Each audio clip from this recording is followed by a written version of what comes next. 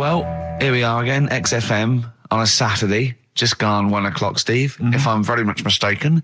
But we're not here as such. We're away again, gallivanting around. We've got to do the special sort of best of again. Okay. Which we did a few weeks ago. So this is the best of the last 3 weeks. Which I think is, I think it's the best 3 weeks we've ever had. But I'd like it condensed into 2 hours. Yeah. Yeah, some great music as well in there. Yeah, there'll be some great music interspersed with fine chat that you've already heard. Yeah. Except this bit. This bit's new.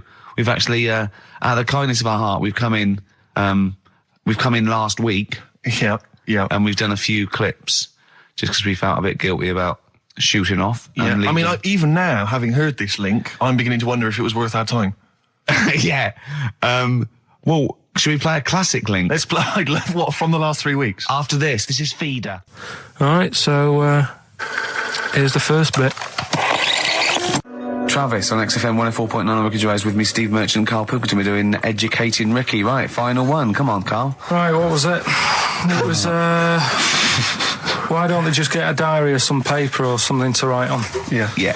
Because snappy. I couldn't think of a heading for it. It's basically Go on. People who have tattoos. I've never understood it, right? That they have something put on their arm. Right, sorry. Have we started the educate? Is this part of it? Are you educating me? This is something that will be useful in my life that I didn't know about. Yeah. Go on then. No, it's just that they've got a machine out, right, that does tattoos. You come up with a design you want, and you this machine scans it, and you put your arm in this thing, and you press print or whatever, and then it does the tattoo on your hand or on your arm. Like loads of little needles that follow a pattern?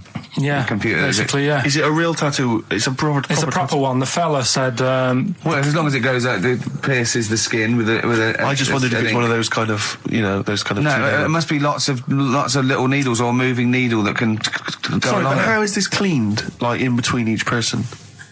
Dunno, probably... I don't know. Well, no, as long as it's only that. If it's one needle, it's just the head, isn't it? If it's one needle that moves, and does it like loads of little... What are we gaining from a machine doing it? Just because they're going to sort of mess it up. But hold on, how do you keep your arm still? Because your skin moves slightly. The machine it's won't... sort of strapped to your arm. Right, and so it's spread... the fella said that the tricky thing was in all this... It was the fact that, nobody would let him test it out on anyone else, so he had to do it himself. But did it work? Because the thing is with a tattoo artist, they can see when your skin's moved and they can see what they've done and they keep wiping it and looking, whereas a machine's just got to trust itself. Yeah. So I think one needle could go wrong. If it was a lot of needles, that it just came down, 1,000 needles that was an imprint. Yeah.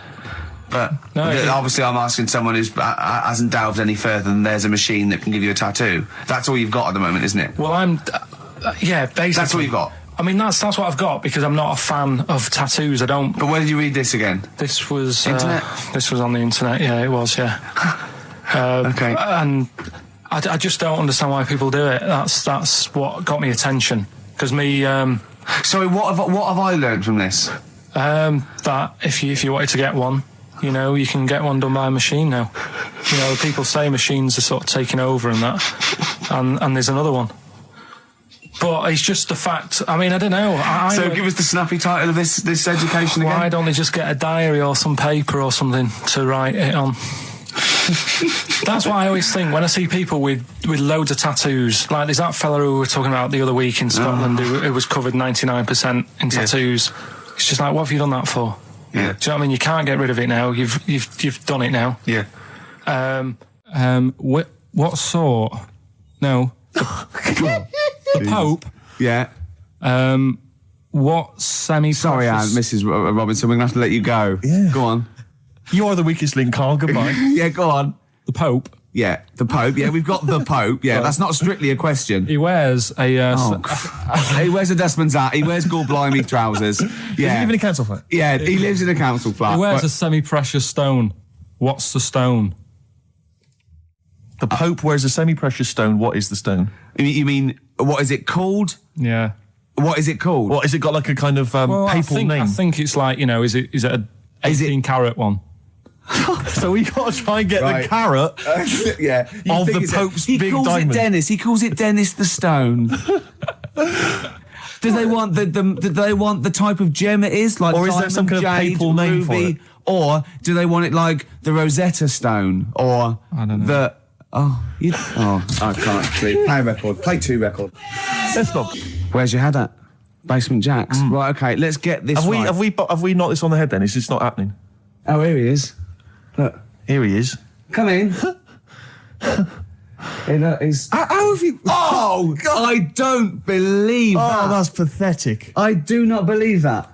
That's absolutely pathetic. Now, they won't believe this, will they? No. Right, No. if I say that Jonathan Ross just got his massive member out, and he is a big lad, come and sit down. I've got your tickets, Mr. Gervais. Thank you. What's going on here then? I mean, why are you dropping off tickets? Well, because, you know, in the spirit of the Comedy Awards, we like to have the rising young stars of the British Comedy That's Awards. right, and that's me. Well, we couldn't find any this year, so we've asked Ricky whether he would sit in the rising young star seat, and I wanted to deliver the tickets personally, so there's no excuses if he doesn't turn up later. Yeah. I always suspected that you were sort of pretty well endowed. Yeah. And now we've seen. You know, it's on webcam. That was just one of my cocks. That's the one you're wearing today. Didn't we? Did you? got in Don't trouble say saying that. No, we were This is meant to be the happening young station. What's going on? No, you can't say stuff like that. You can't.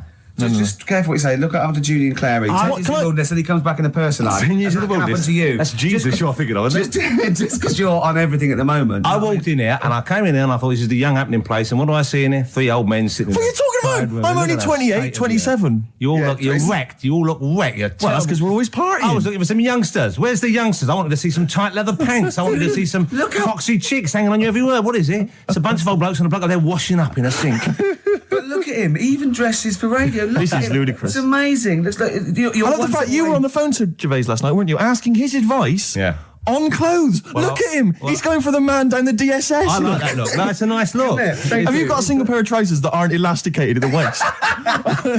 They're maternity jeans, aren't they? They've got a whole panel that pushes The thing forward. is, what I do at the end of the week, I can pop these in the pan and I can make a nice soup with all the food that's encrusted in At them. his years as a homeless coming to the fore there. Look at you, But one why- step away from Lawrence Llewellyn Bowen. I'd like to be that bit closer. But why are you dropping off tickets? Are you a little bit... Because I thought you were married and stuff. Why do you suddenly got this obsession with Gervais? Because I'm a bit rough, ain't I? yeah, it's like when you see Dale Winton out with those rough boys. I'd like to get one of my own.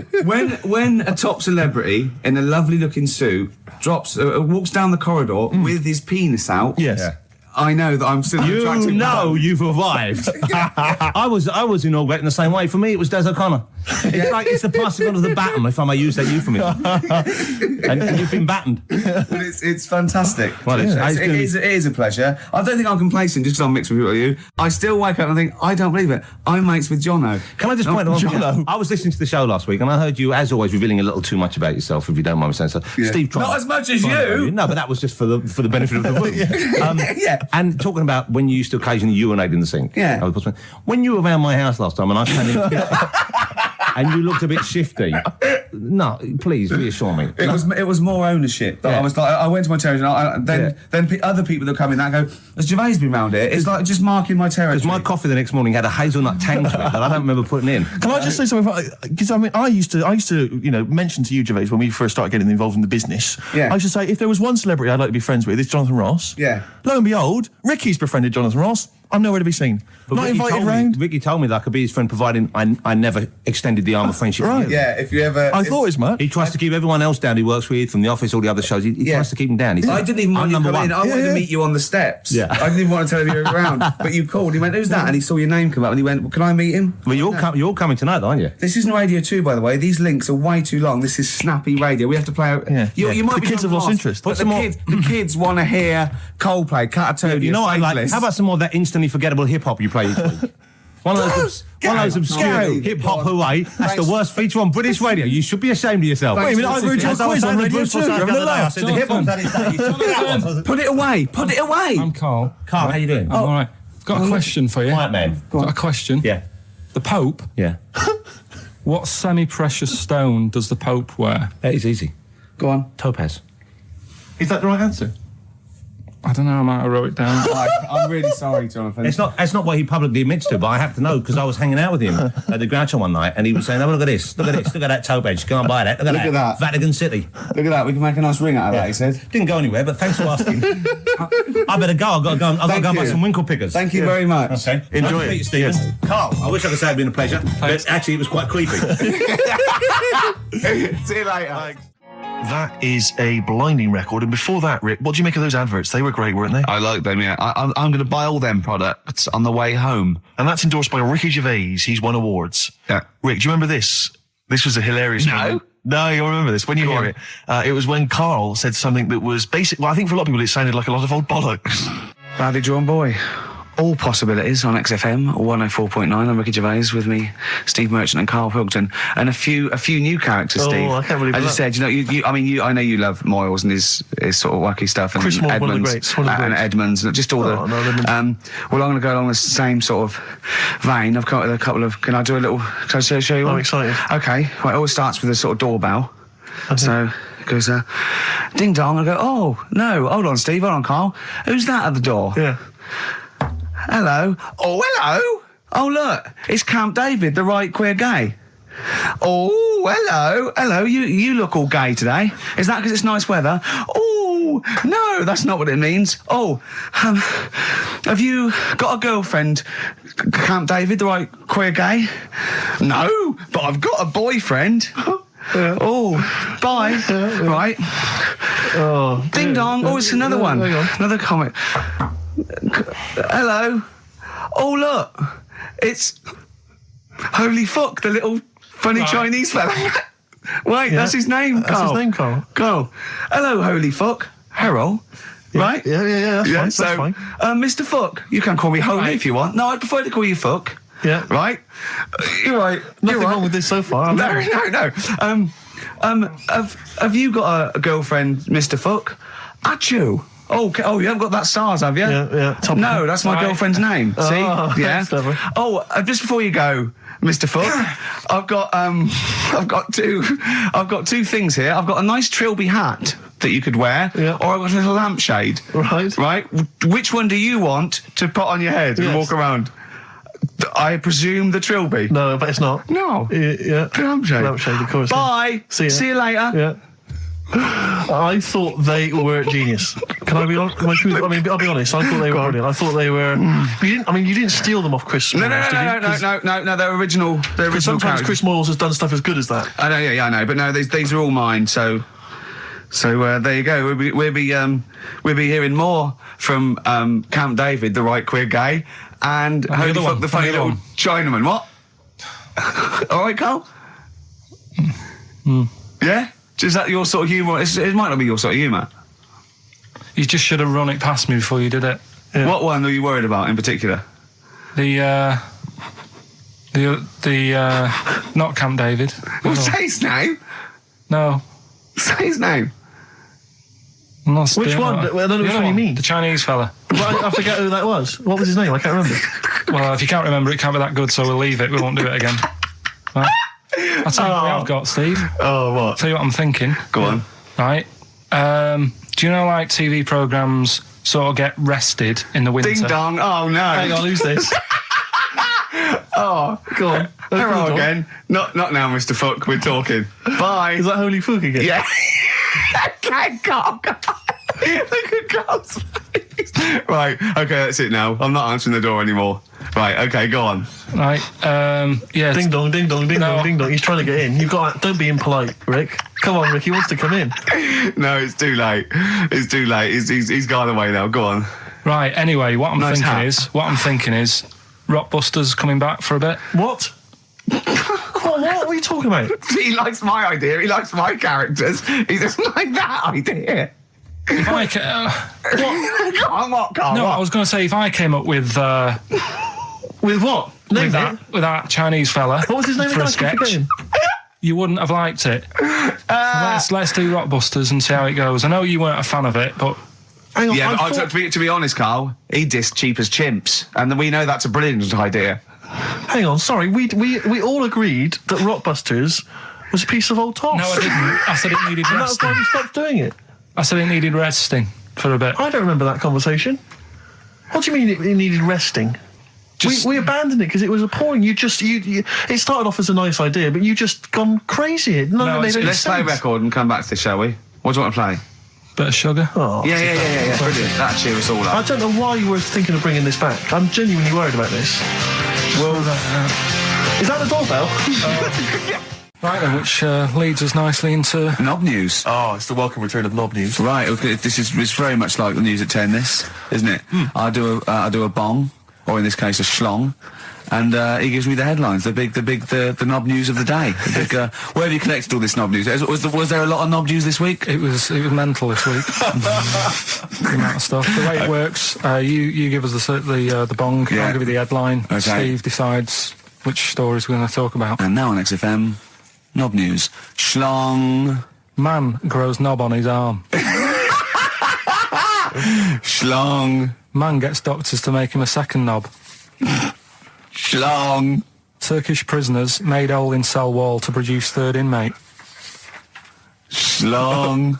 Doctors accidentally remove man's testicles. So, well, can I straight away go for the accidental removal of the testicles? Well, it's happened before, hasn't it? We've talked about that before. Well, how did what did he go in for a tonsillitis? What are they called? Tonsillectomy. And he went in the wrong way. What are you talking about? How can they accidentally remove his testicles?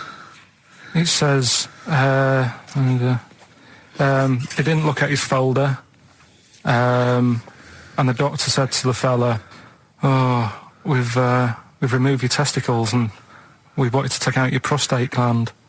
So that's what happened. There's the story. This is what I mean. That's why I don't like going to the doctors.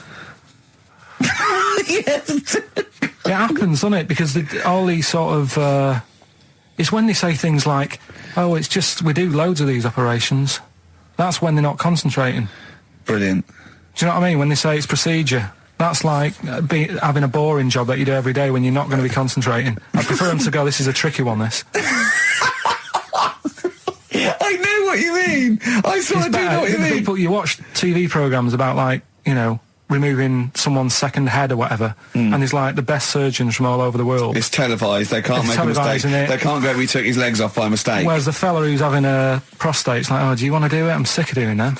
Yeah. And they're probably doing a crossword whilst writing it. Of course they are. I've seen that actually in operating theatres. They're doing a crossword. That's what I mean.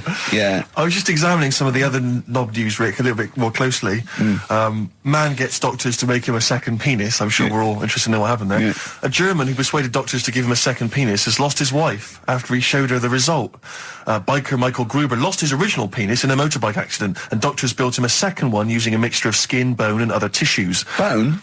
Apparently, the penis worked so well that he was even able to father a child with his wife Bianca. But Gruber was still not happy and asked doctors to repeat the operation and build him a better organ, to which they agreed. From his hospital bed, he said, "I've got 2 penises, but no wife.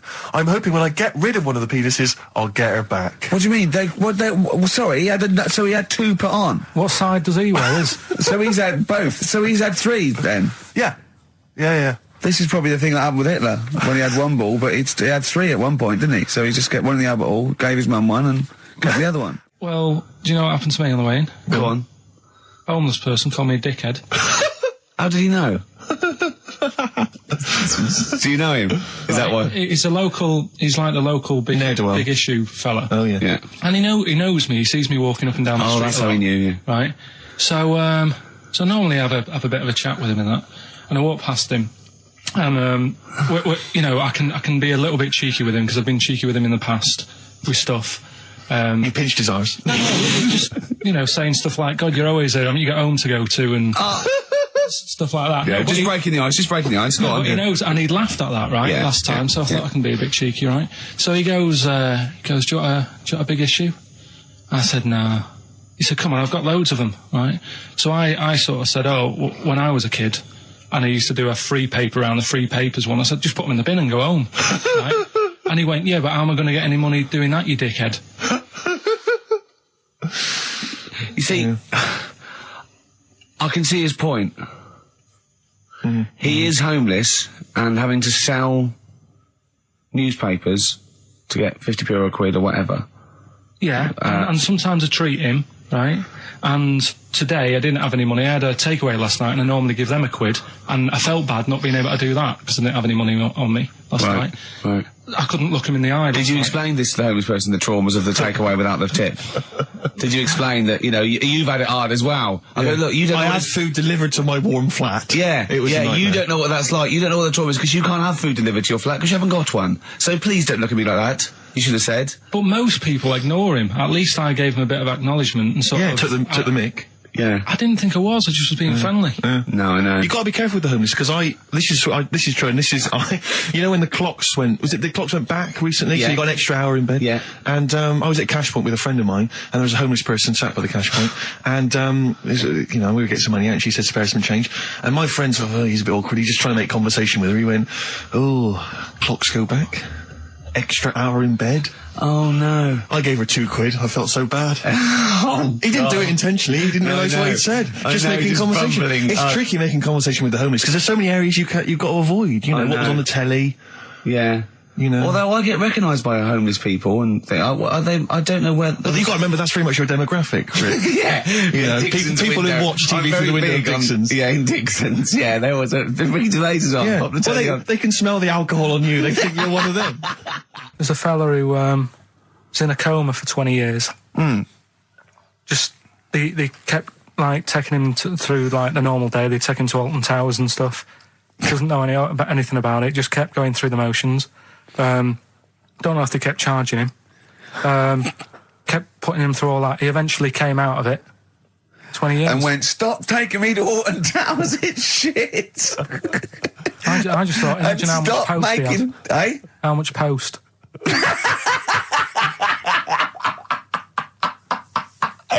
Oh, Did you read about that guy in the paper, Carl? He, on the internet.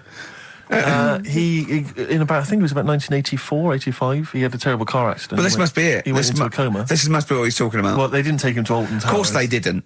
But you've got to try and decipher the truth from the conjecture, from the thing that don't forget, Karl realises that he's had a dream. He talks to Suzanne and goes, that was good, wasn't it, last night we were in the plane? She goes, no, that's a dream. He goes, oh yeah, where's my cornflakes? You got to, I can now decipher what he's actually seen, what he's read. Well, go on, what did you... Well, I'm assuming it's the same guy. It is the same guy. It was a guy in some small American town, and he'd had a car crash, and he'd gone into a coma, and his wife had left him. She'd gone on with her life, because he'd been in a coma since then, and he had just woken up recently. Marriage wasn't working. Marriage wasn't working. He just wasn't paying enough attention. She was pregnant at the time, and so now his daughter is basically the same age as he was when he went into the coma. And he's just started coming around. He's just started making jokes. They said, how do you feel? He said horny, which I thought was quite witty for a man who'd been in a coma for however many years. But anyway, so he's slowly trying to rebuild what life he can. What do you make of that, though? Because the thing is that he's missed. Imagine what he's missed, Carl. Imagine the music that he's missed. The Live TV Aid. programs. Missed Live Aid. Live Aid. He missed Phil Collins playing in 2 continents in one day. Frankly, I'd be devastated if I discovered that. Missed Bros. Yeah. Yeah, so he doesn't. So he put on ripped jeans and they go passé. They just have to send him a series of those I Love 1986 programs with Kate Thornton filling him in on what he's missed. Peter Kay reminding him of space operas. Yeah, he remembers those. Talking rubbish. Yeah. So extraordinary, though, isn't it, Carl, to think? No, obviously. So had he aged much? Because he hadn't had any problems or anything. No worries. Well, he probably wouldn't have, physiologically, he probably wouldn't have the wear and tear of a 43-year-old man. Because he wouldn't have had sun, he wouldn't have had sort of nicotine, beer. Unless they were just feeding that to him. Anyway, still. Yeah. So you'd feel groggy, though, wouldn't you? Yeah, you might feel a bit groggy, yeah. Well, he's not fully back to normal. I mean, there's some kind of residual brain damage. Yeah. But nevertheless, he can form sentences. He's got no real memory, so he can't remember a lot of things. It was just when I saw Carl, have you been in an accident? XFM 104.9, we're not here. This next clip is one of my favourite clips. Look, it needs no introduction. Here it is. Yeah, Rick, I don't know, I just wanted to bring your attention to this. Someone passed this on to me. It's from the Guardian's media website. There has a sort of website that's dedicated to kind of media information. Is this about our complaint? Well, the headline is Comedian Rapped Over Radio Innuendo. Right. Jessica Hodgson has written the article. Are you familiar with this? Have you seen Well, this? be careful now, because we actually got a complaint, and people don't know this, we got a complaint upheld, and Well, all of this we're very sorry. We didn't mean to offend, and it was a while ago, so we are going to be very careful. Carl's getting very nervous. We're just going to read out. We're not going to editorialise, Carl. We're just going to read out what the Guardian printed about us. All right? Okay. Comedian Ricky Gervais has had a dressing down from a broadcasting watchdog for his repeated use of the word cock in a lunchtime radio show. That's all right. That's what it says. Fine, Carl. that's what He's not going to say it again. He's not. Yeah. Go on. Imagine this is the news and I'm reading it. Yeah. The Broadcasting Standards Commission upheld a complaint against the comedian for coarse sexual innuendo in the programme on London station XFM. The Commission acknowledged that the presenter's remarks were intended to be humorous, but took the view that the amount and detail of the coarse sexual innuendo had exceeded acceptable boundaries for broadcast, said the BSC in a statement. The complaint objected to a section in the Comics Saturday afternoon show when he discussed the different meanings of the word cock. Gervais wondered aloud whether the word was acceptable when discussing birds, but not the male sexual organ. A BSC spokesman said the comedian went on and on about it for nearly 5 minutes. XFM, a self-styled alternative radio station, said in its defence that its remit was to provide cutting-edge programmes for a youth audience. The station said the programme's brief was to include elements of alternative comedy within certain shows that would not fit within a more mainstream radio station format. In this particular show, it was not the presenter's intention to shock when they took a humorous look at how the English language could be construed in different ways within different contexts.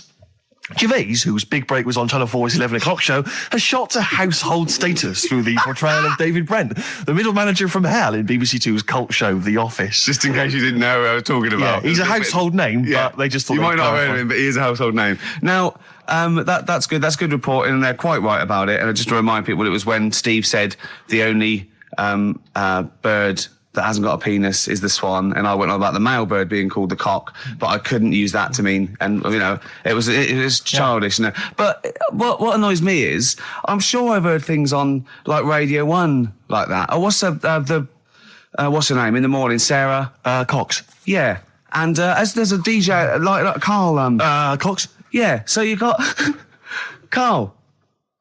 What's the matter? I'm just saying. You're just saying there's a pair of DJs on. Yeah, but we've done this. And what are you talking about? We're just talking about names. They're just saying the names. Now, I love cocks in the morning. You're a big fan of cocks. And at night. What's the matter with you? Come on, Karl. All right, we've taken it. Have you actually been rapped over this? No, I don't know what. Have you had means. A dressing down? No. When did that happen? I don't know. I was meant to tell you, and I never got round to it. Okay, thanks then. So don't do it again. We went. It was a great day, wasn't it? Brilliant round of golf. Absolutely brilliant. Such a beautiful place in Stoke Poges. It's like a really posh place. And are you a good golf player? Well, we'll get to that. Oh, okay. Wow, he bought the shoes especially for it. Oh, I'd love to have seen him in those little shoes. I know, and they were no good because they were metal spikes. We had to change them. He was annoyed straight away. He spent over £22 on these golf shoes. We hired a buggy that was brilliant fun. I was bombing along, wasn't I? I don't drive, but it was great on that buggy. Well, you've been on a buggy with me and you were a bit scared. Yeah. What? I nearly killed us once. I was just taking banks and things, but you don't see sort of bunkers, and he'd scream and go, "Stop!" And he'd put his foot down the brake, and then I reversed. At one point, he sort of did a handbrake turn next to the lake, and then we had to reverse, right? And you just flick a switch and put your foot down. He did that without looking. I look behind, there's a big oak tree there. He screams, "Watch the tree!" Right? So Dukes of Hazzard. I kept jumping in and leaving him behind because I had to go to my ball. Anyway, the first shot, I got on the driver. I honestly did one of the best shots I've ever done. It went straight down. It was great. I thought, phew, got away with that because it's always the first one because it's a clubhouse and you want to look good. Yeah. So. He tees up, and I've been saying, buy some balls. He just got 6 balls. I was going, what if you lose me? I won't lose 6 balls, right? He tees up, right? Whacks it. It goes miles, like right angles, straight into these the woods, right? He turns around, he goes, go and buy some more balls. So I'm laughing because it's like impolite to laugh, but he broke the ice for me, and I was falling around. And then his second shot, I go, you're off a 3 now. If you take another shot, he went, oh, right. So it's his third shot. He puts the ball down. He hits the ground before it and misses the ball altogether. And I was on my back, wasn't I? Unbelievable. Actually rolling about on his back. And we were terrible. I went round 107. He went round in like 119 or something. Sure. It was just rubbish. How long did it take? 5 hours. Of course. And there was no one around, luckily. But it was fantastic. So then we go and have our meal. What annoys me, I said, right, I'll go for a run. He went, I'll have a bath. I said, I'll see you at 7:45. At 7:55, I have to call him. He's not ready, so he's let me down there. I can't stand lateness or laziness. lateness. Yeah, and he's let me down. Do you know his excuse? He fell asleep in the bath because there was no light bulb. There's no light bulb in the bathroom. So instantly he fell asleep. And he was late.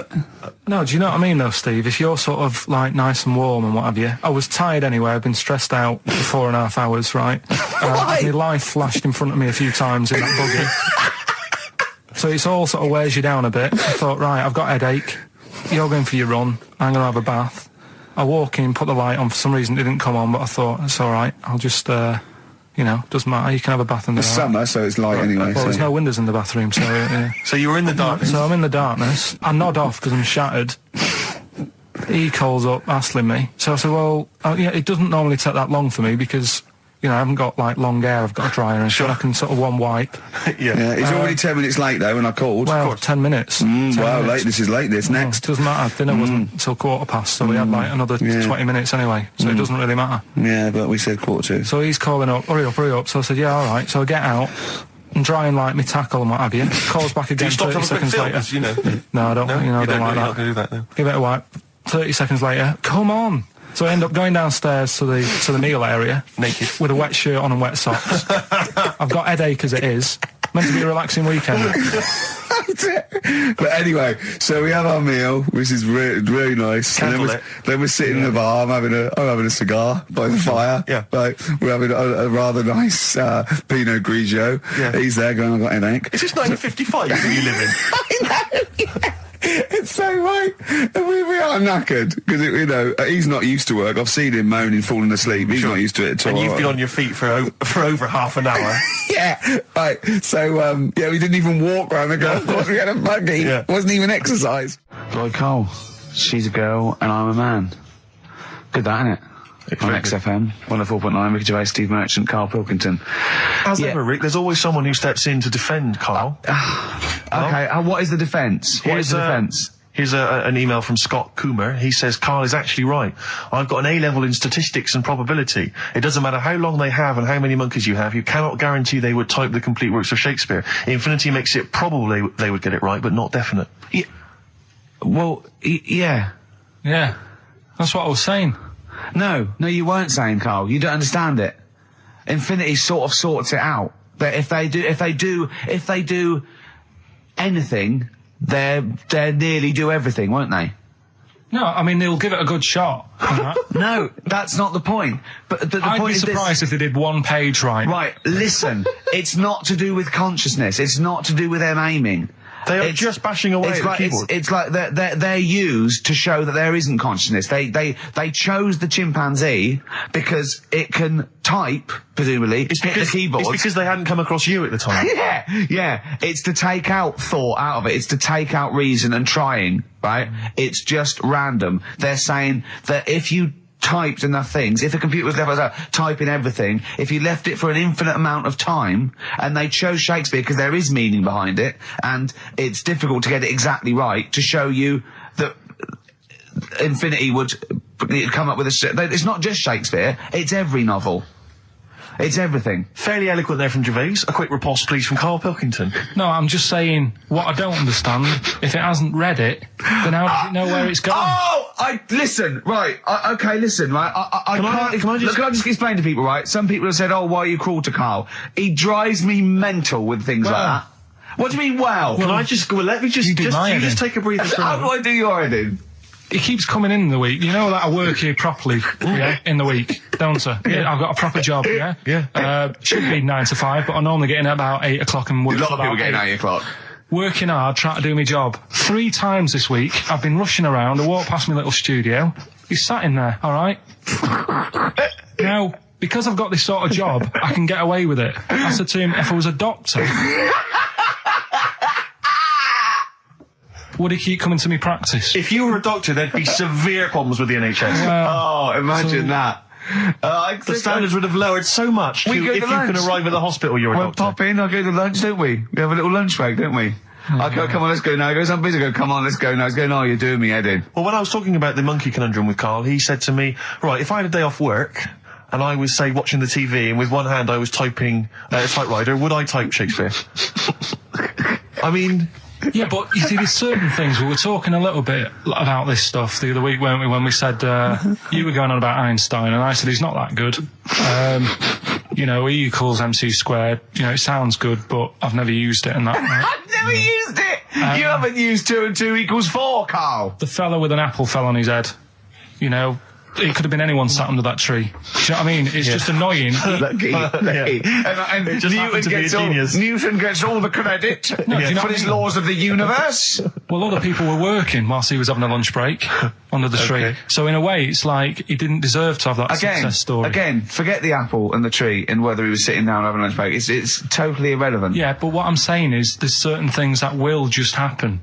It's like, I think we were talking, when we were out eating the other week, we were talking about Noel Gallagher. Well, this is the reason the monkey discussion came up, right? Noel Gallagher... I don't know what to say. I don't know what to say. Rick, I don't want to misquote Noel. I'll be like Herbert Lom in Clouseau. I'm going to get a twitch whenever he opens his mouth. I don't know where to start with some of his statements. Well, as I say, this discussion began because we were talking about a quote that Noel Gallagher supposedly gave. Now, I don't want to misquote Gallagher, but the gist of it was that he said, had I... written Wonderwall or whatever, instead of the Beatles writing Strawberry Fields or whatever, I'd be the one that was considered the great songwriter and it wouldn't be the Beatles. It's just the fact that they came first that meant that they get all the credit as being the greatest band. I don't know where to start with that statement either. I mean, that's Gallagher's thing and he's, well, whatever. We know what we think of that. What was your point, Karl? You agreed with him, didn't you? Yeah, I reckon, right? Do you know we've talked about putting a baby in a room before and it'll know what colour it is and stuff? If you got a room that's painted red...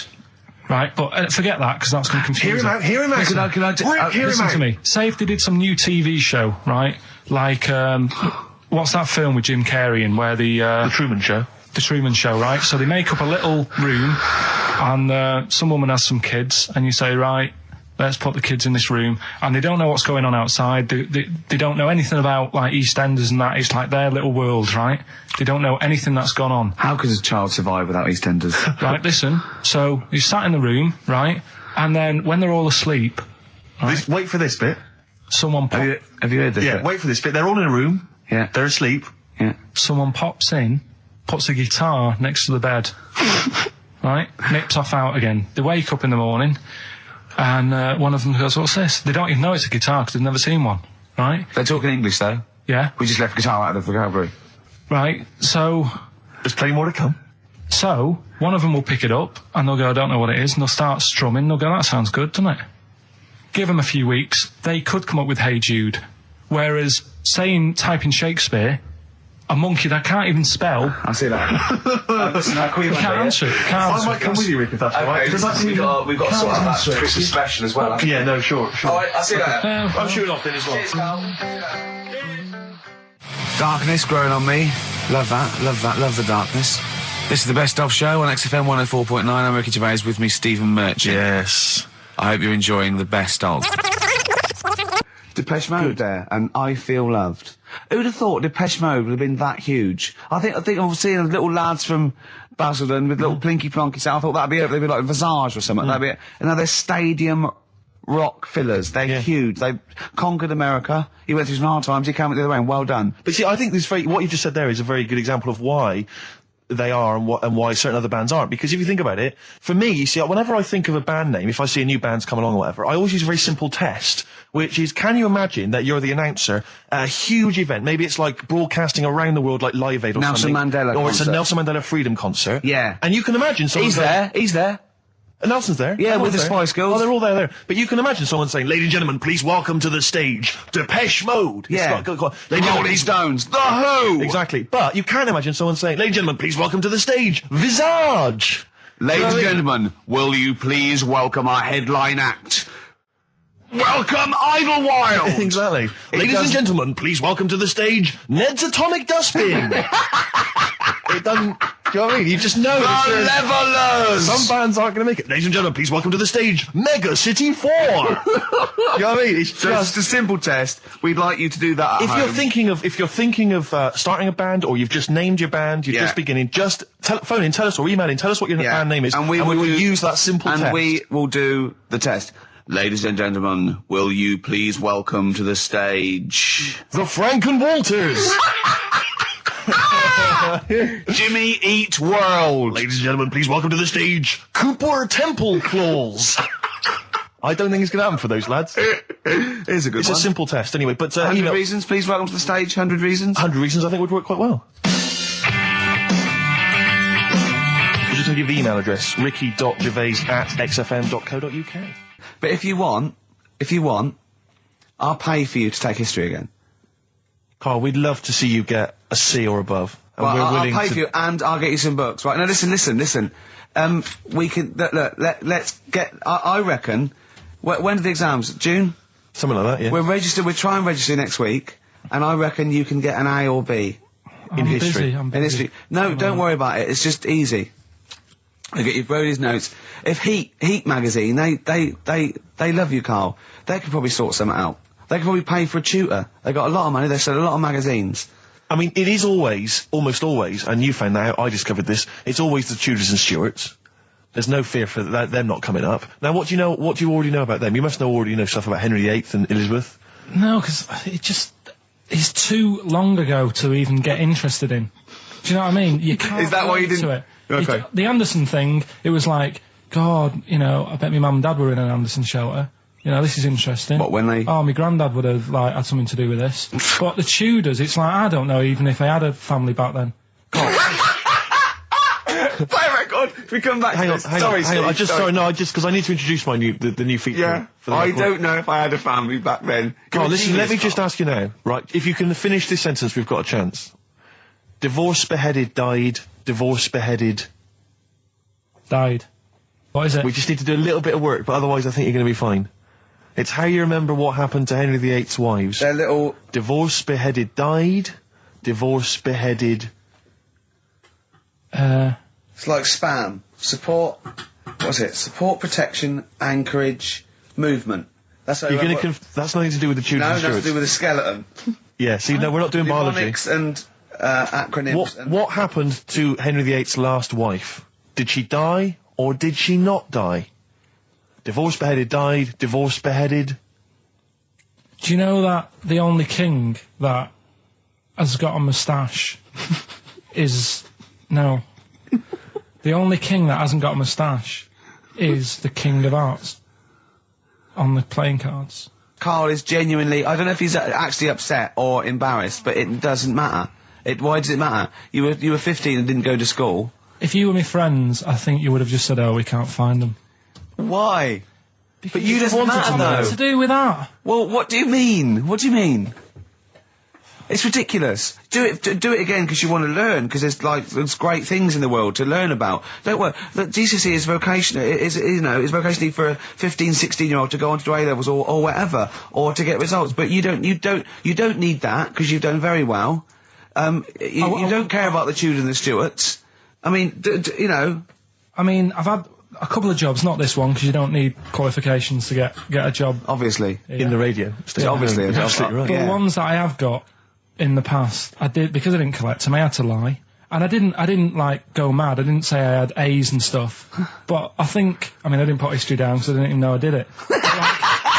So it's a bonus. I kind of treated myself to a D and a couple of C's and that, so it's like, well, he's not... I love the fact that Carl even then was honourable. It's like, I'll at least put down the ones I think I took and lie, but the ones I didn't take, I won't lie about. Yeah, and don't give yourself a B. If they're going to find out you lied, give yourself a B next time, It could Carl. backfire, couldn't it? I mean, my brother's a bit mental and he used to do things like go for jobs and say, oh yeah, I've done this before. Like being a mechanic, and he's never even picked up a spanner. And yet, he'd have the confidence to go and try and fix cars. Well, I'm not that daft, but... God, and he... Who do you blame for this? That's just an easy way out. I have to blame myself. No? Yeah. What was the teacher like? Well, there's loads of different ones. I didn't like... I mean, the history teacher, it is my own fault, because with her, she's a bit mental. And I used to kind of stop the lesson by saying, "Oh, miss, tell us about your fireplace you've got that is made from a gravestone." Because that's what that she would had. stop any English teacher in their tracks. And she loved telling you about it. Yeah, it was like, I learned brilliant. that from a teacher. So that's why I didn't know about divorce, head loss, and all that. Yeah. Dandruff legs. Because- Horse, head loss, dandruff legs. But remember now, divorce beheaded died, divorce beheaded survived. That's all you got to remember. And what's that? That's what happened to Henry VIII's various In order. wives. In order. What does it spell out? No, it doesn't spell out spell anything, you just it's gotta saying remember the rhythm. In order in which he married. Yeah, but it helps. It's like when my mum taught me the alphabet. She taught me as like a song. A, And like B, C, D, E, F, G. Yeah, constant. No, not like that. Huh. That's how everyone else could do it, and I couldn't do it that way. Right. What tune did she do it to? It was A, B, C, D, E, F, G, H, I, J, K, L, M, N, O, P, Q, R, S, T, U, V, W, X, Y, Z. I feel like, it feels like Christmas Day. What, you didn't get the gift you wanted? Yeah, do you know that, like, anticlimax? Yeah. When, You've been looking forward to it for so long. yeah, you know, Well, I mean, I knew you were looking forward to it. That's why it took you 14 years to get the result, and then it was 2 other people that got them for you. Do you wish that we hadn't done it? no. It's alright. It's all right, isn't it? What's your girlfriend going to say? I don't think I'll see her again. She likes a man who knows about the Tudors and Stuarts, does she? Yeah, first Gladiator, then the... Yeah, you've been bluffing. Whenever she said, "Where did you go to Studios?" Go, "Good." Like, lots of things, but look, it's a bird. What happened to Henry VIII's last wife? Oh, I wouldn't. Oh, yeah. Oh, look, Friends is on telly. Friends is on. No, I just changed the subject by saying things like, you know, about the only king in a pack of cards. That threw off the scent. That threw us off the scent. That wouldn't fool an invigilator, would it? That's the thing. You can't use that one with an exam board. I've said in the past to you, Rick, that my grandparents, so I love them dearly, but it's like for the last 30 years they've been waiting to die. I know, It's yeah. like they just sort of, it's like, you know, the novelty wore off of like... Life in the 50s. Yeah, they got kind of bored of it. Like, yeah, in the 40s it was brilliant. All sat around the old Joanna as the bombs fell, singing. They loved that. The 50s, you know, that was great as well, because that was the post-war years. It was, you know, it was a bit tight in the pocket, but it was all right. Everyone pulled together. And then the 60s came along, all the crazy music, the funny hair. Let's stay in bed. Exactly. They basically stayed in bed. And it was one Christmas when my grandmother said to my dad, "What do you like for Christmas? What do you fancy for Christmas?" And this must have been, I don't know, 20 years ago. She said, what do you fancy for Christmas, Ron? And he went, "Well, you know, I could do with a nice big kind of warm winter overcoat." She said, "Don't worry about that. Don't worry about that, because your father will be dead soon. It's right, you can have his." Meaning my granddad. Well, to be honest with you, my father's still waiting. Which is good news. Good news for my grandfather. Less good news for my dad. He's freezing. He's freezing. He finds out, how is he today? He's fine. Oh, okay. Oh, I'm freezing. It is it's such a weird mindset, that. I think it's that, to me, is what sums up people from that older generation, the 40s and 50s. And it seems to me that you've got that kind of mindset. It's like you were born in the 30s. And whenever you talk of your childhood, it's like you had like a baked potato to take to school. And a hoop and a stick as a Christmas gift. The other thing is, I think that that sort of generation, it seems that the man is dependent on the woman. There's a total dependence. Oh, absolutely, If she dies, he's done. Yes. He's done for. He'd just pine away. If he dies, she's got 30 years of pottering. Absolutely, yeah. Do you know what I mean? Yeah, and going to, like, you know, the youth club and the church. I know what you mean, yeah. It's sort of like that. It's sad. Of course, it's sad for them, but it's sort of not the end of their life. No, sure. And it sort of is the other way around. I don't know why that is. Yeah. It's terrible. That's a little melancholy thought for I know, Christmas I've really brought it. You brought it down. You've brought it down. I've brought it. This isn't a nice show at all. This is terrible. Well, we're going to have people just killing themselves. What?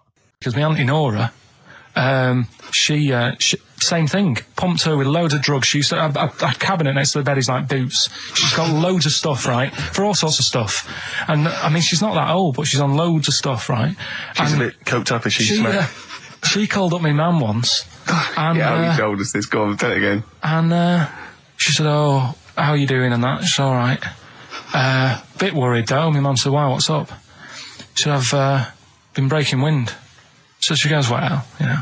She says, "No, but this one is going on and on and on." And she was like, she was like, what do you say? What's like passing wind, farting for 5 minutes. one thing, not like, you know, trumping and then nothing. Yeah. Continuous. Continuous drone of a fart. Yeah. I don't think she had... How big was she? She must be the size of a barn. No, she's not that big. She's, she's good for her age. No, but I mean... Quite slim. No, It's but just- fine for 5 minutes. Where's all the gas? Was she circular breathing? Was she sucking it in with her mouth? It was just... I don't know that much about it. But she called up my mum. About 2.5 minutes in... Could you hear it in the background? 2.5 minutes in! 2.5 minutes in, she called my mum up, and it went on for a further 2.5 minutes. Oh. And she just stayed on the phone, did she? Where was... Going, well, can you hear that? Well... Yeah. Did she hold the phone next to her arse? Listen to that. She was off the I'm ground. trying to work a tune down. She was actually hovering. She was 4 foot off the ground when they found her, the ambulance men. The cat's dead. Don't light a match! Don't light that cigarette! Yeah, it's like that advert. The kids come home from school, switch on the light. Yeah. Then they see Granny hovering, turn the light on. Be careful if you have an elderly woman at home. Yeah. Drugs make you fart. So that's what I'm saying, just let these people... What are you saying? No, wait, what are you saying? I'm saying let people enjoy the life they've got left. No, you're not. You're saying don't put them in hospital, leave them at home to die. No, I'm not. Give them a Rubik's Cube and let them die. That's what you're saying. Yeah, I'll tell you something now, right? Steve, I'll tell you something. I didn't want to do it because it brings the show down, but she did die. Who, the blue-handed lady? Yeah. How do you know? Because I said to my dad, how's the woman next door? She said, she went last night. They've got an old fella in there now. God. So, there you go. So, wouldn't it have been better to leave her at home where her friends and family can call and speak to her, even nip that round if they want, with a cat, I imagine. No, it's definitely a cat now. What was that cat's called that you imagine? Probably, I'm seeing like a big ginger one, so I don't know, something like, I don't know, maybe ginger or whatever. Maybe I had a budgie. But that's what I'm saying, just let him enjoy his life, because dying in hospital, I wouldn't like to do it. If I went to the doctors and they said, you haven't got long life left, I'd say, well, I'll stay at home. Yeah. And that's the point I'm getting at. Yeah. Right? If you can't do anything for them, let them enjoy their life. Yeah, a Rubik's Cube. Right, well, XFM 104.9, we're not here. It is a bit like being Dennis Norden, playing some great moments from the show. I was just imagining Dennis Norden one day, sort of just like waking up out of his stupor. He's doing this, and he'd go into the producer and go, I've just seen a couple of my programmes. I just saw It'll Be Right on the Night 18. It's shit. It is terrible. Why didn't someone tell me? Well, we didn't want to upset you because, but I've been doing it way too long. Well, you could just let me go on forever. Well, until you died, yeah. Well, why can't my son take over? Well, he's 80, Dennis. And the jokes I'm doing, they're awful. Why have I got that clipboard? I've written these jokes, they're not funny. There's an audience, they're laughing. What are they laughing They're not at? laughing, they're not laughing, that's canned laughter. Who are those audience? Who goes to an audience for It'll Be Right on the Night? A lot of them are older than you. It can't be right. Do you know we have a 15% fatality in one of your audiences? But I went home at Christmas, I watched one of the episodes. Yeah. I was with my family and friends. I said, watch this, you'll love it. Stony face, no one laughed. They all thought it was shit. Well, it is. Well, why didn't you tell me earlier? We didn't want to hurt your feelings. You're an old man. You may be upward of 102. I didn't realise. Yeah. I think that my new TV is too big, Rick. I said that I know, when he I bought know it. what I was thinking. But I can't believe it. He talked about this buying it. He's got a bit of cash now, of course. And what is it? 42 inches? 42-inch plasma screen. What did it cost you? $3,000 or something? Don't tell me. That's wow, gross. it's ridiculous. $3,500. Big spender. Of course it's too big. Well, I can't get far enough back in my living room for it. You're meant to be, I think, 4 times the screen size away from it. Really? To get out from the air. So that's 4 times 42 inches you're meant to be sitting away from it, which is impossible. Yeah. Well, I'll have to just get friendly with the neighbours. Yeah, watch it through a hatch. Yeah. If that's the case, though, aren't you better off just getting a portable? What? I don't understand that rule. What are you saying? Well, you're meant to be 4 times the screen size away from the TV. But then what's the point in having a big telly if you've got to keep moving further back? Get a portable. and sit right next to it. Do see your point. Why do people go to the cinema then? Did you see films that are out yet? Fair enough, he's got you there. Done. I'd tell you this, though. I had it delivered, and are you supposed to tip delivery men? Of course you I are. don't know. You see, I've never had anything delivered before. I never spent that much money. Not if it's a courier with an envelope, but if it's a bloke who's struggled up the stairs, two fat blokes with a fridge, then give him a £5 for a drink. But the problem was, I didn't realise, and I was thinking to myself, I wonder if I've got to tip him. And the guy was leaving, and my mobile phone went off in my pocket, and I reached in to get it. He put his hand out, thinking it was a tip. I went, it's just my phone. And I felt terrible after he left. I didn't know. What was I going to do? Run down the street and offer him a £5? No, of course not. No, I'm not made money. I just spent it on TV. Yeah, I got no money, mate. Yeah. I just spent it all on this. I had to clean out my jar, everything, the drawers. Yeah, I had to take some bottles back. The problem was, it took me forever to wire it in. I thought, I'm not going to pay for someone to wire it up, So it took me about 3 hours to wire it in, and it was huge. And I got it switched on, and the first programme that was on when I got it wired in was Bargain Hunt. I'll tell you this, David Dickinson's tan almost took my eyeballs out. It was incredible. It was like X-rays. It was extraordinary, the glow. A huge plasma screen with this orange thing coming out, and he keeps turning to the camera, doesn't he? Just to get you. Yeah, he turns away. You get a bit close. They go, "What's he doing?" He just turns around, takes the cornea off. What do you think, Bargain Hunters? Oh dear, that's why I'd buy a plasma screen to watch Bargain Hunt. I mean, it's ludicrous. This is the problem, is because what do you watch? I mean, have you watched anything that's been worth having? The only thing I've watched really worth watching. 24. Well, 24 works great, but also films. Obviously, that's the main reason I bought it, because films just look amazing on the DVD on the plasma screen. There's that one. There's that one that a bloke, right, was going to get a phone call at 4 o'clock to find out if his business was, okay, right? And if he didn't get the phone call, he knew he was broke, destitute. So dead on 4 o'clock, the phone didn't ring. So he went up to the roof, his office, and he jumped off to commit suicide. And as he was passing his window, the phone was ringing. Oh no. Carl, it didn't happen. Didn't happen. Think it through. Who told that story? Who told that story? As he hit the pavement at 120 miles an hour. He's the only person who could have known that series of incidents. Also, why didn't he wait? As his life's at stake, why didn't he wait till 5 past? I'm going to give it 5 minutes just in case. In case the lines are busy. Yeah. And what sort of bloke goes, I'll call you at 4, okay, if you're busy. Well, call me anyway. No. If I don't call exactly 4, then, you commit suicide. Commit suicide. I would, because if I don't call at 4, that's the end of it. Well, call me anyway. No, that's not the way I work.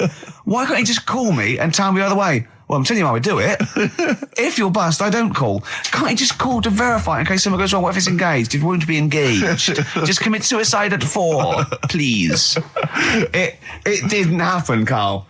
What exactly is there then? Is it just a kind of moon-like kind of surround with just kind of dust and rock? That's exactly what you see. I was there when the Mars thing went wrong. I would have just sent a camera crew there, filmed a bit of that, right, and say, here we are, this is it. Ignore the little coffee shop in the background. Right? This is Mars, because that's where it's like just loads of dust, holes everywhere. Tidy it up. Little round-headed aliens complaining, whinging, just like Mars. Yeah. So, is there what's the best bit about the holiday? Come on, pretend you're Judith Chalmers.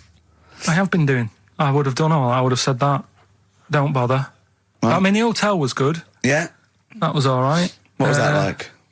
It's all right. Just, clean. That's all you want, isn't it? See, that's not quite what Judith Chalmers does. She doesn't go, what's the hotel like? All right, yeah, clean, isn't it? All right. What was it like? What was it? 3-star, 4-star? Did it have a swimming pool? What was the room like? Yeah, had a swimming pool and that. Yeah. Yeah, it's good. I think it was one of the better ones on the island. Okay. Nightlife? Wasn't really. And there was a bar. There was some bands playing. Yeah. Not very good. Food got a bit boring. Yeah. It was always the same food every night, but they sort of themed it and made out as if it was different. So, like, on Mexican night, it'd be chicken with a nacho on it. Right. And Chinese night, sort of chicken with a little prawn cracker on it and stuff. Sure. But that got a bit boring. That's me just turning on my phone, because I want to read to you a text that I got from Carl. I think you sort of sum up the holiday in this text, don't you? Do you remember it? I can't remember. Let's have a look. Let's have a little look. Instantly, what did Suzanne, your girlfriend, make of it? Similar view to you? That they should fill in the holes? Yeah, it's just that thing, you see, I went on a coach trip, right? and you go and see the volcanoes. Like I say, there's 36 of them. Yeah. Which, how many do you need? And when we're on the coach going round all these volcanoes, the fella on the front's going and look out your left window at the moment, and there's a volcano. And if you quickly look out at the right-hand side there, there's another one. Right. And on the left, he's just like, all right, we've seen it. Sure. Do you know what I mean? Yeah. And we'll talk about that trip in a bit. Right, this is the text I got from Karl, right? All right. Been up to a volcano. Been in some dead artist's house who built his house in the lava.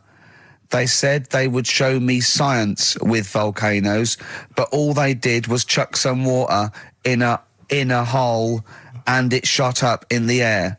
No dwarves in the canteen, no scousers here, but there is a Swede woman with a big head. She looks effing gormless with a cap on. All right?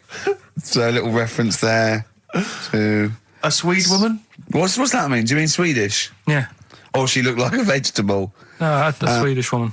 But they've all got sort of quite big bill, aren't they? And I sent him a text. Oh, well, it's just good to be on holiday because, I'm working. He sent back, so am I. Just been watching Sky News. There is a school for monkeys who want to get a band together. Is that monkey news for later?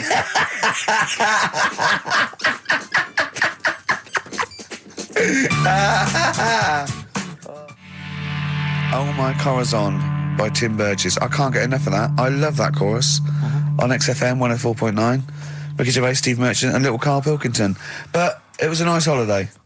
Yeah, it's all right. It's just, I went there to relax and that. Exactly. Did a little bit of that. Trying to think of some new, features and stuff. Sure, always working. 3 holidays a year, Jesus. Oh, well, not really 3. Oh, two. It's all one big sort of like work thing to me and Steve. 2 holidays, isn't it? Work hard, you need the holidays. So, yeah, the things that annoyed me was like, you get bored, sat around the pool after a couple of days. I'd read my book. Yeah. There wasn't much going on the... Not even any crabs to throw sand at, was there? No crabs or anything. They wouldn't bother with Lanzarote, right? So, decided to go on a little trip. That's when I saw the volcanoes and that, 36 of them. So, we go on the trip, and the thing that annoys me, it does happen every holiday that you go on. If you go on a sort of a package thing, they have these trips, right? And you pay about 40-odd quid, and they give you some wine to sort of make it feel like you're getting your money's worth. But how many of these trips have you been on then? Loads. Probably about 12. More holidays than I've had. Go on. So anyway, so you're on the coach, right? And they take you for the volcanoes. They took us in the middle of nowhere. Yeah. Right. There's nothing else round there. Sure. It's like I say, it's like Mars, but with holes in the ground. Yeah. Right. And they sort of drop you off, and they go, right, everybody, see you back here in an hour. There's loads of volcanoes for you to look at, and a coffee shop over there. And for a fact, right, you don't need an hour there. You could just say, well, just keep the engine running because I'll have a look in this hole, we'll get back on, give us 5 minutes. Don't need an hour. Absolutely. But that they've got something going. It's a backhander, definitely. What, with the coffee shop? Definitely, yeah. They go there. And they get everyone to have an ice cream and a coffee, and they sit down, have a fag, talking to the bloke. Yeah, and it's like, cousin. Yeah. How much was the coffee? Was it probably about €3 each euro? So I think it was $3.50. Sure. Yeah. Which is, I don't know what. That's about £2.5 quid. Yeah, they've stitched you up. I was on the tube the other day, Rick. I was just coming into Finchley Road. Yeah. And I was on the train. I know you don't travel on the tube anymore. No. You're too famous.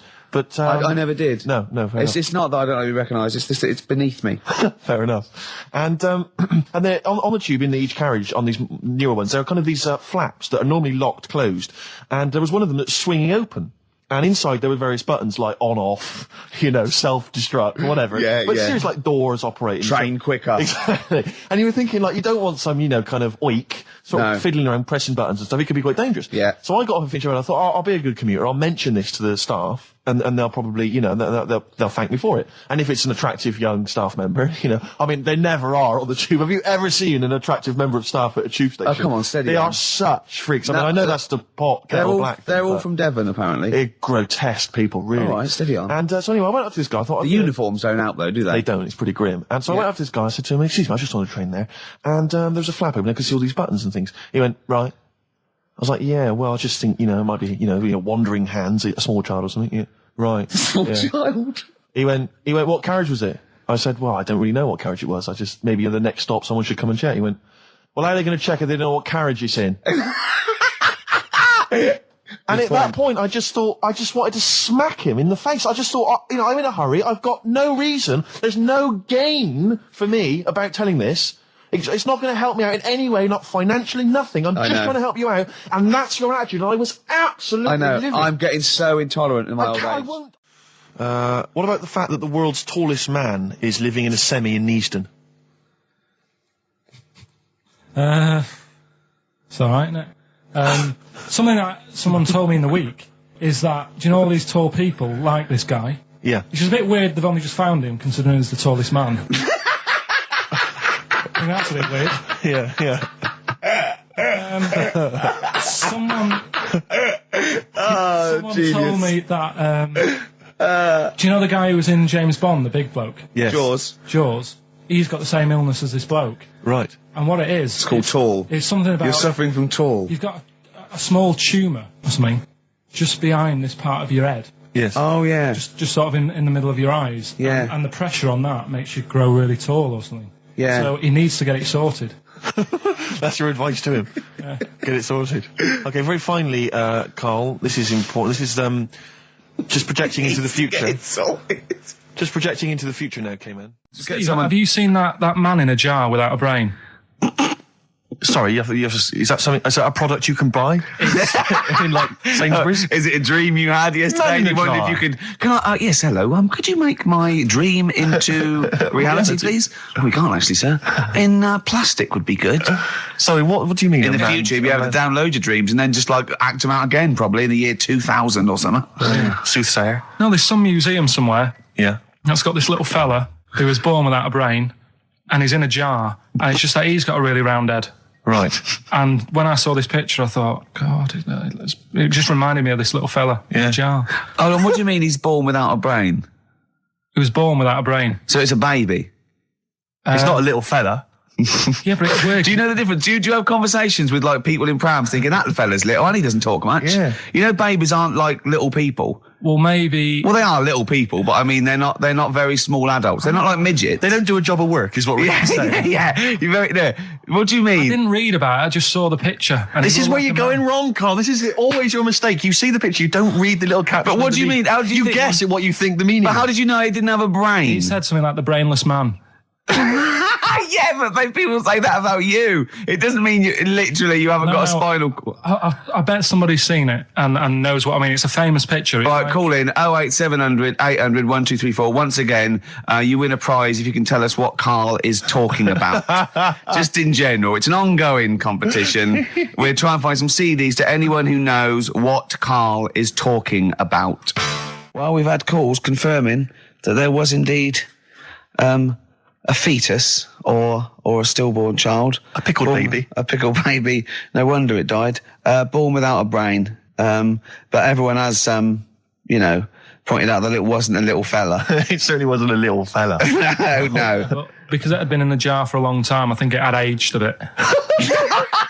What are you basing that on? You do carry on growing, yeah. Yeah. Well, your ears and your nose. Your ears and your nose. And your eyes don't grow, so you could probably, I'll dig it out for you. Yeah. Imagine if like there was an experiment where they were raising a child just based on the information that we said on the radio.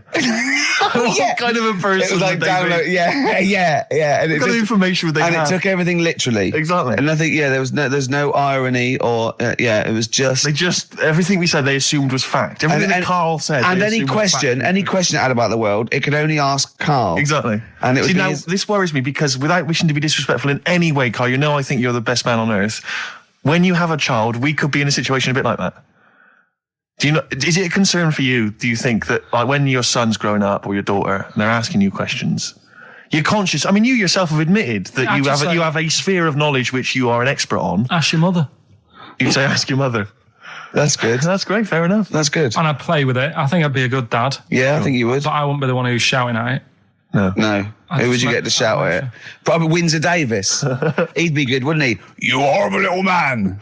Well, I'd tell it the rights and wrong. You don't have to be a really bright person to know the rights and wrong in the world. Yeah. No, I think you are bright, Carl. You are. And at what point in their life would you tell them about the evolution of the baguette, which you told us? Or the story of the bee. Yes. That you scored once. Or the two children. Would you ever get them to meet as maybe like that? They could be godparents. The friends you had at school. Yeah. Webbed hands. The big heads and webbed They hands. weren't my friends. That weren't friends. I wish we could track them down. Oh, that'd be great. I imagine they're in a zoo. Oh, wow. Oh, Yeah. two big A safari jars. park, yeah. Two big jars. Industrial strength jars. Oh, dear. You're like our little fella in a jar. Yeah. It's That's what we should do with you over the 3 months. Keep it in a jar. And we can have it in alternate weeks. Like step parents or whatever. Yeah, that'd be great, wouldn't it? Brilliant. Just you can. Oh, me and Steve will fight for custody. Yeah, it'll be a big jar though. You can put stuff in there. You can have it. It won't be like full of water or vinegar or whatever they do. Or You won't become pickled formaldehyde. Carl. No, it'd be like an big air chamber, and you're sat there, and it'd be like a little. What would it be, in an armchair or something? It'd be an alarm chair, and we'd have stuff in there, and we'd bring your girlfriend like once a week, and she'd go. No, we put a blanket over the top so we wouldn't, see anything. But like the Big Brother household. Exactly. Yeah. Now, that's a hell of a documentary. Oh, that'd be amazing, wouldn't it? Carl in a jar. But anyway, you're starting to think that we're getting melancholy now that you're just gonna sit at home. What are you gonna do every Saturday? Dunno. Go shopping. Let's sort out a jar. We've got to do the balloons before then as well. You've got to send you up in a balloon. Maybe we can send you up in a balloon and you come straight down into a big jar. Yeah. And they put a giant cork in straight away. yeah, and there's a big chair. I'll tell you what we could do. We could set you adrift like Robinson Crusoe, set the ball and see where you end up. If you find me, yeah. Oh, you might go to an uninhabited island or something. People are phoning in about anything space. now, Rick. Yeah. We asked them to phone in about the jar thing. Switchboard lit up. It's crazy. You asked them to phone in about something sensible, like Che Guevara or the life of Winston Churchill. There's nothing. That is really a demographic sort of snapshot of our fans, our audience. Ask them about a dead baby without a brain. Oh yeah, and they're reaching for their phones. They don't mind what their bill is that much. We ask them for I don't know, great quotes or something from the great philosophers. Nothing. They're just ask looking them at the where phone. to buy meths cheap. Straight on the phone. Someone just called in and said it's about putting. He went, hello. Carl answers the phones. And I said, hello. He went, hello. He said, yeah, about putting Carl in a big jar. And Carl went, go on. And the bloke went, well, then you could call him Karl Pilkington. And he went, thanks. I love the bothering. I like Karl Pilkington. That's lovely. That's so sweet. He spent 50p to tell you that, and you were worried. You just saw you going up in a balloon and landing in a jar again, didn't you? I always, if ever I've got like a question on anything, the internet's sat there and I can just go online and find out. The internet is good. It's brilliant. But it's not all verified. What do you mean?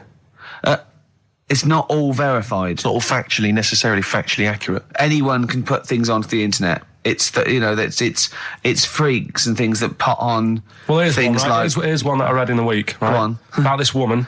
Yeah. She was a bit of a punk, and to get her hair done like she wanted it. Super glue. Right? No. She got lard. Apparently, it's a popular thing. You might know. Put lard on your head. Yeah. And you put it in the oven. Oh. Now, apparently, the heat that you get from the oven is different from the sort of heat you get from an hairdryer, right? And she had to do that to get the style that she wanted. But anyway, she comes into money or whatever, treats herself to a microwave, right? It's not true. Opens the door, jams the things, like the little catch, so the microwave works. She jams it with a screwdriver or a knife or something. Yeah. Puts the microwave on, sticks her head in, boils her brain. Don't be ridiculous. Right? Well, why is that ridiculous? Boils her brain. She boiled her brain. She boiled her brain. And this is what's good about the internet. I went straight from that, and there was a subject about brains. And do you know that Russell Crowe, when he dies, is giving his brain to charity or something, some sort of some people who can do stuff with it. She gave hers to Pot Noodle. Vesta. Yeah. Oh, That's the boiling sort of a stuff. skull. Yeah. It's not true. No. It's not true, Carl. It's the same as the woman who put her poodle in the microwave, isn't it? And all that. Just urban myths. They're urban myths. But again, where does it start? Someone made it up. Yeah. For a laugh. They're just too convenient urban myths. Everyone said you can tell an urban myth's not true because it's always this happened to a mate of mine, and when you say what happened then, they go, don't know, that was it. Was it? Was that it? Was it? Someone boiled a brain and that was it. There was no more story. Well, Were there any dates, locations, times? I think it was in Belgium. There's that one that a bloke, right, was going to get a phone call at 4:00 to find out if his business was, okay, right? And if he didn't get the phone call, he knew he was broke, destitute. So dead on 4:00, the phone didn't ring. So he went up to the roof, his office, and he jumped off to commit suicide. And as he was passing his window, the phone was ringing. Oh no. Carl, it didn't happen. Didn't happen. Think it through. Think it through. Who told that story? Who told that story? As he hit the pavement at 120 miles an hour. He's the only person who could have known that series of incidents. Also, why didn't And he he's wait? dead. As his life's at stake, why didn't he wait till 5 past? I'm going to give it 5 minutes just in Just case. in case the lines are busy. Yeah. And what sort of bloke goes out, I'll call you at 4, okay, if your business... Well, call me anyway. No. If I don't call exactly 4, then, you commit suicide. Commit suicide. I would, because if I don't call at 4, that's the end of it. Well, call me anyway. No, that's not the way I work. Why can't you just call me and tell me the other way? Well, I'm telling you how I do it. If you're bust, I don't call. Can't you just call to verify in case something goes wrong? What if it's engaged? It won't be engaged. Just commit suicide at 4, please. It didn't happen, Carl. The other one, right? A bloke, right? He's on a train station, and I'll tell you how I heard it. He's waiting for a cruise station, whatever, and he shits himself. As you do. And so he goes, my train's in 5 minutes, So he runs across to Millets and goes, quick, Levi's, 36. The bloke just puts it in a bag, he runs onto the train, he goes into the toilet, takes his trousers and pants off. He's soiled. Yes, throws them out of the window, I won't be needing those again, cleans himself off, open the bags, it's a jacket. Oh. No, it didn't happen, Carl! At what point did he go into it and go, quick, Levi's 36? And the bloke went, sorry, Levi's 36, what, a pair? No. Shall I wrap them? Them? It? Shall I wrap? Just wrap whatever it is. Do you want to look? No. I'm not looking when you're putting it in the bag, please. Right? 36 waist joints. Don't say anything. I've told you 36 Levi's. They put it in a bag and charge me for it. Yeah. I don't want to discuss it further. Yeah. There was one... Here we go. There was one about a woman whose husband died, and she had him cremated. Yeah. And made like a little egg timer out of him. Right. And she said, I did that so it can still help around the kitchen. Well, that might be true. That might be a joke. That's quite sweet. That might be true. It's a true story, again. It was all... No, not again, because the ones I just told weren't. Nor is the boiling the brains in a bag curry microwave head story true. Yeah. They're too convenient. Will you be buried or cremated? What? Will you be buried or cremated? I don't know. By cremated. I imagine. Like you, Steve? I don't know. It's out of my hands. Yeah, I haven't thought about it. I've not thought it through, and I don't care either way. Have you heard the one about... Sorry. I'm just worried that we're getting into a macabre world now of ashes, boiled heads. I think we should play some music, let people just calm down. Levi's. Just think about some of the urban myths they've maybe heard, assess them. Maybe they are absolute bollocks. Yeah. And they can move on from it. Well, it's just that the death thing, right? Yeah. There was an argument on there about, do you know that Twilight Zone or whatever it was, Tales of the Unexpected? Oh, yeah. Where the woman got buried alive. Yeah. They were saying how, like, years ago, they'd bury people thinking they're dead. Yeah. And they've recently, like, dug coffins up, and then the people who were in the coffin weren't dead. They might have just been, like, in some sort of deep sleep or whatever. And they've lifted the lid off, and there's scratch marks on the thing. Yeah. And that's pretty scary. And makes you think, I mean, I hope they check these days. That's all. Carl, you went to Habitat this week, didn't you? You're not going to believe this, Steve. Go on. He told me Is it this a bargain? week. No. Well, Do you know I told you about those lads at school with big heads? Sure, yeah, the big head lads, yeah. Right? and the web feet. Yeah, webbed hands. Webbed hands, was it? They weren't there, were they? They weren't there, but do you know, like Ricky was always saying, they don't exist, they only went to your school, you know, la la la. It was in Habitat, there was only one sat on a sofa. Not one of the lads, but one of the... big-headed lad? A big-headed lad. What? Is that like, I when you nearly say a called big-headed him. lad, is he like Frank Sidebottom big head? I mean, is it like... I don't know what it... This is why, you know, it'd be nice you to... think it's maybe a medical... Well, it'd be nice to, if there's a doctor listening, Sure. right? Yeah. A doctor listening to XFM thinking, I must phone up and fuel Carl's obsession with the deformed. Yeah. No, but it's not really deformed. But it how was just big is the head? probably... You see, it's weird how it's always kids who I see with it, so I'm wondering whether they have a grow into the full-size head. Right. And Yeah. then when they get older, it works out all right. Like jumpers. My mum used to get me jumpers a size too big, Yeah. so it'd last a year. So I'm just wondering if it's the same. So So probably- how old are these generally? Are they not like adults? They're like kids, Well, aren't when they? I was at school there, I was probably about 7, and this kid on And do they have to on wear any Sunday- kind of apparatus to sort of keep their head from kind of, you know, not tipping them over or sort of staying Well, like a upright? I mean, Breck well, I'm just worried that the head's kind of too heavy for their body or something in there. No, it's not that big. Right. It's just not right. You kind of go, you sort of do a bit of a double take. Yeah. Like the fringe isn't sort of, you know, just above their eyes. It's quite high up. Sure. That sickens you, obviously. Yeah. And is it something that repulses you slightly? Do you get No. That'd be cruel. No, sure. But, Yeah. But, you know, but it's not cool to discuss it on the radio. well, it happens, doesn't it? Sure. You know what I mean? Yeah. So, and I'd just like to know what it is. If it's like a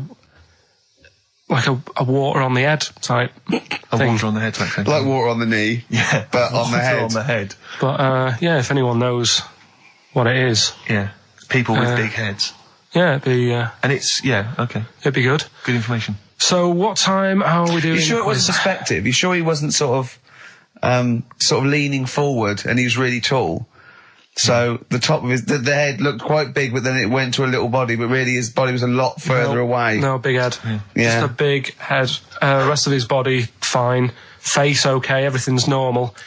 You weren't looking at him in a kettle. If you wore a hat, it'd be all right. But What do you mean if you wore a hat, he'd be alright? you'd probably just think, it's a big hat or something. Yeah, well, what sort of hat? So you don't wear like a 10-gallon hat? Yeah, that would go down onto his shoulders with 2 eyes cut in it. Yeah, like something from the Ant Hill mob. Yeah, Michael Bentine's potty time. Yeah. How would a hat help him? Yeah. Are you sure this wasn't a Diddy man? I'm not being mean. I just want to know No. what it is. No. Okay. Right. Well, if you are a doctor listening and you want to use your kind of free Saturday, Not the to waste- doctor who phoned the bloke in America and said, where do I get blood from? Sure. Not that doctor, because I assume he's been struck off now, giving... Sure. Give us a call and sort out the whole big head conundrum. What's the number? 08700 800 1234. That's also the number to call if you have Bruce Springsteen tickets available. I will pay up to £47. Don't do it. Go yourself. Don't give him to Steve for cost price. Make a little profit. Oh, come on, don't Rick. take the Seriously, don't mickey. worry me. You know what I feel. You've already ruined the bad thing. Don't ruin some more of my But I'll dreams. tell you what, if you do get Steve a ticket, he'll be so grateful that he will spend a bit of money on you, I imagine. so. You'll buy tickets and, give him something pretty special because you're earning now and, Yeah. So let me discuss that with them, Rick. I mean, let's not make any promises. What was that thing you told me the other day as well? I'm talking about it. People have been phoning up about this. I don't think we should talk about conditions of the mind and brain. Well, that woman's put you right. Yeah, shown us it's hydrocephalus. It could be, and all it is that it's totally curable and normal life. What they do is it's a baby born with sort of water on the brain, and it comes out. Must hurt a bit in childbirth, and then they just drain it off. It's just full of water. I tell you what. What? Just reminded me What? weird stuff going on in the But it world. wasn't a baby, was it? Maybe it was a baby. Maybe it was a baby, but it had water on it, everything. Well, listen, right, Go on. this was a kid with a big head, as far as I'm concerned. He wasn't a baby. But we know what he's got. Everything's sorted. But other things, right, that are weird in the world. Yeah, do you go know, on, you're Carl. always like, Yeah. you're going on about there's no ghosts and stuff. Yeah. Right? How do you answer this one? Yeah. Someone here who I work with, Yeah. right, I'm not going to say the house, it doesn't matter, but they were eating space cake, right? What do you mean by that, Carl? Explain. What's a space cake? For people who... It's some sort of druggy cake, isn't it? Yeah. Right? A dope brownie or whatever. Yeah. Right. So with cannabis in it. Is that what you're saying? I think it's something stronger than that, isn't it? I don't know. But anyway, he was having this space cake. And you better give me the name now, Carl, because I've got to report him. no, listen. It's only no. It really doesn't matter. No. Is he Sturgis?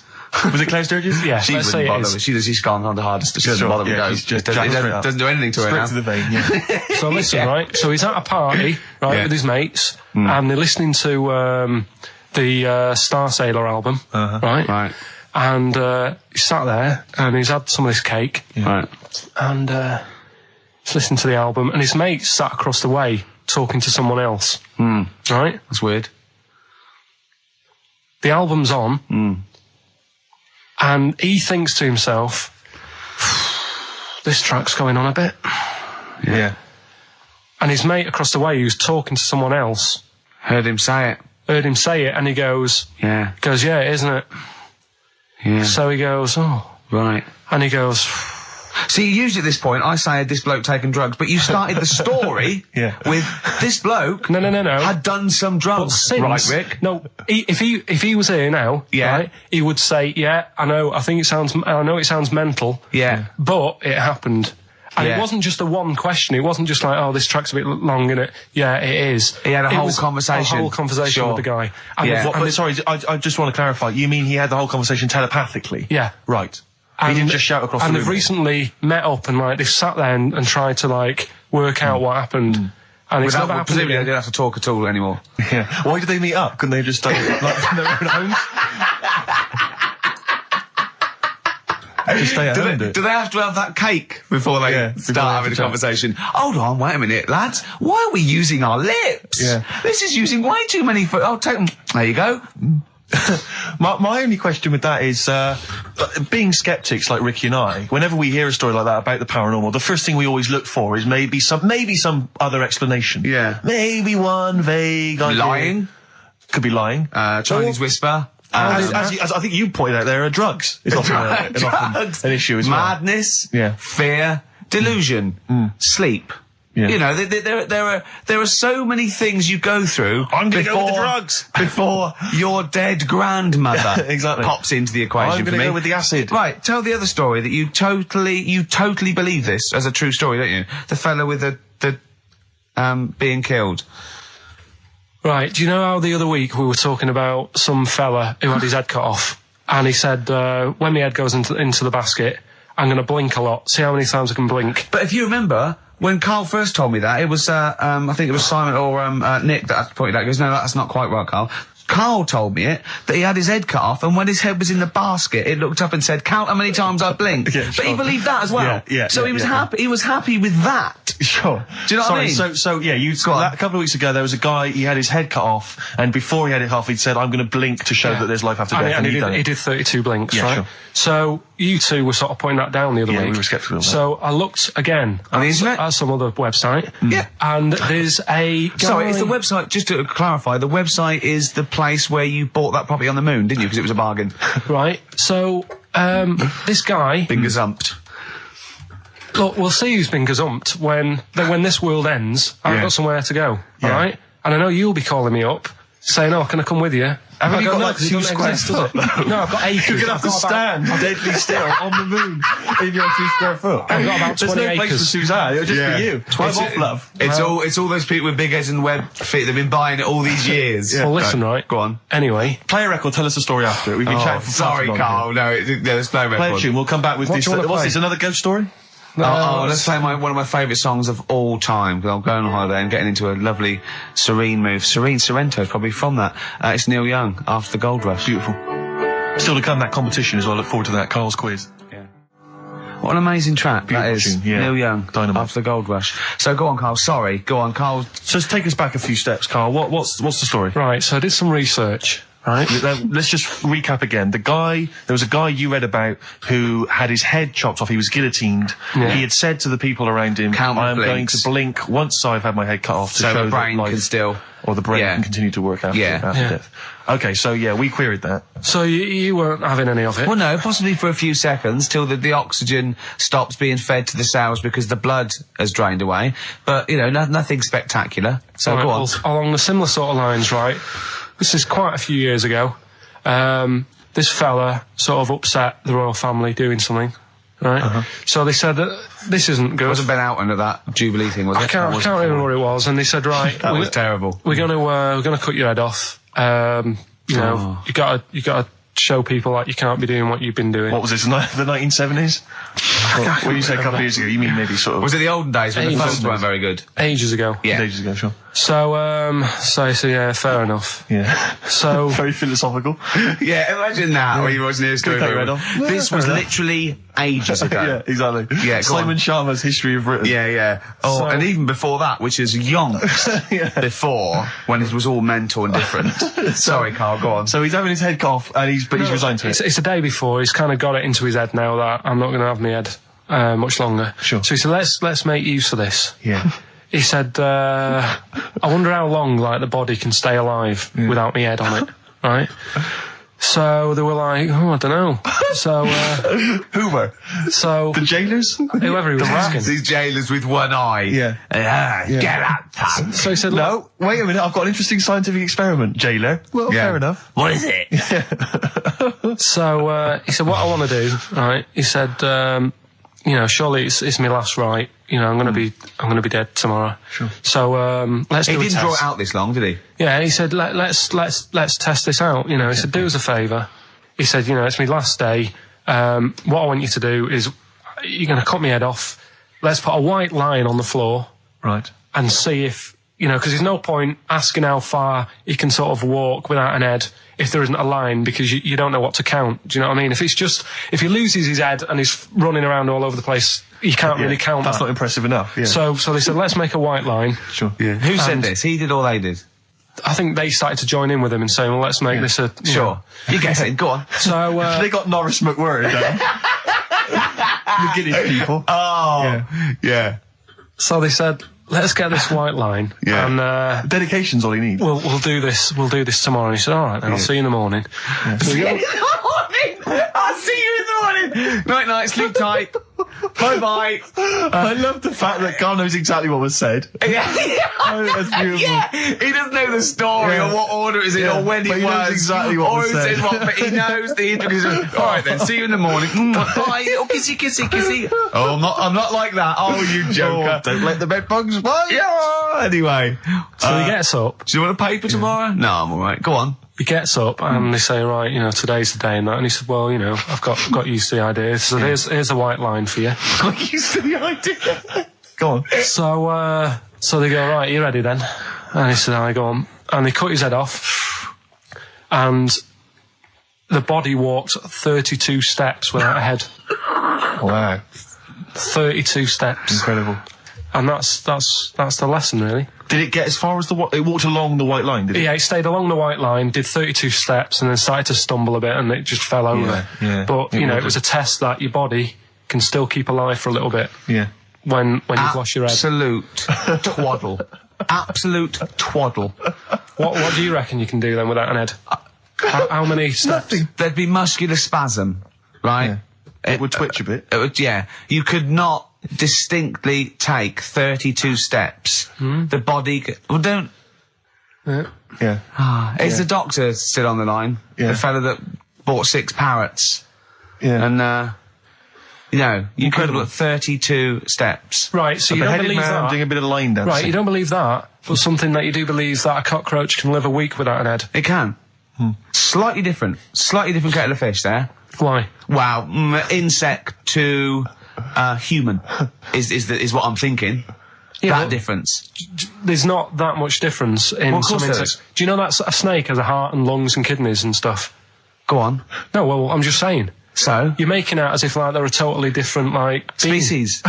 I am making that up. I mean, call me old-fashioned. Do you know what you're talking about? I don't want you embarrassing yourself, Rick. Yeah, I am suggesting they're totally different beings. Yeah, that is. Yeah. Now, Carl, the cockroach is a very different thing. The interesting there is that it lives without its head, because a lot of it's on. There's some of them are phototropic, chemotropic. Some of them just literally have irritation and muscle memory. I mean, they do have a central nervous system, but it's very different. So if you lose the head, it bypasses a lot of that anyway. All this is running around. The reason it dies is because it can't take on water. But it's very different to a man, right, having consciousness and then losing that, and the body's still going, no, I think I remember what I was going to do here. Yeah, so I'm going to carefully walk 32 steps along this white line. Imagine you just looking down going, oh, missed a bit. Yeah. Maybe the head was in the corner going, left, left, left. Oh, he's now. Well, let's just put it out. I mean, if anyone listening has maybe had a relative beheaded, maybe in a horrendous car accident, but they got up, maybe they went for a walk, they had a little chat before they passed on. Carl. Get in touch. Carl, you are my favourite being. You are my favourite species. Now, you, Carl, may not be particularly different genetically from a cockroach. You are. Why can cockroaches do that? Why whoever made them went? Let's play a record. Do you know what? When I told him this fact, I send him little facts on text messages just to inflame his, interest. I just sent him a cockroach can live 9 days without its head. He texted back, "What's the point of that?" Yeah. What's the point of They're that? not doing experiments. These cockroaches. It's a boring last week to have. And he went, and on top of all that, you're thirsty. So it's the worst week of your life, isn't it? That week without your head. Play a record. Carl. Competition time next. Oh. Look at his little face. Look at his little face. You've not heard Carl's competition. Oh, we can deal with that, Ed. Right, okay, educating Ricky. What have we got? Hairy Chinese kid, go on. Right, yeah. This is the... I didn't want to do this. Really? You didn't want to do it? Well, I wanted to give you three, and I gave you one. It was like the alien man gets a beard or whatever. Yeah, which was total rubbish, so this one should be better, maybe. Hairy Chinese kid. Right, well, we've talked about hairy people in the past. True enough. Haven't we? Yeah. The little kids who grew up in woods and hung around with wolves and that. Yeah, again, you're confusing it. Yeah, they're not, there were some people that were born... very hirsute. They were not the people who were brought up with wolves. Yeah. You just put that together in your Homer Simpson type mind. Right, well, this is like a sort of close to that sort of story. But the weird thing is, right, Chinese people aren't that hairy as a nation. No, seriously, that's a well-known fact. They don't have that much body hair and stuff. Okay. So this little kid who was born over there, he was like covered in stuff. Was he? And it was only his nose that wasn't hairy. The rest of his body was caked in hair, right? And his hair sort of... What sort of hair was it? Was thick, thick hair. No, what I mean is, was it sort of like a pony's mane, so he just looked like an Ewok? You know what I mean? Just like hanging down sort of straight, dark hair. In the picture, it looked like... it grows from his eyebrow. It grows from his eyebrows quite thick. And then it just goes all the way over his head. You don't think it was just really long eyebrows that he'd done a comb over? No, it was all over his body. It had a picture of like his back and that. Yeah. And had he styled it? Had he styled it at all? Did he have it a quiff or? No, it was just hanging all over him. Yeah. And they were like, this is a bit weird happening in China, where we're not normally that hairy. That was the scientist speaking there. Yeah. And the local press and that were getting him down, calling him Monkey Boy and all this. Oh. And thinking Chinese press. But the doctor, yeah. Oh, they're cruel, aren't they? The doctor, like those game shows. That's Japanese, isn't it? Yeah. That's cool. Yeah. And the doctor said, I was talking through all that time while we were just like talking to each other then. Because I turned round and I still saw he was talking. Go on. So anyway, the local press came in to see the hairy boy, the monkey boy. Yeah, and they were like being tight, taking the mickey out of him, and the doctor said... showing him nuts. Said he's only hairy. Said he's a healthy young kid. The only faults he's got is he's got a little bit of eczema and a boil. And he said everybody should just treat him the same, and I think he grew up a healthy kid. Yeah, so that's the... That's the end of the story. That's not a story. Why? But I've got nothing. I don't know what to say to that. So someone in China was born slightly hairier than the rest, and he was normal apart from eczema and a boil. That to me isn't a story. But if it is, I've got a million. I mean, it's sort of like bloke from Manchester went a bit bolder than the rest, got a job on radio. He was normal. I mean, that's not a story, is it? So that's educating Ricky. Will we? Brilliant. Do that next week. That is brilliant. No, I think that was good. I did. I mean, I enjoyed that. I learned something from that. I mean, I want to get. I mean, this is all from one book, is it? Yeah. That's an interesting book. With the, I don't want to dwell on it, but with the hairy Chinese kid, what did they say about that? What was the, Was it once there was born a kid who was slightly more hairy than everyone else? But yeah, it's all right. He only had a boil. Oh, how did they word it? How did this capture your imagination? It was a picture that grabbed me first of all. Yeah. Sure. And it was like, God, what's up with him? And that's when I read it. Did you see the boil and the eczema or just the hair? No, you see, because his face is like, just under his eyes is sort of nice and smooth, and his nose is sticking out, and that's not hairy. But the rest of him, it looked like he had the sort of a balaclava on or something. And then I read on, and it's like, this is a hairy kid in China. Yeah. So. Yeah. Okay, good. Anything else in there? Because, I mean, I like that. No, we'll do more of that next week. How is that alongside, hanging bacon, alien abduction, a hairy Chinese kid, and a little interesting fact about the derivation of a phrase? What do you mean? He didn't understand a word of that. I knew the word derivation was going to cause problems. I thought derivation shouldn't have come out. I wasn't disputing. He's all smug because he's had a phone call. That was Beck, lost cause. Go on, tell him why you're all smug. Because Adrian just called up. Yeah. After hearing the story about the Chinese kid. Yeah. And he said, yeah, that's true. He said that there was a TV programme on it. Yeah. He had a chromosome defect. Yeah. And it made him hairy. And his mum and dad used to have to shave him. That wasn't in the book. But thinking about it, that's not a good move anyway, is it? Because they say that for women, if you get a few hairs on your top lip, don't shave it because it'll grow back thicker and faster. So they should just let him. They should have just said, well, let's see how bad it gets. But if they went in there straight away if he came out as a baby and a little bit hairy, they should have left it for a little bit. But Adrian called up and said, yeah, he was hairy. He was all but right. We weren't disputing there was a Chinese kid born slightly hairier than the rest. We were disputing the fact that you didn't actually tell us a story. You just told us. And what we are disputing is that man was abducted by aliens for 3 days and grew a beard. Yeah. That's definitely not true. No. We don't know about chewing the fat, but it sounds quite viable. Yeah. You see, the difference is between me and Steve and you is that what we believe isn't random. Well, anyway, listen, a good friend of ours, Ross Noble, he gave me this picture, Carl, which he's got from a magazine. He loves you. And I have to say, I think this... I just looked at it then. Obviously, it's not going to mean much to the listener. Oh, this is self-indulgent. But it is currently available. I think it's in the current edition of Bizarre magazine, so you might want to buy that. It's not horrible, though, is it? There's a certain grotesqueness about it. Oh, it's a deformed person, isn't it? Well, to a degree, but I think what it's going to do for Carl is give him, I think for you and I, Rick, we're going to see his face. Light up. Lighten up, like opening a wonderful Christmas gift. Oh, you know what? I think I've seen this. Is this the one with the kid with the big head? I'll be honest with you, Carl, it is. Have you seen it already? Yeah. Let me just show it to you again so you can I haven't seen it. It's like... yeah. We shouldn't be laughing at that. No, but that is like the kid who I went to school with. That is the same. That can't be the same. So do you recognise him?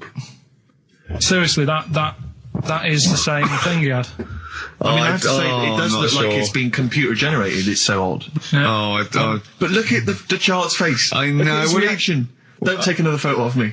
I'm not sure this is right. It's not right. But I was hoping that would give you, Carl, just a little glimpse of. We've had a request as well on the best bits. So someone wants to hear you talking about your mates with the big heads. I don't believe it, because every time we go there, we get some sort of complaint about something. About what? Just leave it. Well, that for some reason that always goes from the story with my dad going to Blackpool for taking those kids there. From what kids? And, leave it. No, what? No, I don't know. There's people who don't know what you're talking about. I'll tell you when we put a song on. No, well, I know what it is, but you can't just say that. Is it when? Is it when your dad put a kid in the wheelie bin because he was getting out of hand? Yeah. So we're going to be. We can't go through it again. It's too controversial. And it's in one of her magazines, and there's this article, right, about these identical twins, brothers, right? And one of them meets this girl, right? And it turns out she's got an identical... I've heard this. This is true. Right. They get married. She's got an identical sister. Right. So they both go out. So two identical twins, male, going out with two identical twin sisters. Yeah. So I was looking at it going, oh, that's weird. Because you see them, like, they're always wearing the same cardigans and that, and that's like... But then, but if you're an identical twin, then you probably would fancy the same sort of person, wouldn't you? But then I was asking, she was going, it's getting near the, the plot, the murderer. If they had a kid, would they look the same? Yeah. Not necessarily, because it depends on what genes are passed over. Even though they've got the same exact sets of genes that you don't pass on all the genes, do you? It's 50-50, but you don't pass on exactly the same genes in each sperm, let alone with an identical twin. Yeah, but even though you don't do that, like my brother and sister don't look like me, but you know they were related. Because they share 50% of your father's genes. Gobbledygook. Yeah. No, you share 50% of your father's genes and 50% of your mother's, but not the same 50% on 2 occasions. I think you completely lost him already. When you brought in the word genes, I thought you was thinking, what no, they wouldn't necessarily. They wouldn't necessarily, no. They could do by Did Suzanne chance. look at you like Oliver Hardy looks at Stan Laurel when he's just like nailed his hand to a wall or something? She went, ask Ricky tomorrow. And then turned up John Nettles. And then turned it up. Yeah. Oh, that is brilliant. I think there's I heard a story once where 2 sets of Siamese twins married. What if you fancied the one on the left? Yeah. What if one of them was having an affair behind the other one's back? That'd be difficult to conduct, wouldn't it? You better show off he's waking up. What are you doing? What are you doing? What are you doing down there? What are you doing down there? Nothing, there's no one down here. Well, I think there is, because I can see her sister here. No. What's she doing? No, She's covering for her. What are you covering for him for? He's your husband. Is my wife down there? I read something about some Siamese twins. Go on. And one of them was saying, we get on each other's nerves and that. The other one was going, we don't. I didn't know this. I've never liked you. I've never liked you. One of them was going, I hate doing the washing up, but I let her do it. And the person doing the interview said, well, why don't you help out? Just dry up and get the job done quicker. And she was like, no, I can't stand it. I prefer just to hang around there and wait for the other girl to do the washing up on her own rather than help and get the job done. Sure. Just selfish. Well, there was one set of Siamese twins. One had a job and the other one didn't. That's ludicrous. Yeah. The other one was unemployed. The other one had a job. She had to go to work. She had to get up at 6 o'clock on her day I'm off. supporting you, literally. Yeah. Then they get done off the social for sort of... Yeah, because the other one was signing on. Are you living together? We're not. Like, that got a load of attention in the press, but the Trisha programme got nothing. Okay. Which, I know, Steve called me up in the week, right? 10 o'clock in the morning, I was at work, and he goes, She thinks so at 10 o'clock. She preparing this show. Most people go to work about 8, 9. Are you watching Trisha and that? I said, no, what is it? He goes, you'll be loving it, right? Freaks. Was it, Help Me, My Mum's a Freak? Siamese twins. Right, so I couldn't watch it, but he said, it might be on again, because they repeat stuff on ITV2. Right. So I had my dinner late, right, instead of having it at 1 o'clock like I normally do. Yeah. I had it at 2:30. Yeah. Sat in the office, put the telly on, ITV2. These Siamese twins. Did it blow your mind? It was amazing. We talk about a lot of things on the show quite a lot. The Airy kids crop up a lot. I was waiting. It's been 10 minutes and you haven't mentioned the Airy kid. Right, and last week we were talking about Siamese twins, weren't we? So it was weird that this programme was on, but it was amazing. I mean, what I think you can't refer to them as Siamese twins. I think they're known as conjoined twins. Why? I think Siamese is maybe considered derogatory or as an old antiquated phrase. Yeah, I think it's because the first famous ones were actually from Siam. Right. And that doesn't exist anymore. No, it's conjoined, Carl. Yeah. Get the phrase right.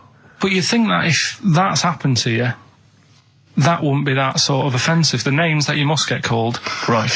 You think that's the least of your Siamese worries? twins, I'd say, well, that's, yeah. Now, were you stunned by where they were connected? Just live with it, we'd say. Because they were connected, of course, at the forehead. Oh, sort of, which was quite extraordinary. God.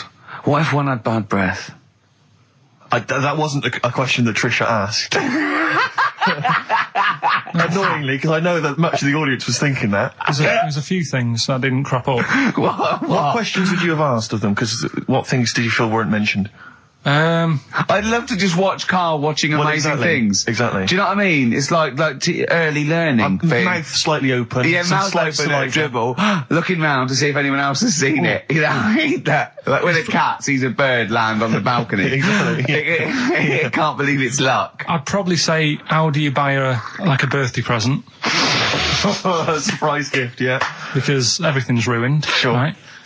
I'd probably ask... Yeah. Well, did you not think it was interesting that one of them had a boyfriend? Well, that was a bit weird, wasn't it? Uh-huh. But what was the other thing that I was thinking when I was watching it? I was thinking if one got into crime and that was sent to prison, right, what would happen? How would you handle that? It's brilliant. It is brilliant. If a chimp could talk. And what was the other one? The other thing was, what did he talk about? Because it's not as if you can say, oh, guess what I did today? Do you know what I mean? Yeah. So...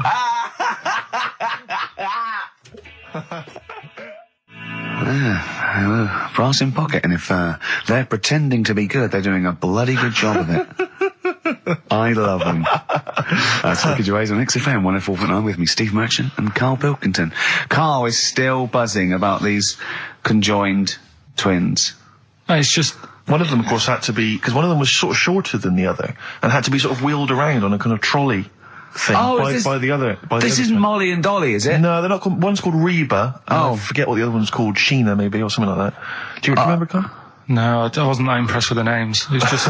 Yeah. So you immediately put them out of your mind. Those are rubbish names. Forget, Karl, forget them. They're gone. Were they British or American? Yeah, American. Oh, because I've seen some American ones on Jerry Bizarrely, Springer. one of them was apparently a country music star. This is Molly and Dolly. Well, they're not called The Molly one that and joined Dolly. at the Oi. The one that joined. But they're not. I think you've made up the Molly and Dolly. No, it was on Jerry Springer. There's a little one that sits on a seat, and the other one carries it round, her around. And they're not called Molly and Dolly. There was something like that. They're called. Well, we know that one of them's called Reba, and I forget. And one was a country and western singer or something. Yeah, and but she was saying, "Yeah, I've just made a movie. It's coming out shortly in theatres." Is your sister in it? Yeah, and the other one said, "Oh, I'm not involved." It's utterly bizarre because they live there. They work so hard to live their lives separately. Yeah, they say it's all. Yeah, exactly. of course. So, yeah, they try not to.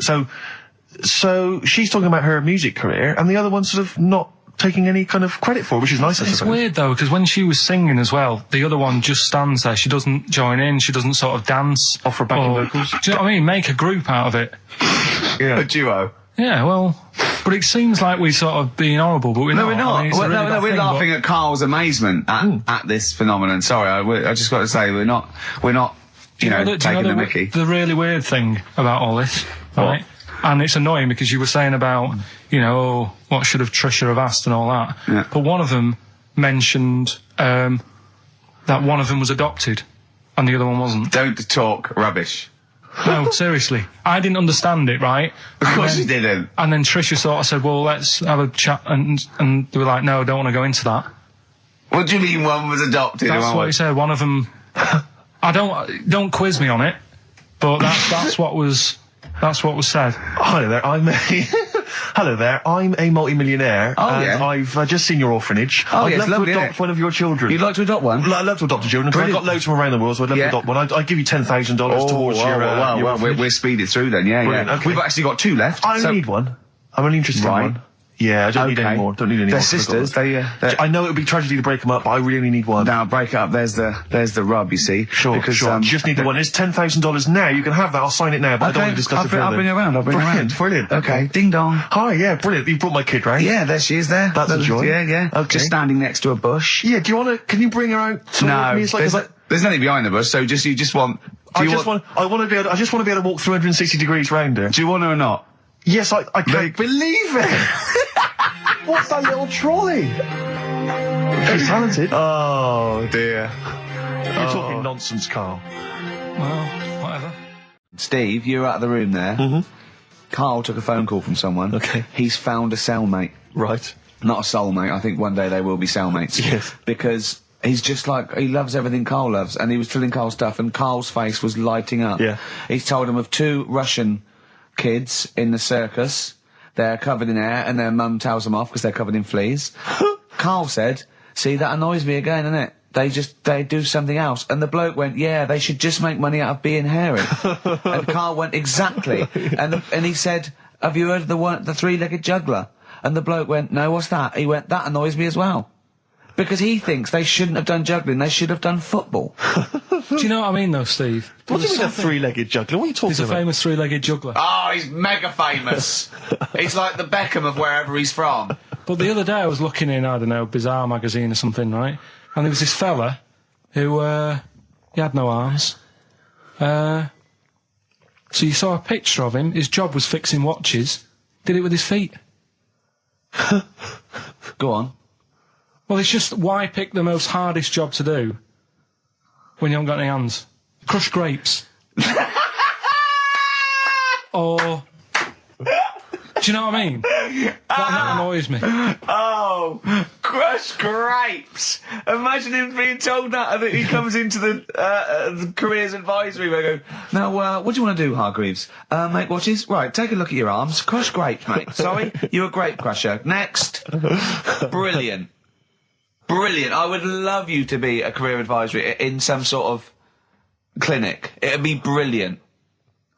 I love the fact that it annoys you. Here's a man, he's got no arms, he has learned to fix watches with his feet. Yeah. An incredible talent, incredible skill, he's utilising that brilliantly. That's annoying to you. You are angered by it. Right, I'm only being honest. Now, you be honest, right? Your watch is broke. Who would you go to? You're in a rush. You need it fixing in a rush. Now, you need some fresh wine.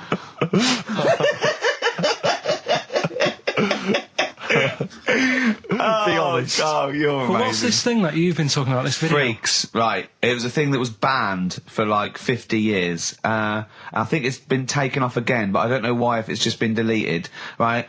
It's a quest. If anyone out there has got a copy of Freaks on DVD or VHS, can Karl borrow it, please? I mean, I almost want to set up a camera to see him watching it. It's absolutely real. They used people in the circus of the time. I think it's the 20s or 30s of the Depression. And there's people, there's coneheads, there's a bearded lady, all genuine. There's a bloke they call the human slug who's got no arms and no legs, Karl. And he's just there, and he rolls a cigarette and lights it with his mouth. I think I've seen his brother, who isn't called the human slug, is called the pillow. Right. How does he make a living? He, Does anyone want to meet Karl for money? Do you know what I mean? Like that, the annoying thing was, right, there was a picture of him. I was going to put it on I think I've seen his brother. on our website, we put things up like this, right? If you go to ricky.gervais at xfm.co.uk / What? You put things like that on my website? It's nothing to do with me. I want people to know that website is not kept or looked at by me. So, what have you put on there? There's a fella on there who's known as the pillow. And he's, you see, I get a bit worried with things like this, because we're not sort of having a go or anything. It's just things that Fascinate you. Yeah. And, yeah, it's a guy, it might be the same sort of thing. What's your one I called? bet you used to stare at people with goiters, didn't you, when you were little? In Tesco's. Well, just go to xfm.co.uk / Ricky, it is. What's the worst thing you've ever seen on, like, a human face? You know what it is, and What I is don't it? want to talk about it. I can't remember. Have you No. told me? Yeah. What is it? But go, It's not go the to, elephant lady. Go that used to the, yeah. Is it the elephant lady? You talked about that, I know. Yeah, I don't want to talk about it again. Go to the website and see the human pillow. Why is he a human pillow? That's what annoyed me. I thought he was more of a draft excluder. Oh, that breaks all kinds of rules. Buzzcocks, harmony in the head. Now, things are flying here at XFM. People have called in. There is a video of Freaks on the way. Karl's going to see that within the week. That's exciting. That is exciting for me. Do you know what I mean? About our education of Karl. We started off trying to teach him about science and history, and now we just find out he likes pictures of hairy Chinese kids and Who women. doesn't? Who doesn't? No, true. You've got a theory about pictures of freaks, haven't you? You see, you always bring things up that I don't want to talk about, because I'm really worried that people, if you've just tuned in for the first time, it's the first time you hear it, and we're talking about hairy Chinese kids. Yeah. Talking about the human worm. Karl, listen. People don't think that you're taking the piss out of those people. They lump you in with them.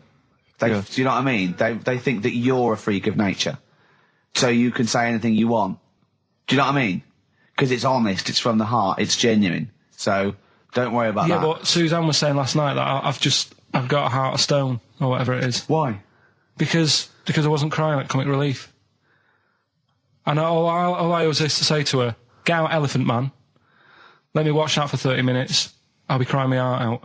Why? Why do you care about that, but not... Because it's... That is more real, isn't it, right? Think of John Merrick. Sorry. What, the film starring John Hurt is more real than footage of starving people in Africa? No, but what I'm saying is, think about... See, this is why I didn't want to bring it up, because people are going to just say... Well, you're allowed to cry at what you like. People can't have you for not crying at someone and crying at someone else. Imagine that, like, if you've seen the film, you know, his head's all, you know, messed up and that. Yeah. He's getting picked on all the time. Yeah. By Michael Elphick, I remember. Yeah. It's just really, really sad. Whereas, you know, we're trying to help out. But you give him a bun and he forgets it. Do you know what I mean, though? He never forgets, Rick.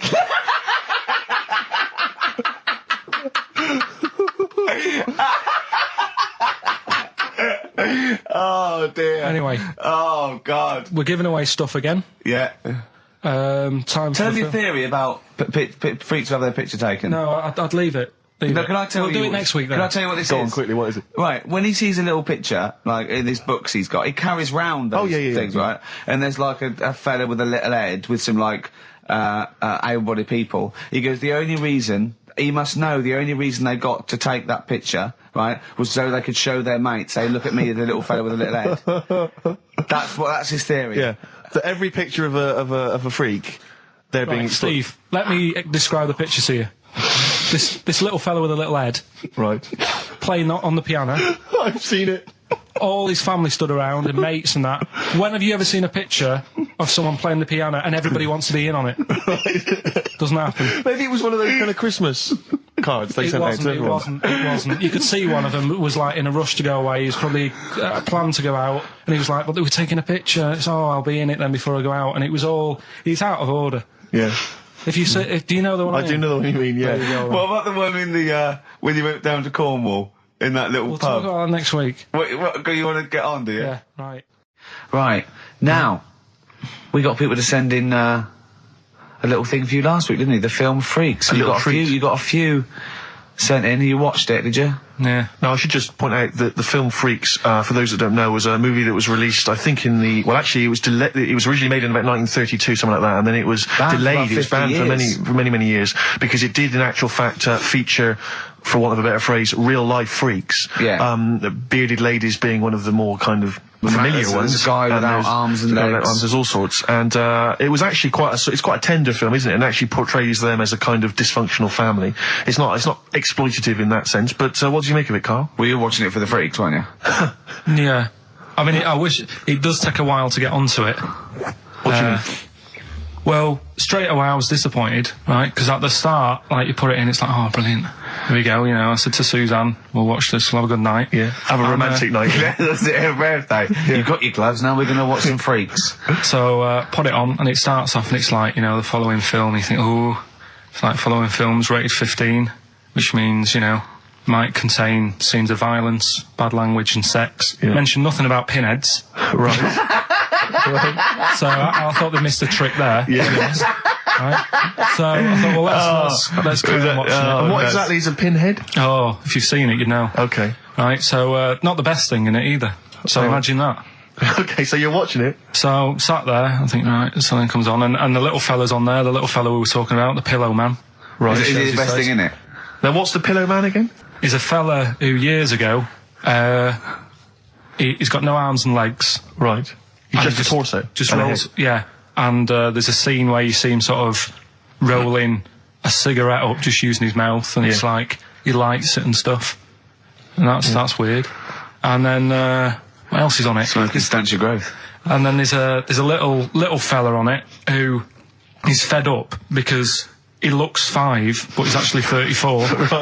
Right. But there's a woman who is 42 and looked 8. So they both had the opposite thing. They were both really fed up. And I kind of thought that shows that, you know, you always want what someone else has got. Sure. Do you know what I mean? Yeah. So in a way, there's a story there in that. No, you described the same there. No, it was like... No, they both, you just said, they both looked young, but they are actually both older. No. This was like a little man... Yeah, who was 35. Who was 35. And looked 8. Yeah. And so did she. No, well, the other way round then. What? So she was an 8-year-old that looked 35? Yeah. So, oh, maybe not then. Anyway. No. But that wasn't that weird. I kind of thought it's a slow start and that. Yeah. And then... It's not a difficult film to follow. No. Yeah, but I wasn't really listening to what it's all about, just looking at what they had. And they had like a fella who's running about on just... They had like he was shopping. You know, they had a fella with no legs and he's running about on his hands and sort of got about on a skateboard, talking to someone about it. They said that's how E.T. was done. There's actually a little fella in E.T. Right. who's just half of, sort of half a body. Is that true? I've no idea. I've never heard that before. Why haven't we heard that before? I've never heard that before. I don't think he would fit in E.T. Because where's the head? He's got no neck, E.T. It's a skinny little thing. There's no human neck couldn't fit in that skinny little neck. Wow. Well, you sure it wasn't Kenny Baker up to his old tricks? What are you talking about, Carl? There's a fella with no legs in E.T. In E.T. they had two fellas, right? I think they had a little, a midget fella. Right. Who did it. And then I think he was off sick and they were like, oh, you know, what else are we going to do? So they saw a guy on a skateboard going by. And said, do you fancy some work? Right. And he's done it. I think someone told me. I mean, it might be wrong. Exactly. Might be wrong. It might be, mightn't it? I mean, you've never been wrong before, so I don't know why you'd be wrong there. So what's the worst thing in it? Now, it's intriguing to me because here's a film called Freaks, featuring real-life freaks, and you're sort of a bit nonplussed by it. Just because it's built up. If you call a video Freaks, you've got to make sure that there's some good stuff on there. Yeah. What were you disappointed about? Was it that? Because there was a few things on it, right? There was a woman who said she was half man, half woman. And it's like, well, you're not, are you? It was just like she had some makeup on. I thought, well, that's rubbish. And then there was a woman who could eat using her feet. That isn't that freaky. Do you know what I mean? She's not hungry, she looks normal. Yeah. And that's when I was thinking, I mean, I'm not being right, Steve. You know I'm not being funny. Oh, here we go. No, but I'm just saying, if that woman wasn't eating and you were sat next to her in that film, Yeah. I'd probably be sort of drawn to you more than her. I'm not... I know you hate me saying it, but there's no point sort of pretending.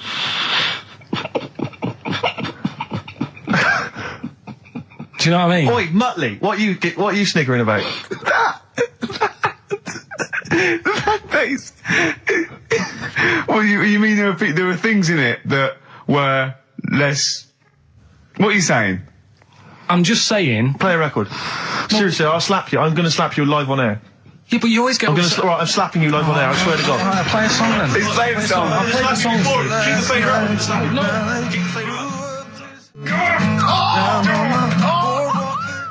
Bruce Springsteen, Atlantic City from the album Nebraska. So melancholy, that one. I love that one. Wow. So Freaks then. All in all, not as amazing as you first hoped. It was built up too much. Do you know what I mean? Really? It's like Is that my fault for getting you excited? I just can't believe it. I hand you this thing on a plate. So I know, but, you know. And I'm not being out of order, Steve. I'm just being honest. We've always said that about this show. We only talk about stuff, you know. Yeah. You know, being honest and that. Yeah, no, sure. And I've always said the first time I saw you. Sure, no, you've always been honest, You know and I've always been honest with you. I've always said that, you know, you've got the intelligence and insight of a gnat. Yeah, but if I keep quiet, people don't know that. Sure. All right, Incredibly, they do, Carl, because you look stupid as well. Well, you know. Yeah. No, but Carl was being nice then. You don't. I'm just saying, you're a good bloke, and now I've got to know you. Sure. Yeah. The first time was weird when I saw you. Yeah. No, leave it. Don't just try to interrupt. Just let it go. No, I'm just saying. Okay. The first time it was weird, and then weeks go by. Sure. And the weird thing is, I kind of thought maybe he's not that odd looking. Yeah. And then you went to LA for 3 weeks. Sure. And when you came back, it was like the first time again. Right. Yeah, Okay. No, I'm just. Okay. Wait. No. Stop it now. Yeah. Right, everyone, stop it now. No, but I just think I'm a little bit more consistent because I've always thought you were an idiot. I don't want this. Don't argue. He was just okay. No, I just, you know what I mean? My opinion has never changed. I've always thought you're an idiot. No, it's that's just been all through nice. Let's look. Peace. Shut up, war. fatso. Peace, not war. He's just such a stir, isn't he? No, He loves it. I don't think I didn't see you whispering behind the microphone about what to say to Carl. Look what I've just drawn, Carl, subconsciously. Yeah. Let's see. I drew a picture of him. It's going to be on the website. It's not been on the website. No, it's going to be. I drew a little cartoon of him. No, not yours. I drew one of Carl. Right, okay. What were we talking about? That was a So yeah, no, the touchy freaks thing moment. is over and done with. It was all right if you want to get it out on video. Sure. You know, it's probably worth a look. There's a couple of things on there that get you thinking more. You know, it's like how their life is and stuff. Do you know what I mean? How it's affected, and like the little pillow man, or the fella who's got half of his body missing. Yeah. You know, it's stuff like that you think, oh. But what's the one that was disappointing? You said it was a half man, half woman.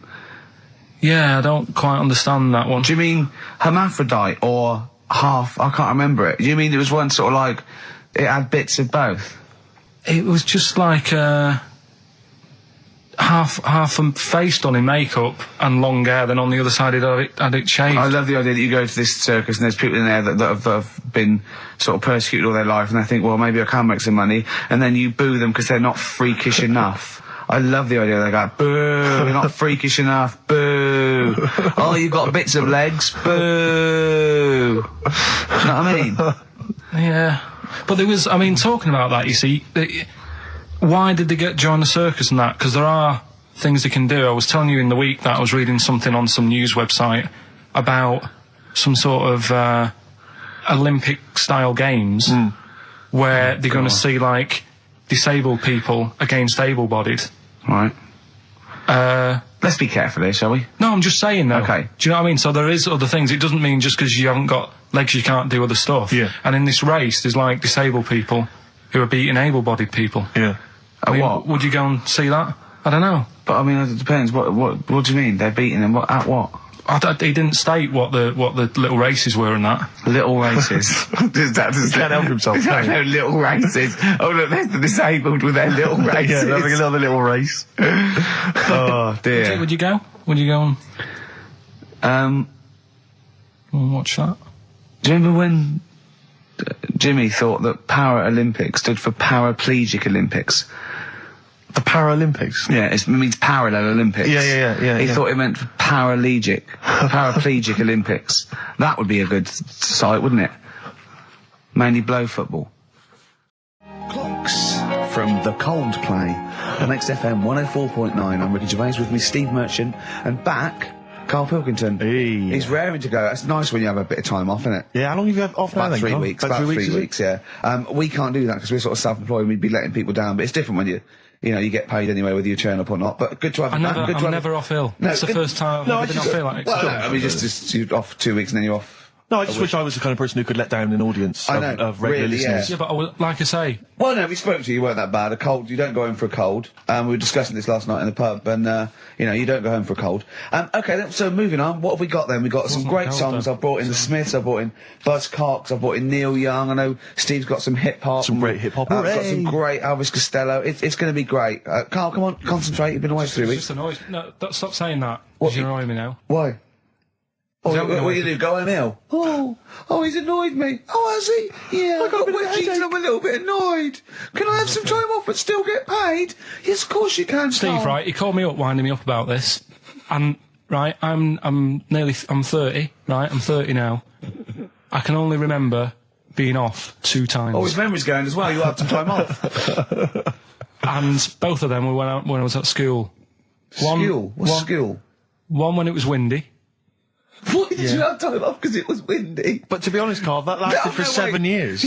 Your time off at school. Wait. Why did you have time off? Because it was windy. Were you windy, or was it windy outside? No, it was like when Your auntie wasn't out the window, was she? when the winds were bad in the 70s, and my mum said, "Oh, Whoa. What? I remember space operas and flares. I don't remember the winds being bad in the 70s. well, my mum just said, you might get blown into the road, so don't." Do that. She had so much faith in you, didn't she? As a human being. Is that why she got fired from the pie shop? I'm not coming in today, I might get blown into the road. God. The funny thing it was, right, Steve, they had this thing going at school, because a lot of people used to wag it back then. You still what? Wag it, sort of not go in. Right. Right? And they sort of tried to make it interesting for you by giving you An education. a certificate if you did a full week. Reward for the rest of your life with achievement. That sort of carrot. And also, like, let you go home at 3 o'clock on a Friday. Right. If you'd done a full week and that. Right? Yeah. So it was lovely weather all week. Then it just sort of changed on a Friday. And I got up and it was all windy. It's My always mum windy said, for Friday on 7, isn't it? don't, if you don't go in because, you might get blown into the road and that. So I said, all right, then I'll stay off. And, so why did you told you to hold on to a fence or walk you there? What's this? Don't go out. Immediately give up. I love this getting blown into the road. Is that based on your cats that kept getting blown into the road? Well, so I got to school on the Monday, right?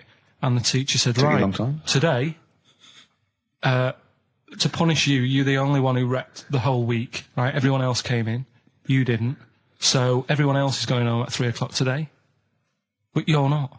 Brilliant. Serves you right. And I wasn't bothered though. It was great because I said, well, you'll have to stay with me, won't you? And it was great. So all I did for half an hour was doodle and stuff. It was great that afternoon. Yeah. And that was ages ago. That was like when I was about 8. And that's one of the times I was off ill. Yeah. So it was, but that wasn't even ill. That was wind. Yeah. Yeah. So, Yeah. Yeah, it's a bit different when you're to be honest with you, world though, Carl. You can't just not turn up because you've got a bit of a cold or you're a bit fed up. I mean, we had an appointment 4 o'clock Thursday, wasn't it? And he had to call it because I cancelled it. Meeting went on a bit late. Time management. Get things done. If it was important, you'd get it done. Play a record, Carl. Pull your finger out, please. Elvis Costello, Alison. What a great track that is. Beautiful. Well, Carl, we'd better tell them all the new great features we've come up with in the time you were off. Right, well, we've got the film thing still going. Okay. Yeah. That's where you take a lead role or a major role in a Hollywood blockbuster, which we then give away on VHS worth $6.99. And something new we're trying out, because Rockbusters... He's dead, thankfully, yes. It's gone for a bit. It's over. Crosswords. Oh, this sounds intriguing. Where'd you get the idea from? What's the basic format of this? Right, what I've done is I've take like a popular saying from the show. A popular what? Popular saying, something that crops up quite a lot in the show. In our show? Yeah. Yeah. First thing that sprang to mind was there's this airy Chinese kid. Oh, classic. But more commonly, it would be something like, Carl, you're an idiot. Yeah, Carl, you idiot. Carl, you're a fool. Oh, what did you mean? You let us down again. Yeah, Carl, where have you been? Yeah, you've got a headache, have you, Carl? Yeah. You better lie down. Typical phrases like that, yeah, sure. typical phrases like that, yeah. Carl, you're a loser. Yeah. Oh, yeah. Right. And what I've done, I've got a load of different songs and took words from the different songs and then joined them together to make There's This Airy Chinese Kid. And then people have to email in and say what the 5 songs were. It sounds like the most complicated game ever. I'm looking forward to it. Have you heard any of this, Rick? Because I've not heard this at all. I'm not familiar with this. Well, all it is, it'd go like, Eric Chinese Kid! And it's from sort of 4 different songs. Right. And you've got to identify the songs. Right.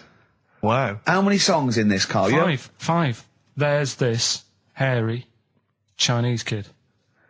Okay. Right. So... And what are the prizes for that? Are these the prizes? Yeah. All right, well, let me tell you what they are. They're not too bad, actually. We've got Live Forever, which I assume is a CD that ties in with this new film. Think of that! A well-known phrase from the show, and it's hairy Chinese kid. Yeah. What other... Where would you There hear is no that other radio show in the life? world. This is... Go on. If you've just tuned in, I mean, what are you do thinking? You think if you've just tuned in? You're going, well-known phrase from Shaw, hairy Chinese kid. Oh, yeah, classic. They'll be playing that in charades this Christmas. So yeah, this is a CD that ties in with this new film Live Forever, which is all about Britpop, and so there's stuff on there from Oasis, Blur, Pulp, etc. We've also got another Red Dwarf DVD, Marion and Jeff, first series of that, excellent. That's on VHS, sadly, but never mind. And also the very best of Led Zeppelin, a 2 CD set there with all the classics on. So that's not bad prizes, actually. Carl, you've done yourself proud. We've upped it. We're getting serious now. We're playing in the the bigger league. We've upped the stakes. And we want Heat Magazine not to lose touch with us just because Rockbusters is gone. Yeah. I think they're still behind us. So we've got film. You appear in a film. We've got crosswords. How is that to do with the crossword? Because I've got words and sort of cross them. Okay. Right, you don't really cross them. But, good. So words. We're playing a game called Words. Word Song. Hello and welcome to Word Song. And obviously I imagine there'll be some more great music. But we've got a new feature, haven't we? Which one's this? Are we doing within the Monkey News, the new feature? Oh, Steve. I'm excited. You know, Monkey News is my favourite feature, so what have you added to it? Explain it. Right, well, there's been loads of stuff going on in the past few weeks, right? But for the times when I struggle, when sort of monkeys have had a quiet week, and there isn't that much news going on, right? Come up with this thing. I sort of speak to an expert. I've spoke to him already. You spoke to an expert, a monkey expert? Yeah. Uh-huh. And I ask him a question. Wow. Right? The feature, it's got a good name. You know, that's the way I work. Yep. Cheapest chimps. Right? Okay. And what I do, I ask them a question about, how much does it cost to, keep one? How much does it cost to, feed one for a week? Yeah. All this sort of stuff. So I give out like a monkey story, and if that isn't enough for people, they'll also learn something else at the end of it. Right. Yeah. So like... It sounds fascinating, can I say right now? Yeah. That's just some of the things that we've come up with. Play a record, Carl. Please still continue to listen there. Yeah.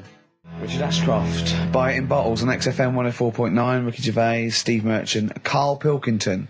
Carl, I need the phone number of your girlfriend. Let me explain why. I was lucky enough, once again, to be on your quiz team this week. Ricky... Still to beat me. He's still to beat me with his team, yeah.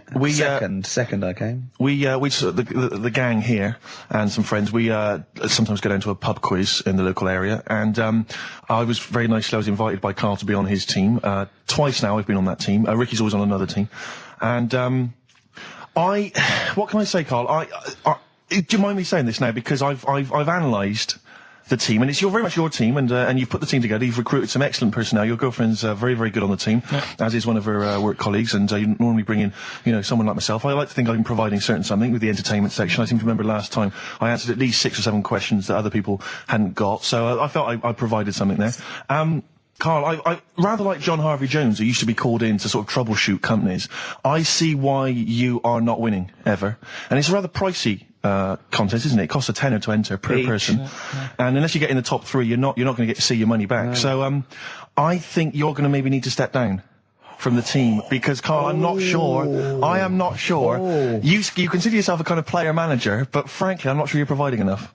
Right. See, this is funny, because as bad as I imagine you are, I don't think Steve would make it into my team, so he's getting a bit cocky here. I want to know what your opinion of him, because he's told me he's great on it. Well, you bang out of order, first of all. Okay. Do you have a good night when you're with us? I tell you what, I wish I'd lost a tenner every time I've come down. That would have improved it. You point out there about the football analogy. Mm-hmm. Alex Ferguson, when did he score a goal? Right. He doesn't. He tells the others how to do it. Right? That's he my doesn't role. take up one of the 11, though, does he? No, exactly. It's not like you can only field 10. Yeah. Because we only got 10 again. I want to be in the 11. Exactly. He's not running around in midfield, falling over. Yeah, shouting, "Oh, what have I told you?" Yeah. No. Right. I'll admit. And there's a limit of 5 players. We should explain that. That's the point. Yeah, there's only 5 players on the team. But it was pretty tricky on Tuesday, though, wasn't it? It was one of the tougher... Tell everyone the one question you got right. Something about... Well, tell us the answer. The 2 words you had to say to get the answer. Danny Minogue. Danny Minogue. That was what you provided, Danny Minogue. Is this valuable? Well, no, not really, because there was at least 2 of us who also knew the answer. Oh, well, we gave him. No, exactly. We gave it to Carl. We massaged his ego. Oh, but dear. I just feel Carl. Do you know what? I feel a bit bad now, because I just sort of had a crushed face. Then. Can I just tell you right now? He just can't believe this. Can I just tell you right now? I think the problem is this.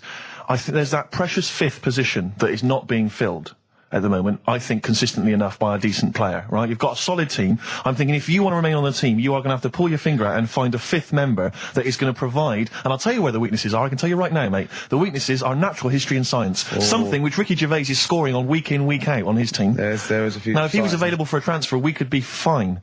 But we've got to find someone to fill in that space. Otherwise, I'm either going to quit, or you're going to have to step down. Because I don't think I can be on a team where there is these obvious deficiencies. There are visible deficiencies. And, the £10. That's £10. I'm not made of money. That's once a month. I've seen him depressed for 2 hours when he lost £20 at a casino after 5 hours playing. Don't bring that back. Don't bring up that again. Yeah. That story. He doesn't like wasting money, Carl. You know that. What do you think? What's the solution? We've got to think proactively now. We've got to sort this out. See, there's always other things going on in my mind when I'm in that pub quiz. For me, it's just a little bit of fun. Sure. It's a night out. Do you know what I mean? Suzanne enjoys it. Yeah. It's a bit of a get-together. We have a chat beforehand. Yeah. We have a bit of fun. Yeah. But there was other things on my mind. What were you Carl, thinking? I could do that here. I don't have to lose a tenner. Wait, what were you thinking during the quiz then, when the questions were coming out? What were you thinking of? Well, what it was, right, just before the quiz started, I had to go to the toilet, right, because the rule is, right, people who don't go to it, once it starts, phones off, no more toilet. They take it dead serious, don't they, right? Yeah. So, I went to the toilet. Now, I'm not being out of order here, it just got me thinking, right? I went to the toilet. The gay fella in there, right? There was a gay fella in there. Gay fella in the toilet. Now, How could you tell? How did you know? just typical, you know, everything about it, right? Everything about it, right, yeah. Oh. What, large handlebar moustache, leather cap. Butt plugs, amyl nitrate. Could I just say that these views do not reflect the views of the management of XFM or me and Steve. Or most of the people in this country. Go on, Carl. What's your problem? Yeah, but this is what I'm worried about, really. But this is why I only got Danny Minogue right.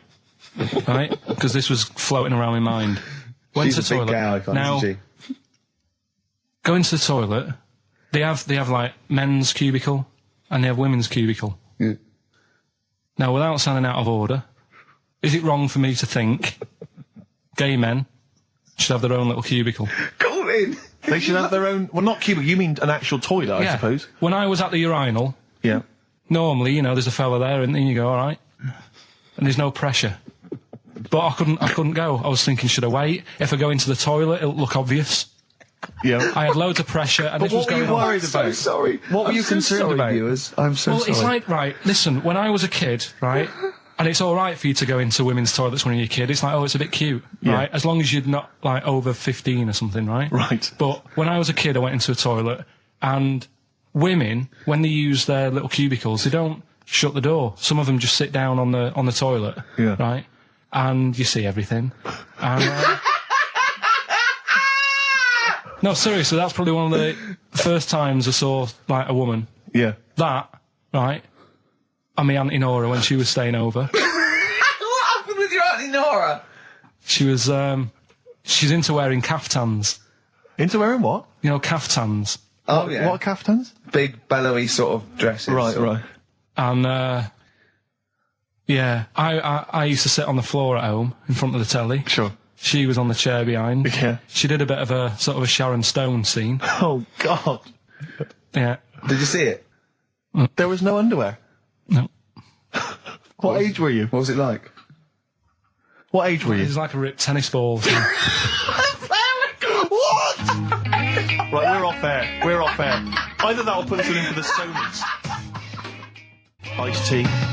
That's how I'm living. Bit of old school hip hop. Where's our tea? All right. Good point, yeah. Go make me a cup of coffee or something. Well, before you do that, can I just qualify something? I'm a little bit concerned about your toilet discussion. What exactly is your point again? I was just a bit bemused. You see, it's a tricky one. All I'm saying is, right, there I was at the pub quiz. I go to the toilet, not thinking about anything. I try to go, right? There's a little gay fella next to me. I love this little gay fella. Now, the weird thing is, there's nothing stopping him having a little glance, right? Because he's allowed in the fella's toilet. Yeah. Now, I'm not allowed to go into the woman's toilet and have a little look round. Right. So all I'm saying is, should they have another toilet area? What, for gay people? Yeah. And so this would be gay men and lesbians?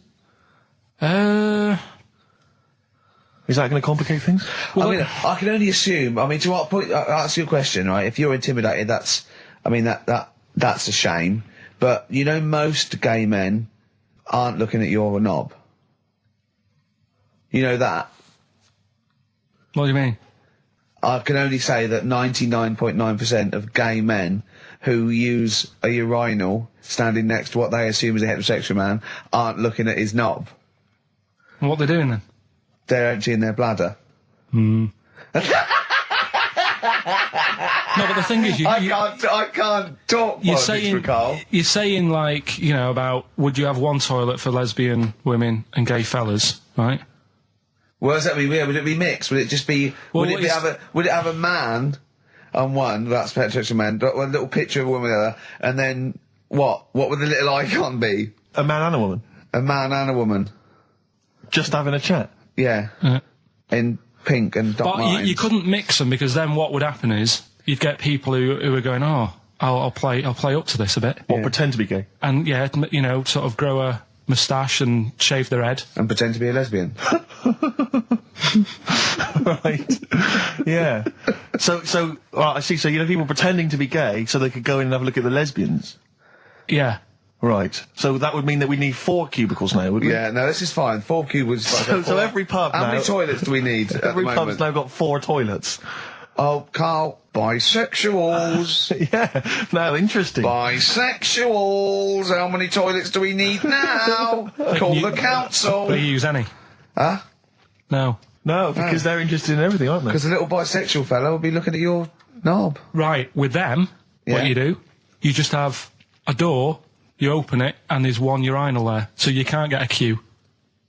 They have to sort of wait. I just thought that, well, why can't there just be a thing between the urinals so no one can look at anyone else's knob? Wait a minute. Just to go back to Ricky's point, what stops, even if we've got the toilet for gay men, what stops the gay men who want to have a look at your willy going in the regular toilet and pretending that they're straight? Most men don't Who is going to police this? wear gay across their No, head. exactly. They don't have a tattoo. There's no branding yet in the British house where they have to declare. So we're going to have to expand this. What so we've do all you- got to carry identity Do you know cards. you can see a gay, can you? Coming a mile off. No? No, I'll just hold it in next time. No. Can you tell gay men? Do you know a gay man? I'd say probably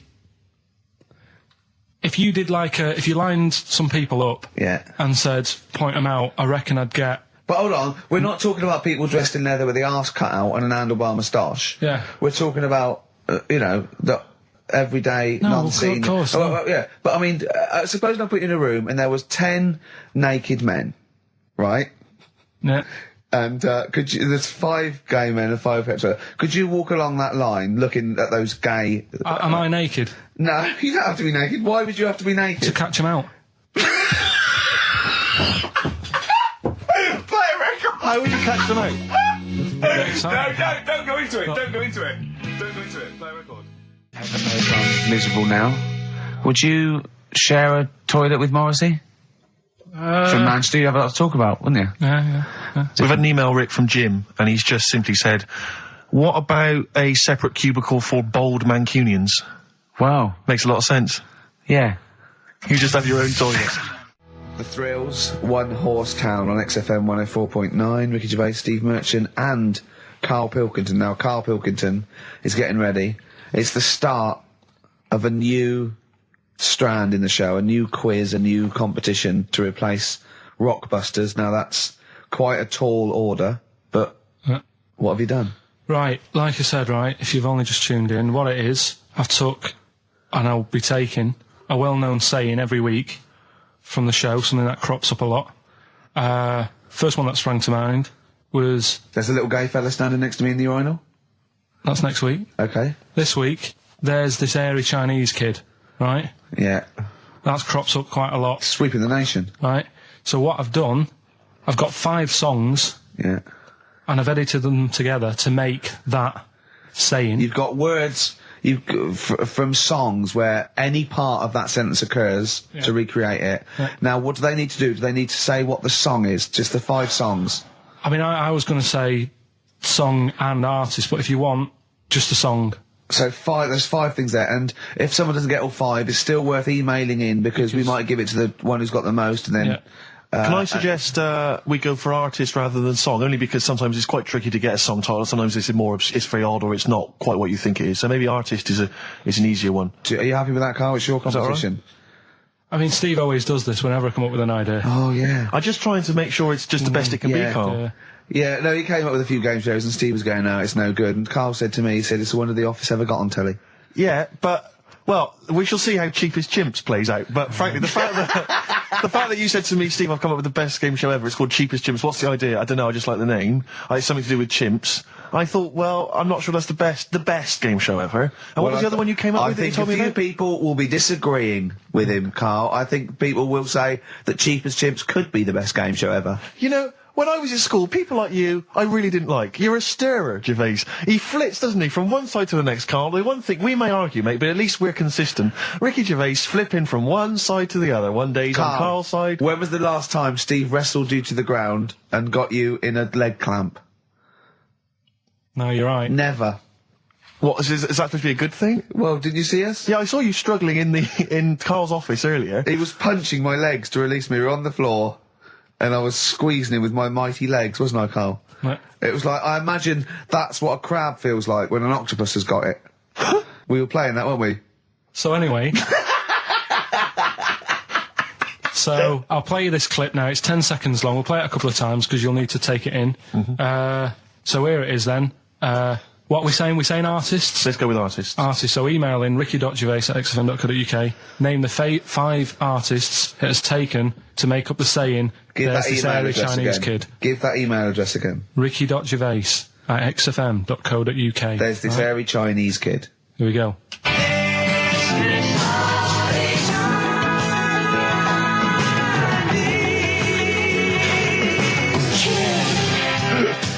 Play it again. Play it again. Here we go.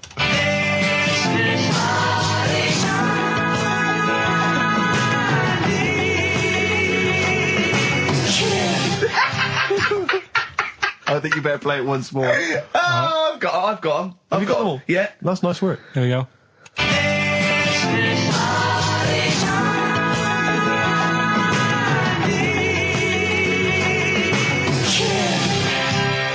I can just remind you now that the prizes include a Red Dwarf DVD, Marion and Jeff, the first series of that on VHS, a Live Forever Britpop CD, and also the very best of Led Zeppelin. Let's play one of those actually while we're here. Brilliant rock and roll. One of the prizes on Carl's competition this week is the very best of Led Zeppelin. That's obviously rock and roll. We've also got a Live Forever Britpop CD, Marion and Jeff, and Red Dwarf. And should we play it again? So people There's have got this another airy chance? Chinese kid. Who are the artists? Here we go.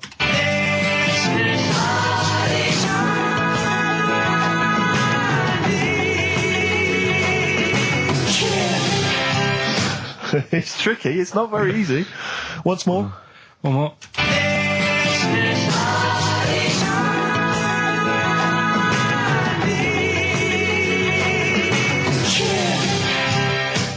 Well, there you go. Ricky.gervais@xfm.co.uk. Those prizes can be yours. I, at the quiz, also discovered, of course, and I don't know, I'm just intrigued to know, Carl, I'm just intrigued to know, it was your girlfriend's birthday, wasn't it? Earlier in the week? Or last week? On Monday, yeah. And, I mean, obviously it was a triumph with the stuff you got her for Christmas. The condoms. The box of condoms. Box set of condoms. Oh, yeah. Not just the singles, the whole set. Yeah, a complete collection. Brilliant. So what did you go for this What time? did you get her? Yeah, but... No, but it's her birthday. How long have you been together? About 9 years. Okay, so, God, it must cost you so much. No, but it starts getting tricky, doesn't it? Because I spoiled her a lot in the first few years. Yeah. So then Here's a packet of rubber bands. Enjoy them. Oh. Well, it's what she wanted. Okay. I mean, you're making out as if... No, everyone wants paper clips. Come on, what did you get her? Got her a new pair of gloves. Right. All right, well. And? What, nice leather ones from Selfridges or Harrods or something? They were good ones, the sort she likes, so... They weren't... Well, they weren't the little woolen ones that she had. Yeah. I thought that was a joke when she said he got me these, because I laughed. No, I know that's... The one she did have, When they said it was his birthday, right, it was her birthday Monday, and me and Steve wanted to get her, and she went, he got me these, because she had those little woolen gloves on. I laughed, because I thought she was joking, Carl. That's what she wanted. Right. I've told you before about buying presents. Did those gloves have your name sewn in them? And a piece of string that ran over the back of your duffel coat? You know, I've never been into getting presents and that. I had the problem at that Christmas one, that time with the Victoria Plum. Yeah, we'd hate that. We'd hate to bring that back. We've done that. Because you talked about the book, because it's kind of to do with your dad, isn't it? He's a very bad gift buyer, was that the problem? Well, yeah, my dad's I mean, my dad just wouldn't bother. It was my mum who sort of made an effort, and she sort of worked out half of what I wanted, then she left it to me dad to get it off someone, see if he could get one cheap or whatever. I love the fact that usually people talk about, like, drinking heavily or violent abuse, right? Yeah. But here's what he's been left with and scarred with from parents is bad gift buying. Yeah, and that's the Victoria Plum incident. In the greater scheme of things in the world, that's not a bad thing to have, is it? There was this, this is what it's like about getting presents and stuff, right? With my mum and dad. Go on. My mate, Colin, right? Colin Bailey, right? Yeah. He had a little Sinclair Spectrum, right? Yeah. Computer, which was like the thing to have at that time, right? Yeah. Used to always go round to his house. The deal was... Not the one you had to play through the window because you weren't allowed No, that's another lad. Oh, right? yeah. This is a different lad. And the deal was, he came to our house and my mum gave him a pie.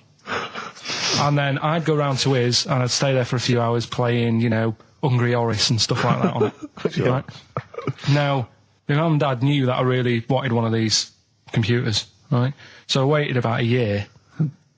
Came round to Christmas Day. I thought, I reckon might have one. Turned out they bought me the wrong one. They bought me a ZX81 instead of a Spectrum, right? And Christmas Day, I'm there trying to load the games up. It's not working. I'm thinking, what's wrong, right? And the thing with me, when I was a kid, I used to get quite sort of agitated. This is the moment. Right? I found out that it needed a RAM pack to make it work. Right? Looking in the thing and it's saying, and make sure you put your RAM pack in the back.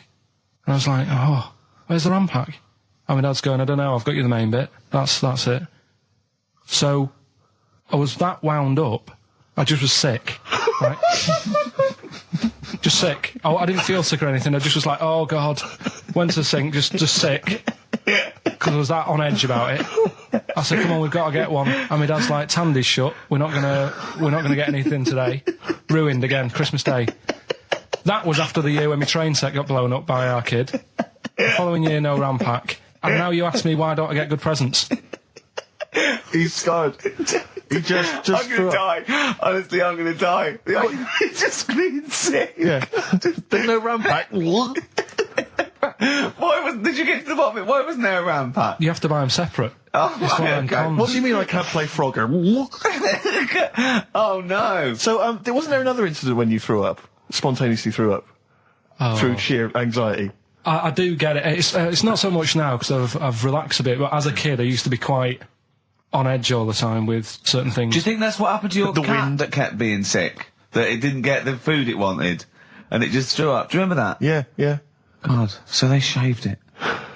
Yeah, but again, you see, the cat thing, I mean, it's mad. I was thinking about it the other day, right? I used to think I had quite a normal upbringing.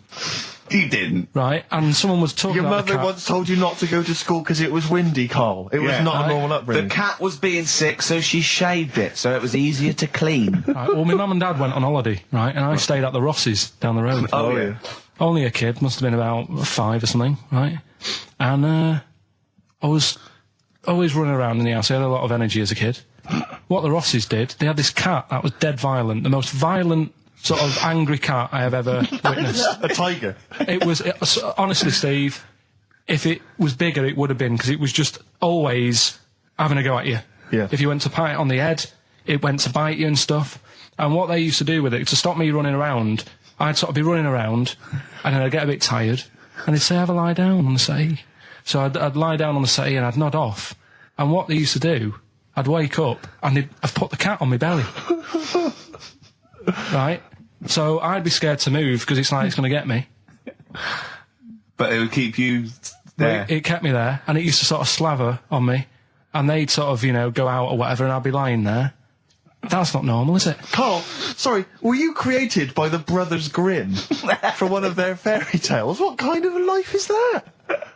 A cat paperweight to keep Carl in place. He keeps blowing around. It's windy.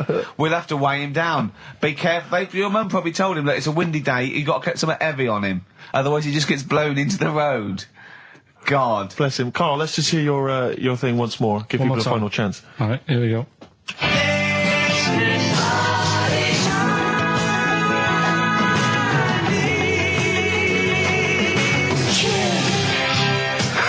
Ricky.gervais@xfm.co.uk. Strokes someday. Do email in if you've got any of these, because most people have only got 3 out of the 5. Only one person's got 4, and they haven't got the second bit, the this of there's this airy Chinese kid. I reckon if you've got that, I realise that I've only got 4. I got that one wrong, so that's the one to get. All right? Ooh, those chili peppers are quite hot. Can't stop. XFM 104.9. I'm Ricky Gervais. With me, Steve Merchant and Karl Pilkington. All right. Karl, you know what the time is? Bong. Monkey news. Yeah. Right. Imagine if Trevor McDonald started like this. Yeah. There's been a lot of stuff going on that with monkeys. Oh, yeah? I was mentioning earlier how we're sort of making the feature grow a bit, right? So I'm thinking, I haven't told you, Steve, either. I've actually been asked to write a thing about monkeys. A poem? No, for a magazine called something Apes. Right. They want me to do like a column, 500 words About monkeys? Anything I want on monkeys. Anything. What are you going to write? Don't know. Think about it. Well, give him a typewriter. We'll come up with Shakespeare eventually. Yeah. You could write about that. Why didn't you write about that? The fact that you don't believe it. You don't believe that an infinite number of monkeys could type with Shakespeare? Because you reckon most of them hadn't read Shakespeare, so they wouldn't know some of the spellings. Exactly. It wouldn't happen. You idiot. Get on with it. All right. There's been a few things, but one that springs to mind is they found a load of monkeys somewhere. Right? This is brilliant. Yeah. I mean, imagine this if this was news. Yeah. Go on. Where? Somewhere. I think it was in 17th century?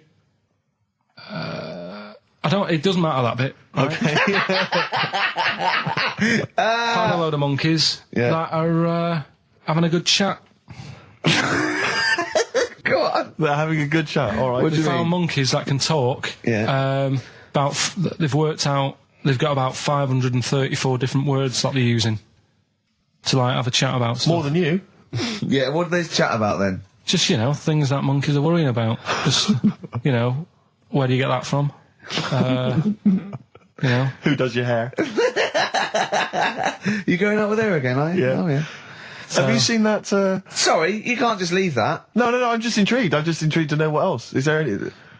No, were I mean, that were they was- discussing the humanity? Did you see that programme on Channel 5? Yeah. He can walk upright. Yeah. was good, But wasn't I mean, Did you see how well do you mean hung he they was? taught them? They taught themselves this language.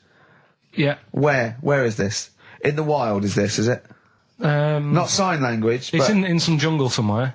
They found these monkeys. He heard some explorer was over there, cutting through the woods and that. and he heard his name, Heard and he thought, "That's what he went. What do you want, Ronnie?" It wasn't me. I didn't say. Yeah. I didn't say. "Oh, it's Snodgrass. Where'd you get that gun?" Yeah, exactly. Well, there's only me and you here. Yeah. It's weird, isn't it? No, it's not weird. It's not true. Well, right, come on then. What's next? Once again, what I'm thinking. Well, I mean, that did happen. So, well, And to sort of add to that feature, that's not true. we're doing Cheapest Chimps. Right. Can I just say now to the audience, if you thought that Rockbusters was bad, if you thought that piece of rubbish earlier about the Chinese hairy kid was bad, I'm suspecting this is going to be really not very good at all. I'm just pointing the finger. What do you think of it? What do you think of his negativity, Karl? He keeps doing it.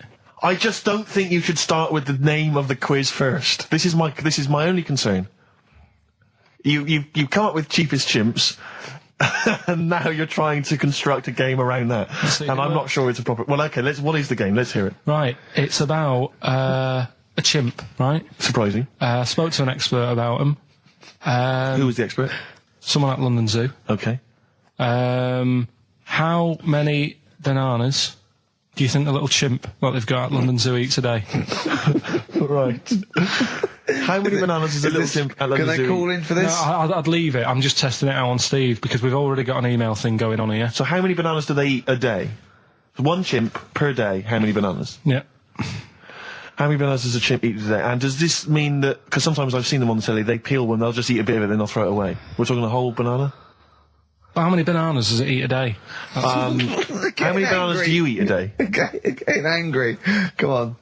Well, I'll try and have 2 if I've got time, but I'm pretty busy. Well, I'll go swinging on your tyre.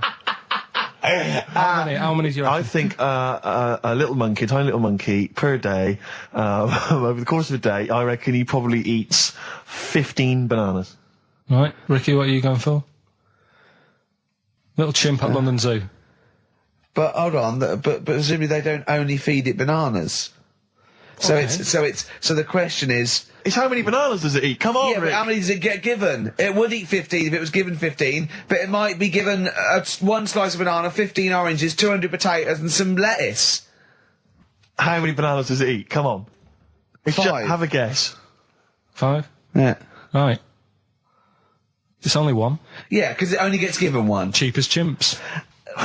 What? So it's pretty cheap to have a chimp. Right. I'm on your side now, Steve. I don't understand what happened then. So at the end of it, you always shout cheap as chimps. Is that what? That's the quiz, is it? Oh, play a record. Wait, so is that it? Is that seriously Is that it? Was that the first instalment of Cheap as Chimps? Yeah. We'll have to see what the press say about this. And why does it only eat one banana? Because it only gets given one banana. I think that's all it wants. No. So you don't even know. You didn't even bother to No, ask him. it wouldn't just get given one banana and nothing else. It would get given banana and then lots of other stuff like apples, oranges, carrots. It would get given a balanced diet. Cigars.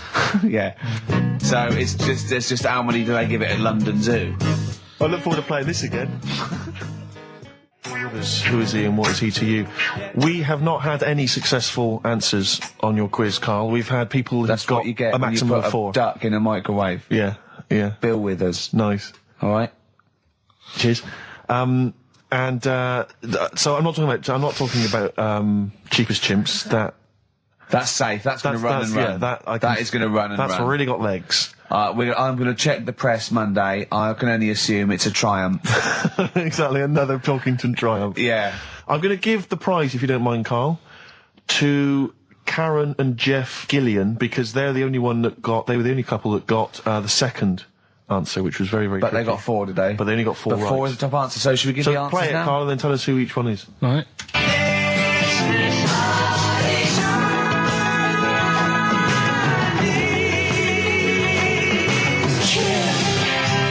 So there you go. I didn't know the second one. There's Play it this again. very Chinese kid.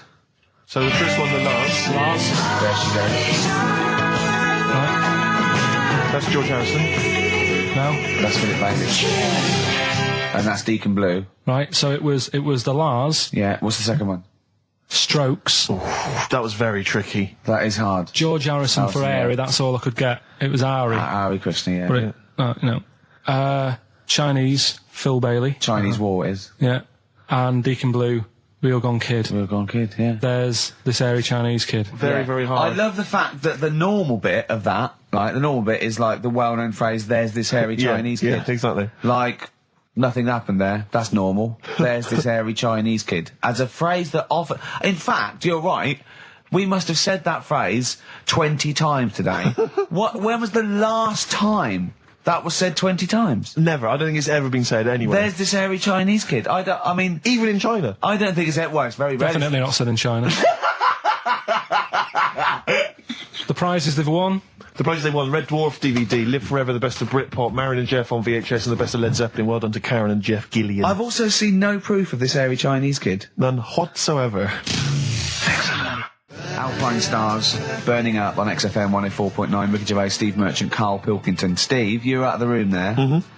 Carl took a phone call from someone. Okay. He's found a cellmate. Right. Not a soulmate. I think one day they will be cellmates. Yes. Because he's just like, he loves everything Carl loves, and he was telling Carl stuff, and Carl's face was lighting up. Yeah. He's told him of 2 Russian kids in the circus. They're covered in hair, and their mum tells them off because they're covered in fleas. Carl said, see, that annoys me again, innit? They do something else. And the bloke went, yeah, they should just make money out of being hairy. And Carl went, exactly. And he said, have you heard of the 3-legged juggler? And the bloke went, no, what's that? He went, that annoys me as well. Because he thinks they shouldn't have done juggling, they should have done football. Do you know what I mean, though, Steve? What do you mean a 3-legged juggler? What are you talking He's a about? famous 3-legged juggler. Oh, he's mega famous. He's like the Beckham of wherever he's from. But the other day I was looking in, I don't know, Bizarre magazine or something, right? And there was this fella who, he had no arms. So you saw a picture of him, his job was fixing watches, did it with his feet. Go on. Well, it's just why pick the most hardest job to do when you haven't got any hands? Crush grapes. Or... Do you know what I mean? That annoys me. Oh, crush grapes! Imagine him being told that, and he comes into the careers advisory where I go, now, what do you want to do, Hargreaves? Make watches? Right, take a look at your arms. Crush grapes, mate. Sorry? You're a grape crusher. Next. Brilliant.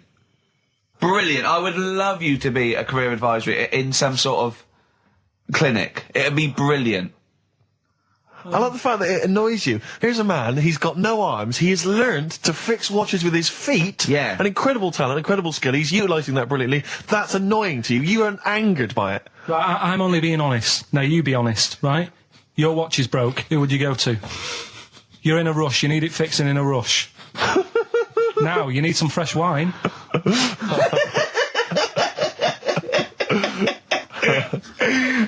Be honest. Oh, you're amazing. But what's this thing that you've been talking about, this video? Freaks, right. It was a thing that was banned for like 50 years. I think it's been taken off again, but I don't know why, if it's just been deleted, right? It's a quest. If anyone out there has got a copy of Freaks on DVD or VHS, can Karl borrow it, please? I mean, I almost want to set up a camera to see him watching it. It's absolutely real. They used people in the circus of the time. I think it's the 20s or 30s of the Depression. And there's people, there's coneheads, there's a bearded lady, all genuine. There's a bloke they call the human slug who's got no arms and no legs, Karl. And he's just there, and he rolls a cigarette and lights it with his mouth. I think I've seen his brother, who isn't called the human slug, is called the pillow. Right. How does he make a living? He, Does anyone want to meet Karl for money? Do you know what I mean? Like that, the annoying thing was, right, there was a picture of him. I was going to put it on I think I've seen his brother. on our website, we put things up like this, right? If you go to ricky.gervais at xfm.co.uk / What? You put things like that on my website? It's nothing to do with me. I want people to know that website is not kept or looked at by me. So, what have you put on there? There's a fella on there who's known as the pillow.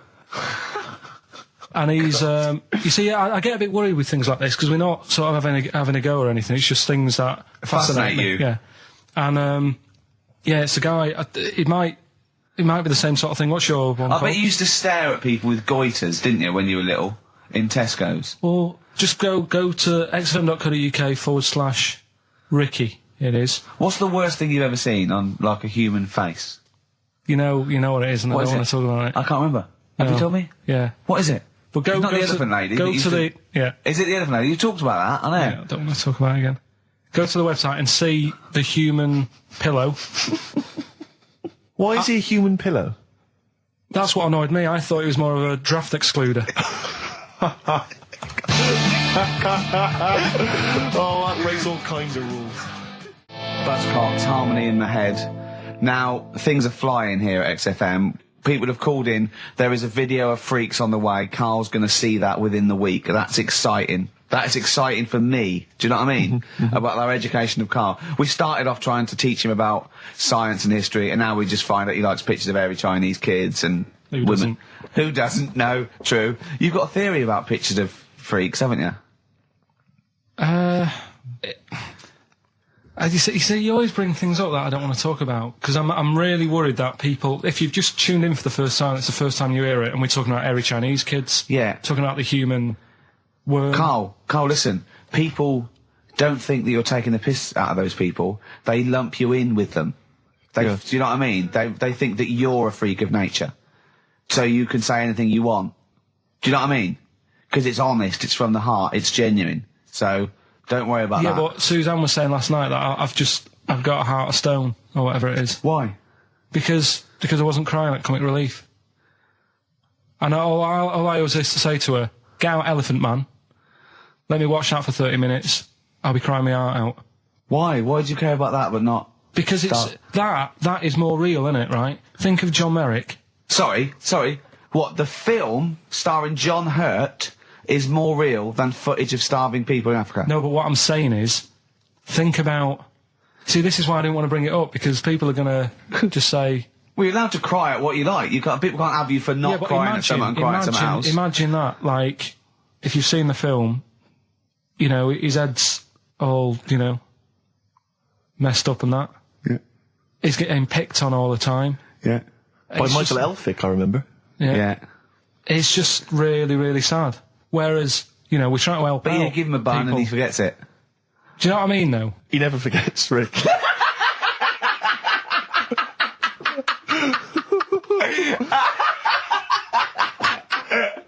Oh, dear. Anyway. Oh, God. We're giving away stuff again. Yeah. Time Tell me your theory about freaks who have their picture taken. No, I'd leave it.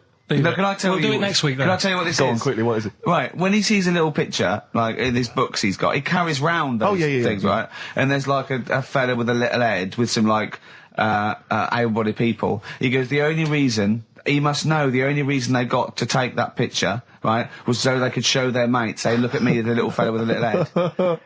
That's his theory. Yeah. So every picture of a freak, they're being... Steve, let me describe the picture to you. This little fella with a little head. Right.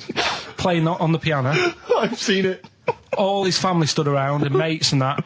When have you ever seen a picture of someone playing the piano and everybody wants to be in on it? Doesn't happen. Maybe it was one of those kind of Christmas cards they sent out to everyone. It wasn't. You could see one of them was like in a rush to go away. He was probably planned to go out, and he was like, "But they were taking a picture. It's I'll be in it then before I go out." And it was all. He's out of order. Yeah. If you say, do you know the one? I do know the one you mean. Yeah. Go, what about the one in the when you went down to Cornwall in that little We'll pub? talk about that next week. What you want to get on, do you? Yeah, right. We've got to give away another prize. Yes, you lucky people. For those of you that haven't seen it and do not have the requisite £4.99 to buy it yourselves, you can win on VHS cassette, panned and scanned. Billy Elliot, the special edition, includes bonus documentary, The Billy Elliot Boy. Oh, and, I'd like to see how they really sort of made that film. Exactly. Well, it's the hit film Billy Elliot, and you can win that on VHS. Because Carl, I assume you have included yourself in an excerpt from the movie. Taking a scene from the film. Who do you play, Billy? I'm playing the part of Billy. Brilliant. And we'll have a question at the end of it. Come on. Brilliant. 2, 3 part of all way and go. Alright.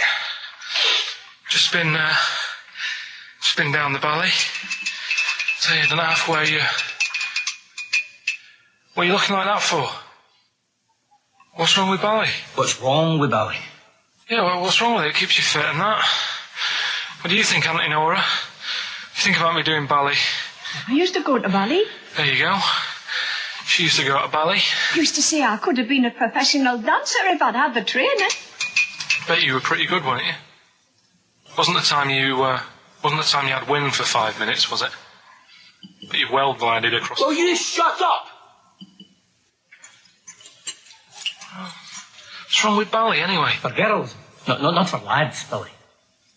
Lads do football or... Well, I've done that, yeah. Boxing or... Did that for a couple of weeks, so... Wrestling? Wrestling? Yeah, wrestling, yeah. Oh, friggin' Bally. Well... Don't worry about it, anyway.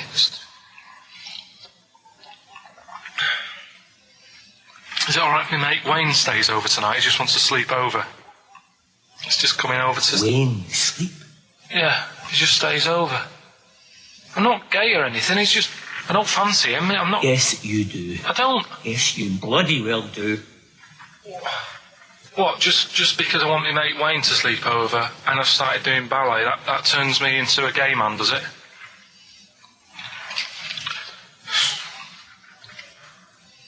You haven't seen my Village People album lying around. You're asking for a hiding. Just joking, just having a laugh. Just didn't mean... I've had enough in here, I'm going out. No, from now on, you stay here, you look after your nana. Got it? Yeah. Good. Alright. Well, there it is. What's the question? Powerful. I'd like to know, what was the name of the actor that Karl was taking the role of? Does that make sense? That's not grammatically quite right, but anyway, that's fine. Who was the young lad that Karl was taking the place of there? Name of the actor, not the character. And just email in ricky.gervais@xfm.co.uk. You can win yourself. You gotta be fast. You can win yourself a VHS edition of Billy Elliot worth £4.99 price. I'm going to leave the sticker on, which has actually got the price on. Brilliant. I'll leave that on so you know just what you've got in you. Foo Fighters. No, it's not. Yes, it is. Feeder. Yeah. I don't know what I'm doing now. Why have we got to stop? Sorry, we just had an argument then. Why have we got to stop at 5-2? It's just the football's on, isn't it? So what can we do? We can do a link here, and then we can play. We'll play a song, do a little. What about chat. the competition? We got to announce the competition. Well, Steve. Well, I can tell you right now that there's only 2 people, it would appear, that are interested in a VHS copy of Billy Elliot. That's how mediocre that gift and that prize is, Karl. I don't know if you want to learn from that. Yeah. But I'm going to give this one to MJ McKay, who has correctly identified that you were taking the part of Jamie Bell in Billy Elliot. So, well done. Right, just forward me that and I'll sort that out. We'll get the video. What film are you doing next week? Dunno, I've got been out and bought a couple, got Silence of the Lambs I can do something with. Right. Bought Fight Club, but it's a bit difficult. Always open to suggestions and that, so you got any favourite films? What about the 1930s film Freaks? Oh. Can't wait. I cannot wait for your... Brilliant, that'd be good. Excited about that. Why don't you do a film review of that next week as well? Yeah, well, it depends. If the fella, if anyone's got it, just send it in. I'll send it you back once I've watched it. So that'd be good. Next week we'll do... Oh, please tell me there's going to be more Cheap as Chimps. Yeah. Oh, thank goodness. We'll see what the press say. We'll see what the press say about that. Looking forward to that. Do you know, like, you're always having a go at my ideas? Yeah. Little, cheapest chimps you put down. Mm-hmm. Again, I normally come up with these because you don't come up with a competition idea. Sure. Yeah. He's done him again. Yeah. Well, cheapest chimps, mine, you're dissing it. Yeah. Rockbusters, one of the most successful competitions ever. Uh-huh. And he means in the world, not just on XFM. Yeah. You put that down. Yep. Right. What are you thinking about this, right? I was watching Comic Relief last night. Came up with an idea. Mm-hmm. Right. You get Jono. Okay. Jono Coleman, yeah. Say Vanessa Feltz. Mm-hmm. Maybe, Dawn French, because she'd be around for that. And then get them all in a room for Comic Relief. And what you do, put a cake in front of them. Yeah. Right? And like, you don't feed them. And like, they're going, oh, I'd love a bit of that cake. Right? It's called Famine Academy. Right. Right? Whilst they lose pounds, they get pounds. Right. What do you think? Play a record, Karl. Well... I love it, Again. I love it, Carl. Yeah, again. Small Faces, All or Nothing, finishing this week's edition of the show. Is that because Karl would love to see pictures of people with small faces? Very small faces, yeah. He'd love anything, wouldn't it? Anything. Brilliant. Oh, I'll tell you what, go in the basement of Waterstones or Foyles, right, and go down to the books with, sort of congenital illnesses. You'll see some brilliant pictures, I'll tell you. Hot tip of the day there. Yeah, good advice. XFM 104.9. If you're at a loose end this afternoon...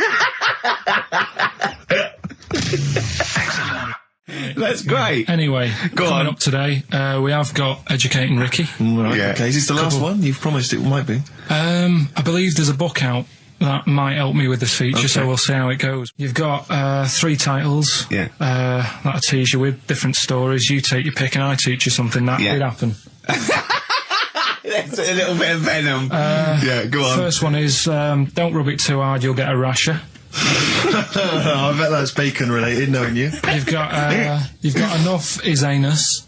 Say that again. Enough is anus. Enough is enough. Well, but it's changed to enough is an anus. Yeah. And you've got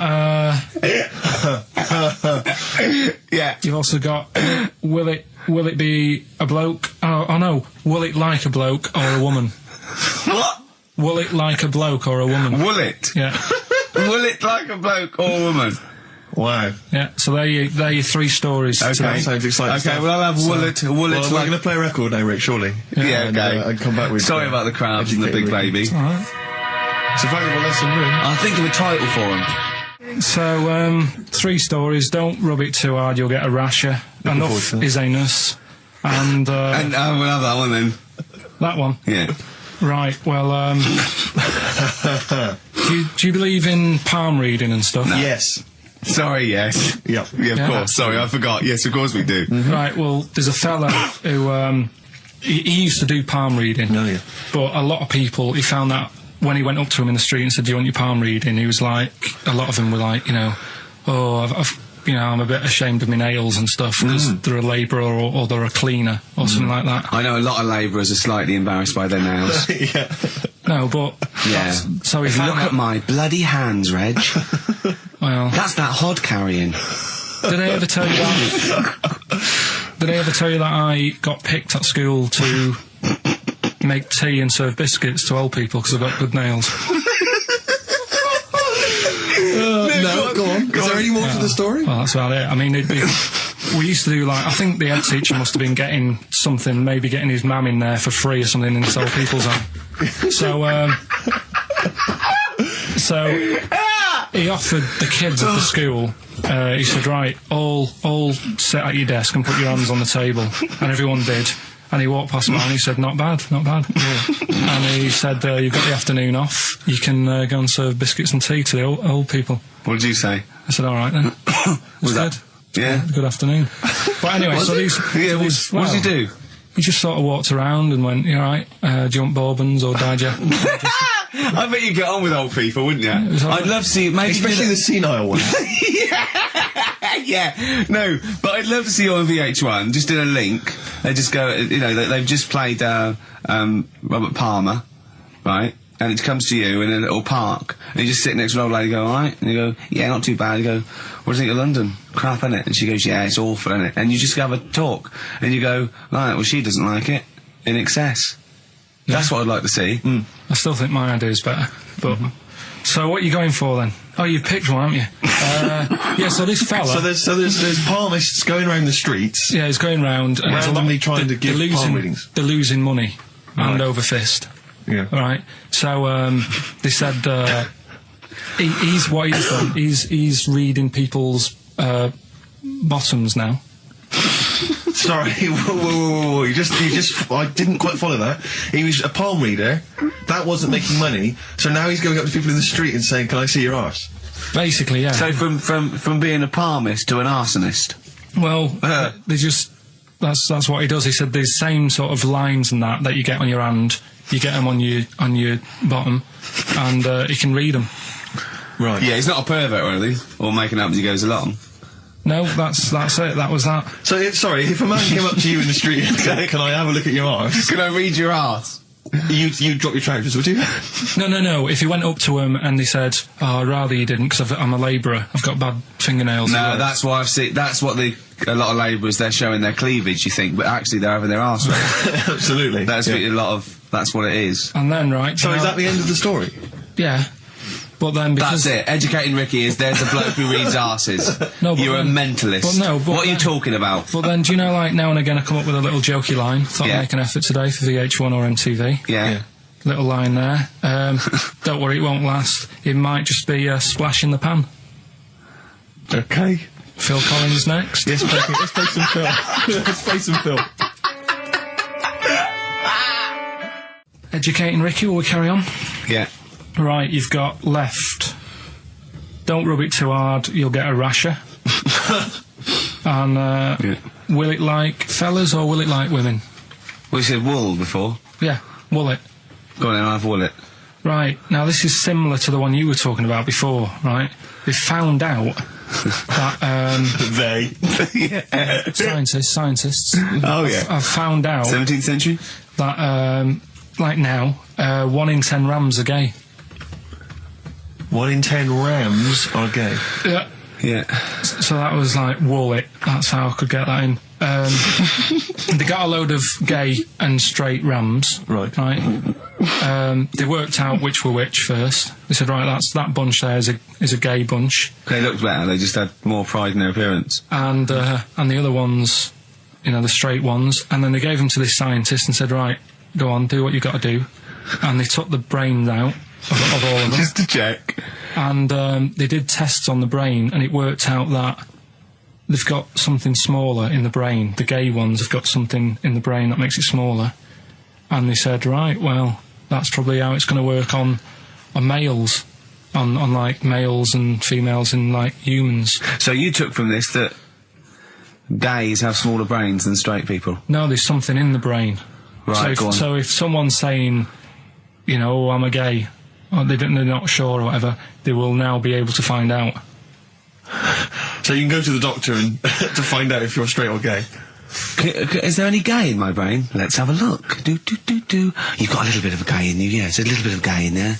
Yes, you've got the, you've got a little bent cell there. Well, that's why they did it, anyway.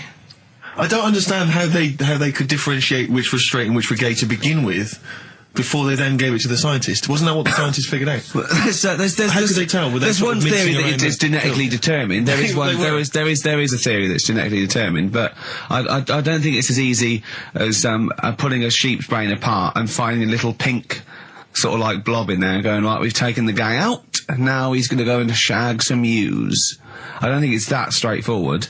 Although homosexuality does occur at a similar sort of rate in animals, I think. Yeah. Yeah. So you knew that, didn't you? So that's that one. I mean, I just like the idea of the farmer figuring out which is straight and gay. Well, that one's wearing quite a camp-looking neckerchief. So I'm thinking maybe he's gay. Is that? Yeah. I love the fact they can. That one's a big fan of Sophie Ellis-Bextor. Yeah. They put on ABBA and see which ones dance. Exactly, That's how they. Which one? Yeah. Put on like Barbra Streisand and see which ones sing along.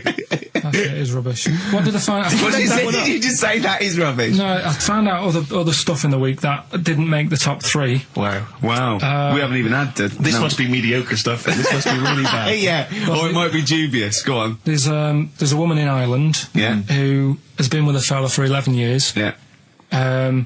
She always saying to him, you know, when are we going to get married and that? And he's like, oh, we don't need to. You know, we're happy and that. Do you know, like I am with Suzanne, it's like, there's no point, really. Unless you have a kid, I don't think you need to, do you? Right. So, he was like, we'll do it in time and all that. Anyway, he comes home from work one day, says, oh, go on then, we'll get married. She was so shocked, her hair fell out. Did you get that? Wow. So that's extraordinary. What did he say? Oh, I'm not marrying you, Baldy. Yeah. Well, she was so shocked her hair fell out. Yeah. I love the idea of it just going to the ground. Fell out. Yeah. Yeah, what else? Right, that's rubbish. That's rubbish. That's rubbish. Next. You've also got, it's weird, isn't it, Rick, that the stories that we made up are more plausible than the facts he's actually giving I think we us. tried too hard. I think we tried to... That's what he's willing to believe. He's willing to believe that a woman's hair fell out when her husband came out and said, let's get married then.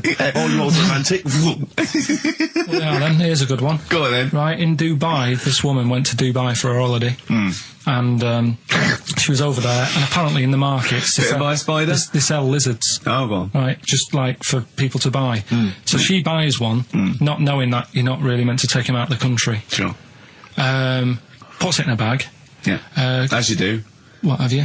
And then she gets to the airport when she's going home. She's thinking, I can't really leave it in my bag. Yeah. So she puts it on her head. On her head? Wears it as a hat. She wore the lizard as a hat? Yeah. People on the plane were just like, yeah, everything's fine. You know, they're doing the cross checks and that. Yeah. Have you got your seatbelt on? Yeah. There's a woman there with a lizard hat. Everything's going well. She gets off the plane at Manchester Airport. Lizard sticks its tongue out. Yeah. The air hostess says, what are you doing with that? She goes, I've had it. Lizard said, I just found her in Dubai. They said, I've had this with me all journey. And they said, well, you shouldn't have done. And they took it off her. Yeah, I think that is true, actually. Yeah. Yeah.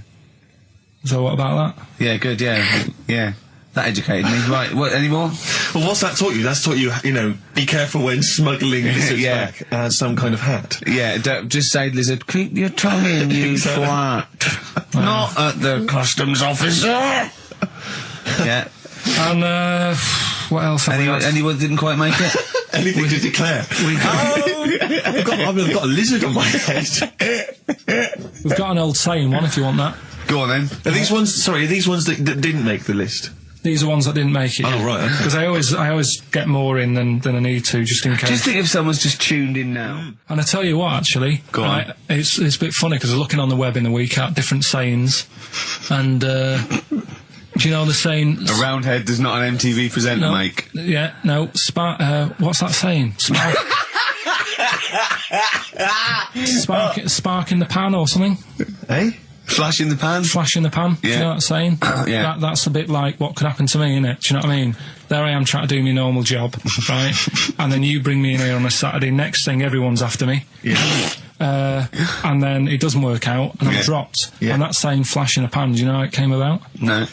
Do you know like how years ago they used to dig for gold? Gold. Yeah. Yeah. And they had like a little pan, Yeah. and they'd put the soil in, and they'd rub the soil. Yeah, and it's shone in the sun. Now and again, it shone in the sun, and they get all excited and were like, "Oh, brilliant, some gold!" And then they realised it was just the sun flashing in the pan. Yeah. And that's, do you know what I mean? Yeah. Yeah. So again, that's a bit weird. I saw that saying in the week, almost like a little thing saying, "Don't be getting carried away." Omen? So, well, makes you wonder. But anyway. Not really. So, last one. Yeah. Don't rub it too hard, you'll get a rasher. It's been a mess today, hasn't it? What do you mean it's been a mess? It's been a mess. What has? This. What? The show? Yeah. How has it been any worse? It's just all over the place. There's no sort of, it's not tight like it normally is. And she'll be going away with this, thinking that's what the show would be like. She listens on to the show. MTV. She knows it's a shambles every week. Go on. Well, don't rub it too hard, you'll get a rasher. Yeah. Do you know the saying, ham it up?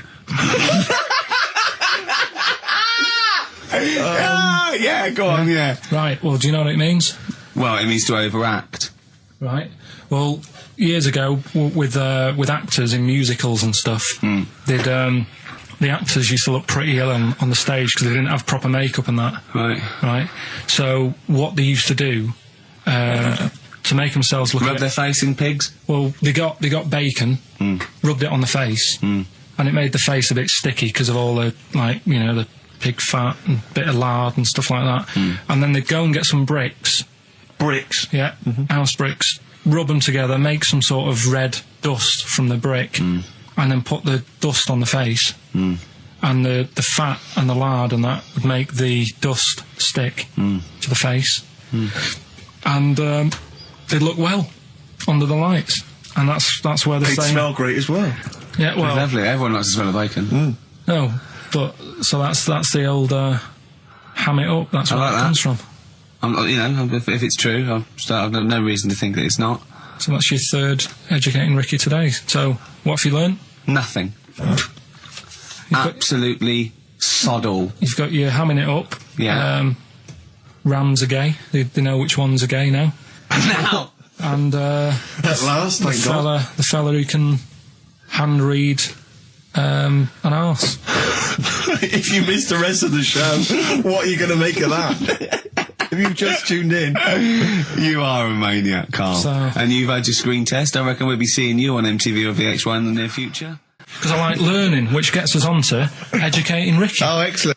We've had a good year of stuff, teaching We you have, stuff. Yeah, I've learned a lot. Can you remember any of the Of course I highlights? can. There was a deaf girl and she hit her head and she could hear. Yeah. There was also some people who ate tomatoes thought they were poisonous on lead. There was also a doctor who gave a blood transfusion with some parrots from the pet store. Yeah.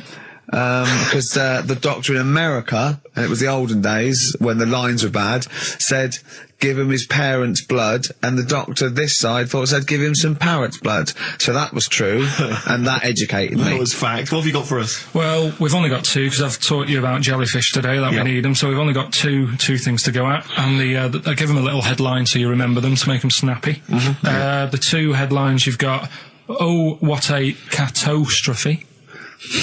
Okay. And the second one is, well, you'd think it beat Bughead, wouldn't you? What? Well, you'd think it beat Bughead, wouldn't you? You'd think it beat No, you'd think it be.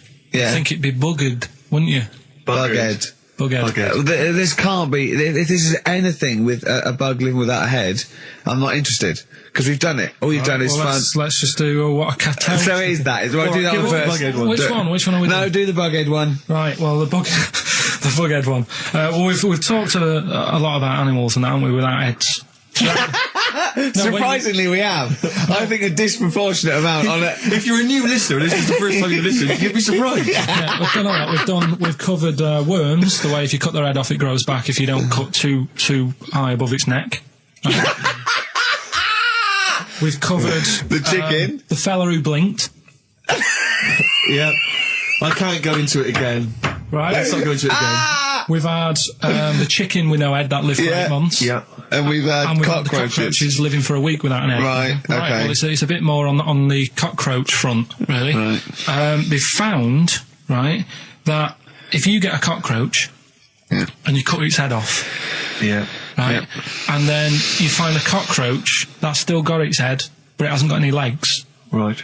right, it's not over for both of them, right? Because what you can do, you get the one that's got the legs Right. with no head, sort of running around, get the one with the head, sit it on top of it, Right. get a little tube, Okay. so that the fluids... So is this auntie's go out of the Let him room? finish. This is like Blue Peter. Let him You could get this for Christmas. Right, you get Yeah. a little tube, you sit that on top so the bodily fluids are still running between the two. Right. The head of the one on the top will control the feet of the one on the bottom. Okay. What about Good. And will it continue to live? that? Yeah. Okay, you don't know that for sure, do you? You're just guessing. That was just a No, question out of the blue that's- he wasn't expecting. Yeah. Well, what do you think of that? Good, yeah, it's great. Yeah, just a primitive nervous system that can, yeah. Did you expect us to be more impressed and excited by that? Did you fall off your chair when you read that? Did you literally topple off? Going, Did you "Whoa, like a cartoon." think you were going to be the Frankenstein of the insect world? Yeah. No, I just was thinking if they can do that, you know, With them, can they do it with them, can they humans? Because I also did a bit of research course on. you did. Did you come to the sort of conclusion that apart from the moral aspect of it, that the human was probably more complicated than? Yeah, but do you know what I mean? Things move on, don't they? Do you know what I mean? Science, Rick. You know, I had Binatone as a kid. Now they've got PlayStation 2, and the difference in 10 years They is have amazing. found that if you lose your head, a cockroach can live normally on your body, but not the other way around. Your head on its cannot control its legs because it's too complicated It's for too your confusing. brain. So, yeah. So, Then other research, because I thought if you don't learn from that, I'll give you something else for free, right? Go on. Free. That they can clone people. The only reason they don't do it, right? Say if like Ricky needed a lung, right? They could clone you and make you the same. But the only reason they don't want to do it is because it'd be a bit horrible, wouldn't it? So and it would take sort of 18 years for me to get an adult lung. And there's all kinds of moral implications. yeah. What do you mean, yeah? You hadn't thought of that? So because lest we forget, Rick, he ended with the only reason they don't do it is because it's a bit horrible and that. Which scientist said that? Right, let's That's leave a that then. quote. Right. I'm just hang on. That's not it. That's not the other one. That's it. No. That was just, you know. We've got another one to come. Oh, I Teach us can't wait. the headline again. What was the headline The again? headline, oh, what a catastrophe. Looking forward to that. Mark. Yeah, a bit more counsel. This is from his covers album. This is called Snowbird.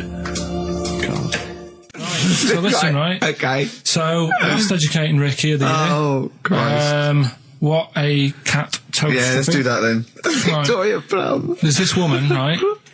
Yeah. This woman, she's reading Guinness Book of Records. Yeah. And she's flicking through. Yeah. And she notices that there's a world record for a cat, right, with 27 toes, right? So she reads it and she thinks, well, that's not right, because her cat's got 28. What do you mean a cat's got 28? Her cat's got 28 toes. So she was like, well, hang on a minute, mine should be in there. So there was I missed the very beginning of this. She was... Just looking through the Guinness Book of Records. Sees the woman, record. woman was looking through the Guinness Book of The Records. woman with the cat with 28 toes looking Right. through, and it said the record for the cat's toes was 27. She thought, hold on. Hold on a minute, Ross McWhirter. My cat's got one more than that cat, so go on. Anyway, so she said, the person doing the interview with her said, is it happy? And she said, yeah, it's great, and it's really good in the snow. Right. It gets through a lot of nail varnish. Well, that's what it said, right? It said it's really good in the snow. So I just was thinking, that's it, really. That's not it. That's the end of that story. But Brilliant. But what I'm thinking is, right? It was two cats welded together. No, she said, it's happy. So is the other sort of disabilities where, in a way, it's not all bad? Oh, Christ. No, do you know like that book Steve brought in for me? And there was a fella there, wasn't there, who had 3 legs who was a juggler. And I was like, what's the point of that? What do you mean, what's the point of that? What's the point of He's what? not taking advantage of having 3 legs, is he, being a juggler? Yeah, he said he should be a footballer. Right? So, but in a way, he's used it, hasn't he? He's probably not even that good at juggling. But because he's got 3 legs, people have gone, well, I'll give him a chance. Let's go and see him anyway, see if he's any good. Yeah. Right? So what I'm thinking is he anything else? We've mentioned the midgets today who are good at robbing cars because they can get through the windows like Dukes of Hazzard. Sorry. So listen. I'd just like to say, this is the radio authority listening. We are in no way suggesting that one midget's forte in life is robbing cars, or if you're a midget sitting at home feeling sorry for yourself, that you should go out robbing cars. I just like to say this is Karl Pilkington talking. The views of Karl Pilkington do not necessarily reflect those of XFM or us. Yeah, but it was a TV programme, so it's not me. I'm just saying what I've seen on telly. That you didn't see. That somebody told me about. Yeah, so you could be wrong, just like a lot of your spurious facts that you just see on the internet, you know. I'm just saying. Yeah. So, is he anything else? We've seen the fellow with 3 legs. So what you're saying is there a disability that is actually an advantage? Yeah. Right, I mean, okay. Steve mentioned about the disabled loo. They're always really roomy and, like, got multi-gym facilities in them. Multi-gym facilities! Oh, do you know what I mean? Multi-gym facilities! What do you mean, Karl? There's always bars everywhere and that, isn't there? That's not parallel bars. Yeah, That's they to help don't them do get up. gymnastics. They're not in there working Yeah, out. but I'm just saying though. Do you know what I mean? So in a way, they've got that. So always, what I'm saying is, when you look on the brighter side, it's like Elephant Man would have never got up and gone, oh, look at my hair today. Nor do you. No, but do you know what I mean? He would never have that problem. You're a maniac. Forget it. I thought we'd be able to get a serious discussion going here. Well, okay then. So this is a serious discussion, is it? Yeah. Okay. Well, let's treat it sensitively then. If you really want a serious discussion and talk about whether there are some disabilities that are an advantage, let's think of some then, shall we? Well, I've said 3 already. Yeah. You can't say if you're deaf, Bobby Davery won't annoy you. That doesn't count as an advantage. Do you understand? Do you know what I mean? Karl's looking at you thinking, that's brilliant. Yeah. Yeah. Well, we'll leave it then. I'll come up with a better feature for next year. We'll bin that. So, if you've got any disabilities... We've been that like that was going to be a feature. What, you were hoping that would be a spin-off feature? Disabilities are actually it's an another advantage. form of do we need them? It's like... But that Karl, think of it. It's like that joke. The bloke that has his weight says good news and bad news. Bad news is we've had to amputate both legs. What's the good news? The fellow in the next bed wants to buy your slippers. See, that's not an advantage. It's a joke. That doesn't really happen. People don't go, oh, that is good news. Yeah, I'll probably get a quid from. Do you know what I mean? But the fellow with 3 feet, what would he do? Well, he'd buy a pair and then just nick one of those because they put out one shoe, don't they? Are those, yeah, if you've got one leg, you can nick shoes. Good point, Right, Karl. now I'm getting you thinking. Also, right, I like teaching you stuff. Yeah. And you've done well. So what I'm thinking is, rather than just touching on a topic, sort of giving you a few bits of information on one See, topic. this is what I'd like to do, because the last thing you taught me, I remember, was there was a blind girl, she hit her head and she could see, and that's all I got. Yeah. So if you could go into that a little bit more, that would have been educating me. Well, today we're featuring stuff on World War 1 and 2, Blimey. right? Oh, so that's that little title for all this little thing is, what do you think of that then? What do you think of that then? Play a record. So that's Rick, that. can I have just sort of a joke? Go on. What's the similarity between Lord of the Rings and this show? They're both rubbish. Sugarcane by Sonic Youth on XFM 104.9. Ricky Gervais, Steve Merchant, Karl Pilkington. Go on, Karl. What's next? Are you going to do your war feature? What is it called? What do you think of that then? You do that now? It annoys me a bit, right? Because we said before Christmas that we'd come back with new stuff. Yeah. Gave you a title to work on, that Ridiculous. Right. You came in today, I said, have you sorted it out? You say no. Steve, you're having a go at me for wanting to get music out of the library for you. Yeah. You haven't got any new ideas. Sure. But you're dissing mine. I'm not dissing yours. Well, I'm a massive fan of them. Good vibe off you. Oh, I think that's very harsh. I just asked you, when were we going to have War, do you think of that? I'm a big fan, I'm excited. Well, it's not that good, to be honest with you. Well, I disagree. It sounds brilliant. Right, well, it's a bit of a tweak of educating Ricky. Right. Just some information on wars. Yeah. Okay. World War II. World War II, all right. The world champion chess player. He helped someone out in the war. It's the detail I like. No, he helped. You know, it's nearly a history programme, isn't it? I was watching those repeats of The World at War Yeah. that were on in the mornings, you know, incredibly Did detailed, you but lot- they've got nothing on Carl. Did you write a lot of that David Sharma series? He was able to use his skills that he has to play chess, because apparently chess is all about probabilities of like where a piece will be put. Right. Mm. And they got him in, and they said, "Can you help us out?" He said, "Yeah." And he said, "Right, where should we like?" Hitler has just moved his queen. yeah. So that's a He fact. sent in a bishop that ran diagonally through the troops, knocking him over. Sorry, wait a minute, Carl. So they got a chess Sorry, player. that's it. Well, yeah. It's just like, oh, what do you think of that? Again, that's not a story. But it angers me that he says that I'm down on the ideas when that's beginning to shape up as quite interesting. I thought you were going to tell me which battle or which event World War was II. you. World War II. It's not a But battle. which bit of you World War II? Like the middle bit. It's 6 years worth. Yeah, well, probably about a bit in. Guessing. Thought, let's... Guessing. Well, all right, yeah, there is a bit of guesswork, but it doesn't matter. But that could have been an interesting thing if you told me it had an impact on the When you Normandy look at landings. these things, do you go, bloke wants help chess, oh, I'll use that, and run away from the computer? No, or I run read out it. of the bookshop? I read the first line where I get enough information. I just think, What do you mean you read the first line where you get enough information? Imagine if you were someone's defence lawyer. And he was like, he's on death row and went, I don't think he did it. Yeah. I read the first line, I didn't read the file It's a completely. He was in a hotel in Texas, right? Go on. It's enough. Oh, some other It's stuff. enough, He it's definitely enough, didn't kill it. it's enough, it's enough. I that just seems thought to- they always take ages on deciding where to go. It's just like, but there's a better way. I don't know what you're saying now. I don't know what you're talking about. Well, it I takes- actually when- don't know what when you're talking people about. play chess, they take ages to make the move. So I'm just thinking, there's probably a quicker way Of what? than finding where a boat is, than getting a chess player in. I don't know what you mean now. All right, Are you talking well, about Tell you what, battleships now? They should have got an expert battleships player in. Right? yeah. What? But Carl, Right, what? forget that one. Or someone who's No, really good. I'm not being funny, but what is that? What are you telling me there?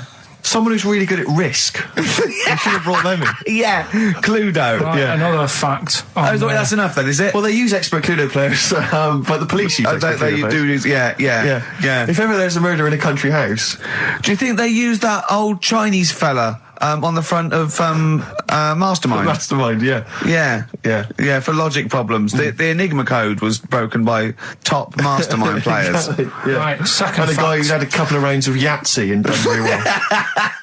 Second fact about the war. They for engineering, they use a lot of Jenga players. Absolutely. Whenever they want- will the building collapse? Oh no, let's pull this. Let's see. If Yes, they it wanted will. to identify... What are you doing? If they wanted to identify spies, Yeah. bring me the champion of Guess Who. Was it a woman with glasses? No, right, sit Has he down. got a beard? Is it Bernard? Right, Carl, sorry, go on. Another war fact. So Go you're on. saying it's rubbish, but look, you love that. Yeah. Right? Yeah, Second you're one. absolutely right. The first bomb that was dropped on Berlin, Yeah, it didn't kill a person, but it killed an elephant. I think that's true. That is true. Right. Yeah. Okay. And the last one. Is that all you know about that? See, that's interesting, isn't it?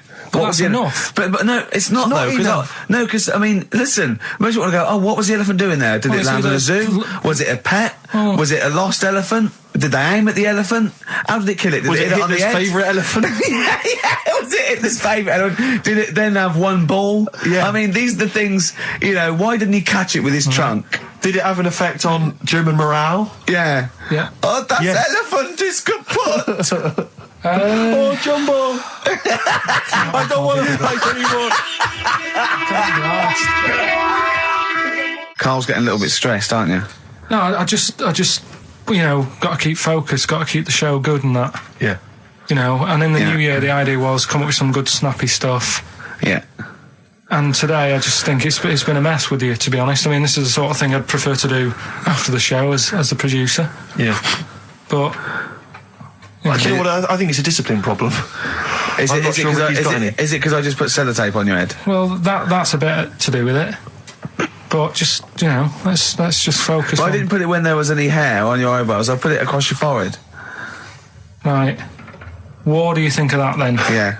We've got one more bit left. Brilliant. One more fact.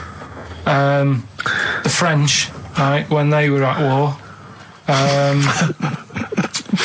David Sharma, I just imagine him just introduced. I think amazing. Which war was this? it was still the World War... One or two. World War Go II. on, it's 50-50, go on. yeah. Right, World War II, what the French did, everyone needs a code. Everyone needs a code. Yep. A code when you're in the army. This is a Disney song. Right? And, you know, to sort of give the go-ahead if you want to go into battle and stuff. Okay. Right? So, Everyone needs a code. but the weird thing is, right, the weird thing is, do you know what theirs was? Go on. Do you? Yeah, I know what it is. It's So what a bit was weird. the French code? For what? To sort of say, right, yeah, go on. But they had more than one. on this day. But I don't know what day it is. On this day. Oh, what, it's like saying, what am I thinking of? What was the battle? What was the... Okay, so, all right. What? Look at him, look, he's genuinely confused that I've asked this question. Right. It was... No. If you ask me a question, ask me the question correctly. What was the code for battle during what battle? World War II. No, that's not a battle. That's a war. Yeah, it was in a war, yeah. I don't know what to do. He confuses people. All right, okay, what was it, Carl? What was the Yeah, code? what was are the you French thinking code? of? Right. John's got a moustache.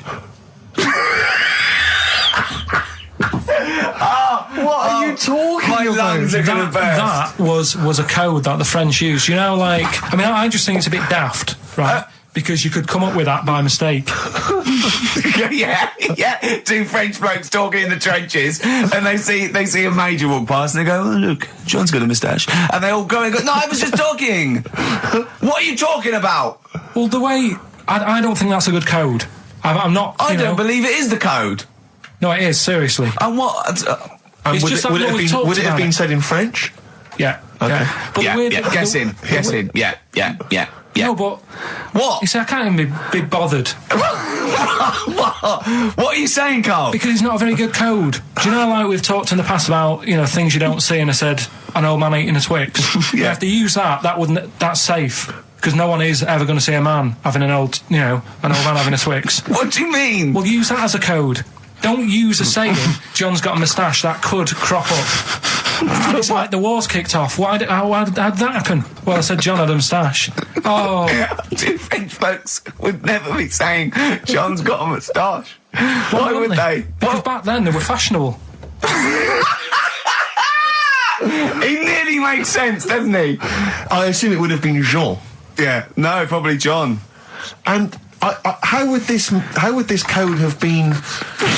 I mean, who would have announced I this just to read everyone? it. I read it like that, Steve. That's what was on the internet. This is a code that was used. John's got a Don't be moustache. angry with me. I know, but you're always asking questions. That's because I'm interested in history. Yeah. No, you're genuinely interesting bloke, Carl. We like to know. I'd like to film you secretly. You know, like they do, like Nature Watch, when they put it in a badgers sort of thing, What? right? Yeah. And they just watch it. I'd like to see what you do, pop around and go, I wish I could download the music in your head, because it'd be wah, wah, wah, wah, wah, wah, wah, wah, wah, wah, and you see something weird, you go, wah, wah, wah, wah, wah.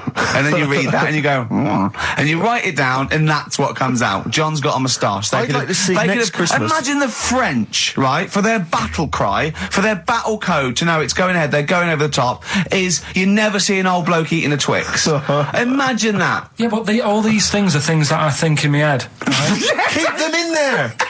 Do you know, like Please. before when I was talking about going out on, you know, Christmas Day, having a meal on the way back, seeing a homeless person. Yeah. And then I think, God, that wouldn't be good. I know, TV show. Right? You can think of things like that. When I saw the homeless fella, then I got talking to Suzanne about when I had to sleep in my car. What do you mean? Go on. Let's play a record and come back to any sleeping in the car. God, I can't wait. Play a song for the lovers. I was watching last night on cable TV 1987's amazing Sign of the Times Prince in concert film. It was dynamite. I thought to myself, how brilliant he is. It reminded me of the gig I went to see last year. He played this tune. It's from the album Parade. Okay, I don't want to discuss whether or not Prince is acceptable on XFM or whether he's a genius. He is a genius. That's the end. That's the end of the discussion. Play the tune. He's dynamite. It's a song for the ladies. I remember I'm going to tell you. I was on the way here. You know, do you remember John? He's got a moustache now. I can't believe it. Lads, no! It's not on. It was... The valve's not on. Look at your face, Carl. The elephant did die. Yeah, no, I believe that. Yeah. Last week, we sort of changed educating Ricky a bit. Just a little bit. Don't say we. I don't want to be incriminated in it. Well, changed it in a sense that rather than giving you too much information about different things, it's hard to sort of keep it all in. Yeah. I'm giving you sort of information on one thing. So last no, week... because some of your stuff was a little bit too intense. My favourite story was there was a blind girl, she hit her head and got better, and I couldn't take all that in at once. So you should really ration some of the education. We sort of started Wasn't last week war-related stories? Yeah, it was war. Do you think of that then? What and do you it think was of that? three things. And it was the French battle.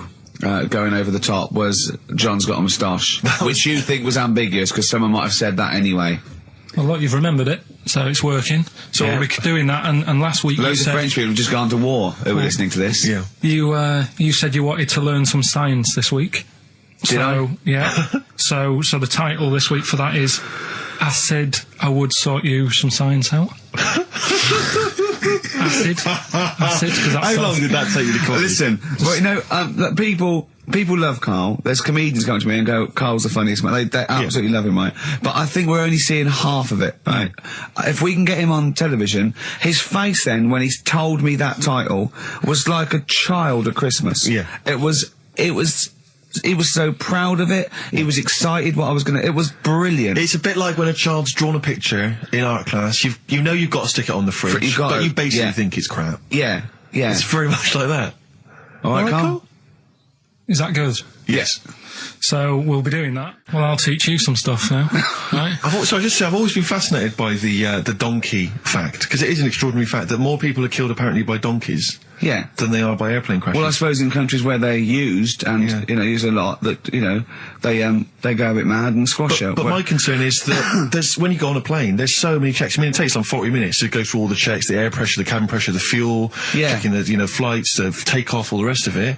Our checks for donkeys. Nothing. Did someone close the gate? I think so. Exactly. That's our Is he donkey annoyed? checks. Is he annoyed or not? Yeah. You're not working him too hard, are you? Yeah. He's got his hand. Is there two holes for the ears? Yes. Well, I think that's what's happening. I don't think it's accident. I think they're picking us off. I think they're so annoyed that a nickname for them is ass. Yeah. And they've got to wear the little hat. You know, they've got to ride kids. You know, give kids rides on the beach. And now I think they're just sort of annoyed. Yeah. Maybe they're sort of just picking us off one by one. Teaching us a lesson. If we had the same stringent checks on donkeys as we do on international flights, maybe there'd be a little less death. Exactly. Wise words. Cheers. Wise, if slightly incoherent words. Go on, Carl. Got that right. I said I would sort you out with some science. Brilliant. I forgot the puns in mine, didn't I? I forgot the puns. Go on. Right, so, you asked to sort of be taught some science and that last week after being taught about war, so, did some research. And, there's a few things, I think we'll just cover one of them now. Go on. We talked a lot about hairy kids. We have discussed that a lot. I love the fact that Simon Sharma has never started a programme like that. The Jacobites. We've talked a lot about hairy kids. Go on. It's a little bit, I mean, it's not your traditional science stuff, but it's still interesting and it's a little bit, it's still... Yeah, we talked about hairy kids. We have disproportionately, honestly. I think this show's talked about hairy kids more than any other radio show. Well, it's one that... Sorry, I noticed both of you there dropped the H, or the H, or however it's I had to. So airy kids, means hairy. Hairy children, not sort of airy, kind of light-headed or... Yeah. Well, there was the case of the one who lived in China. Yeah. And... which was weird for two reasons, wasn't it? Yeah. Well, go on. One was, he was covered in hair. That's already weird. And the doctor sort of checked him over and said, well, yeah, he is hairy, but he's quite healthy, apart from he had a little bit of eczema and a boil. That was the main bit of the story, wasn't it? Yeah. But this one, right, we have sort of talked about it, and you weren't having any of it at the time. What? This next bit of science I'm telling you about. Go on then. Right? Remember when I told you about a lad who was living at home with his mum and dad, right? Everything's, normal life, go to school, that sort of thing. Yeah. Then, I think his mum and dad had an argument, and it kicked off a bit, and he thought, I'm sick of this. It's happening all the time now. They kept having arguments, so the kid ran off into the woods. Mm-hmm. Oh. Yep. right? God. Now, he left, he went and ran in the woods, and he ended up living with some monkeys, Right. right? And he thought, this isn't a bad life, you know, there's no arguments going on. Sure. He was getting on with them.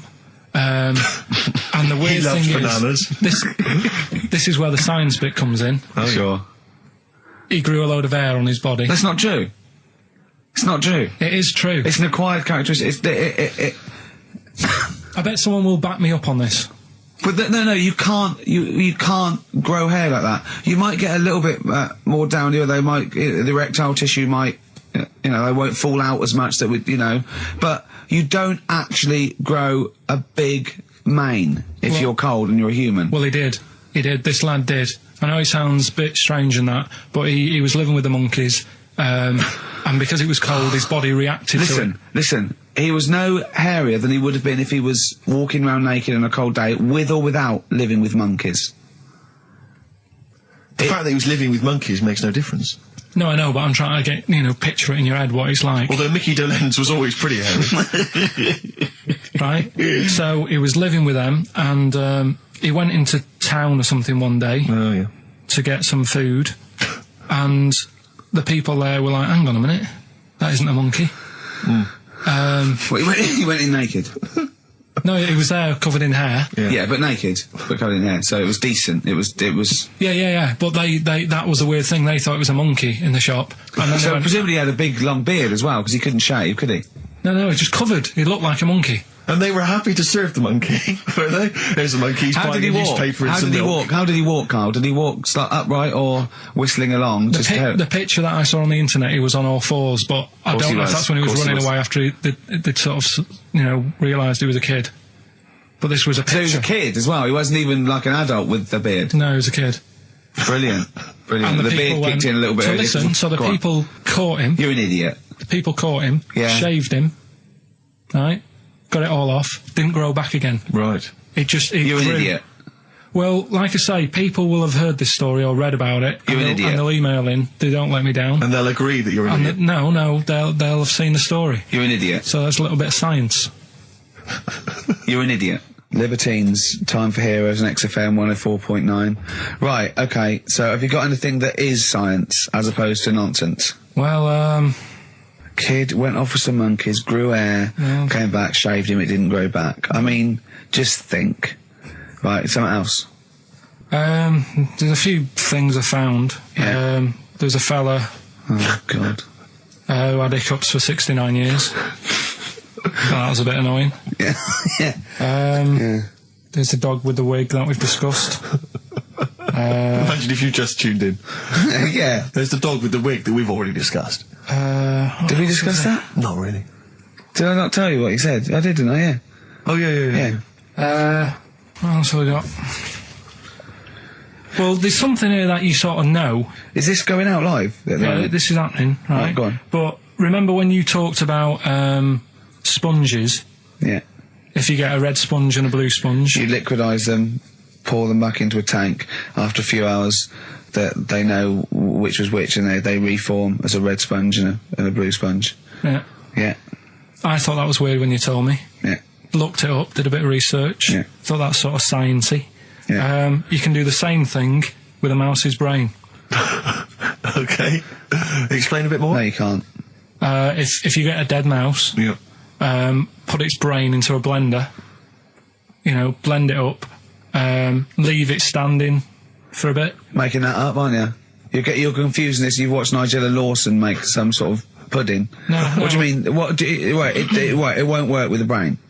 Well, it does with them. I mean, not human brain. Don't be trying that. Although, No, a mouse one. A mouse one. and what happens? It sort of reforms. Goes back together again. No, because apparently it's made up of the same stuff as... But it doesn't, does it? Because if it's dead, if it's a dead brain, the cells can't act anyway. The fact the sponge is that it doesn't kill the cells, it liquidises them, it doesn't kill the cells. Yeah. So it couldn't be a dead brain anyway. It would have to be a live brain taken out from a live mouse for the cells to be getting oxygen and working and being sensitive to each other. And that, I don't see how that could work like it does in sponges. I mean, Do you know what I mean? You're not a scientist. I've just sort of read it and gone, oh, that's interesting. I'll tell Ricky and Steve about it. Yeah. You're quizzing me as if I've come up with it. Someone else has done it and said it works. Sure. So I'm not. Do you think ghosts are behind it, or do you think there's a scientific explanation for it? No, it's just one of them weird things, isn't it? Yeah. So that's what you sort of science covered for this week. Well, that was another barnstorming feature from Karl Pilkington. Is that it? Is that the two things you got this week? Thanks very much for that. Well, I mean, there's nothing behind them. Do you know what I mean by this? There's not like a weight of intellect behind these facts. Why don't you make that your science project for this week? Find a dead mouse somewhere, Karl, and a blender, and bring that in next week. We'll do it live on air. See what happens. Oh. Well, do you feel sort of let down a little bit sometimes with our reactions? Well, what are you expecting us to do? What are you expecting us to just like look at you, open-mouthed, staring at you in awe? Just like go, oh God, yeah, where did you find that out? And like, but we know. Tell us. We know where you found it out. You looked on the internet and a strange homemade website by a maniac somewhere, who puts on stupid things that he heard through Chinese whispers. That's where you get your information from. I doubt that anything you've ever come up with is verified. If it is, it's luck. But what do you expect me to do for you? Do you know what I mean? I'm just... You know, I'd like to know what the source of the information is. I'd like it to be, you know, a research study by the University of Columbia, rather than, you know, a guy who calls himself Mr. Pickles. On a website somewhere. www.lunatics.com. I mean... Oh, God. Some kind of evidence. Do you know what I mean? I must warn you now, you know that Steven Spielberg thing's coming, Taken? Yeah? About alien abduction. When you watch it, just remember this, it's not a documentary. Okay? Alright. Alright? You remember E.T.? We were discussing that earlier. You know that's not fact. It's actual fact. Brilliant. Black Star Radiohead from the Bends on XFM 104.9. Rick John has emailed in. It looks here like he's maybe trawled the web himself. I mean, I don't know if people just immediately leap onto the web every time Karl says something in his defence. I think our listeners are always on the web. Anyway, he seems like he's reprinted here a news story, which seems to confirm Karl's Monkey Boy story. Yeah, what was the news Doctors story? baffled by boy 6 covered in ape-like hair. Doctors in Kazakhstan are baffled after finding a 6-year-old boy covered in ape-like hair. Yeah. The boy, called Ablay, was found in a remote mountain village close to the Chinese border. He's covered in thick hair from head to toe and has an oval-shaped skull.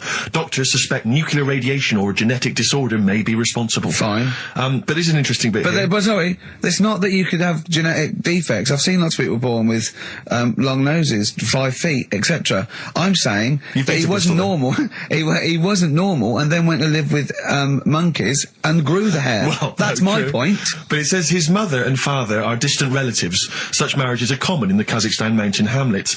Now, the village elders were consulted as to what to do with him, right? Now, these are the village elders. These are the wise men of the village. These are the people, presumably, that all year long are telling the village how to live, how to survive. Yeah, you're in charge because you've lived longest. Yeah, exactly. You presumably are solving any kind of moral conundrums, any sort of awkward things. Do you know what they suggested that they do with their hairy son? Go on. Send him to the circus. The Carl's nodding. Put him in the circus. That was what they suggested, and the mother actually wanted him to go to school. Instead, there's I don't know, school or circus, I don't know. We don't know what's better for him. Exactly. I'm not sure. We must consult the elders. What do you think, Karl? It's not a bad life, is it? What, the circus? Yeah. Well, you ran away from it. Yeah. Love it. But remember that thing that I saw by that fella who, I don't know if you should talk about it really, so Go on. Tell us now. You've hooked me. Come on. You can say it. It's okay. What, are you worried that it might be insulting to someone? Well, it's not nice, but... Well, you're not taking the mickey out of it, you're telling us... Go on. It's just, it was in that book again that you got me. You know, the book full of weird people. Go on. And things that are wrong with them, and hairy people, and... Yeah. Lad with 3 legs and that. There's a fella... basically just a head and a little body on a skateboard. Yeah. Right? Picture of him having a shave. And he was shaving with his mouth bit. With his tongue. Like that on the radio. Yeah. Just like- Carl is now doing an impression of a man shaving with his mouth. Yeah. Well, it's just a head, bear in mind. He's doing an impression. Imagine a head with a very tiny body on a skateboard shaving with its tongue. That's what Karl was doing. And he was depressed because he kept getting hats for Christmas. But if you were him, you would just grow a beard, wouldn't you, rather than... Oh, Rather than go through all But that you get hassle. it caught in the wheels of his skateboard. The what's the name though? Do you remember last week I was talking about the hairy kid? And I think that's every week, Carl. That doesn't narrow it down. Alright, well, we're talking about that hairy kid in the woods. And, did a bit more research this week. Okay. Found a good story out about a monkey.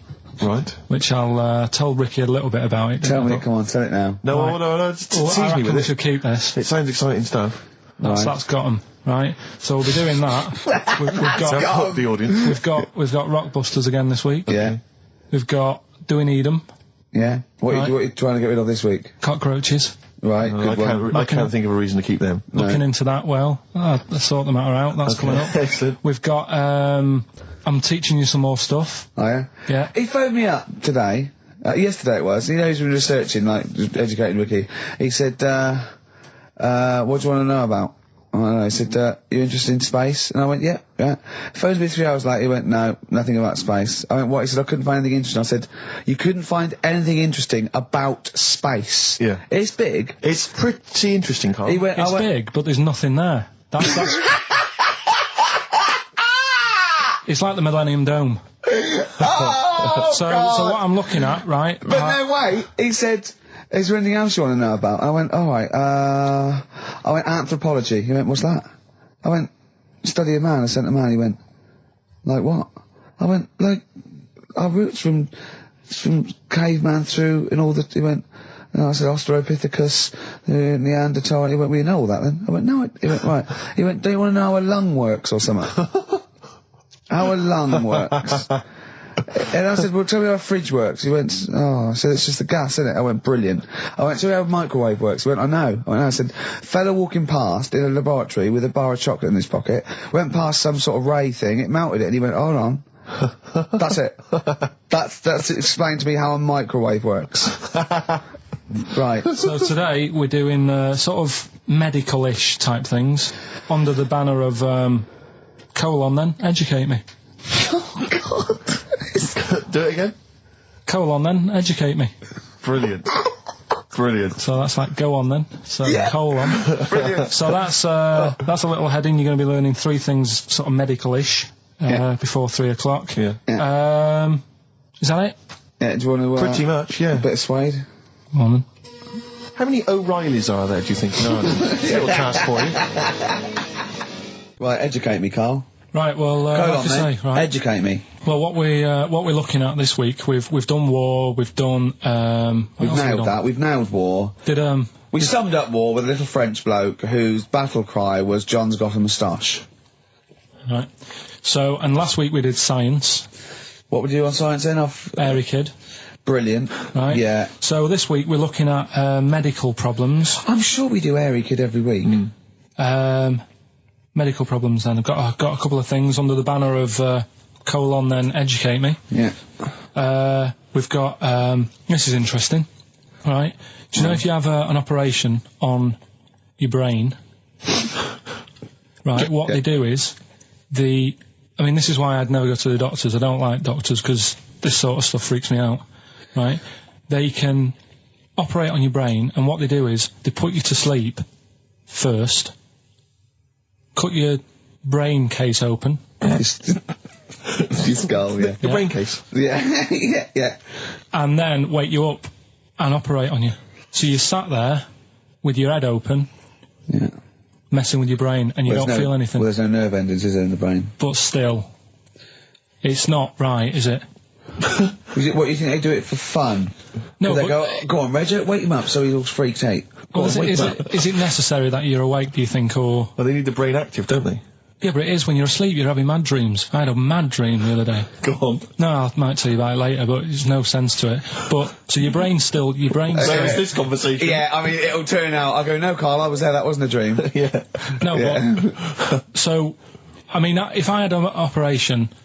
On your brain, heaven forbid. Well, operation anywhere, I'd like to sort of think, well, I'll have an injection, I'll go asleep, but when I wake up, it'll all be sorted. Yeah. Yeah. The fact that... Your brain case is open. And they wake you up and you think, oh, is it all done? And they say, well, have a look in the mirror. And your brain... See, I don't think they do that.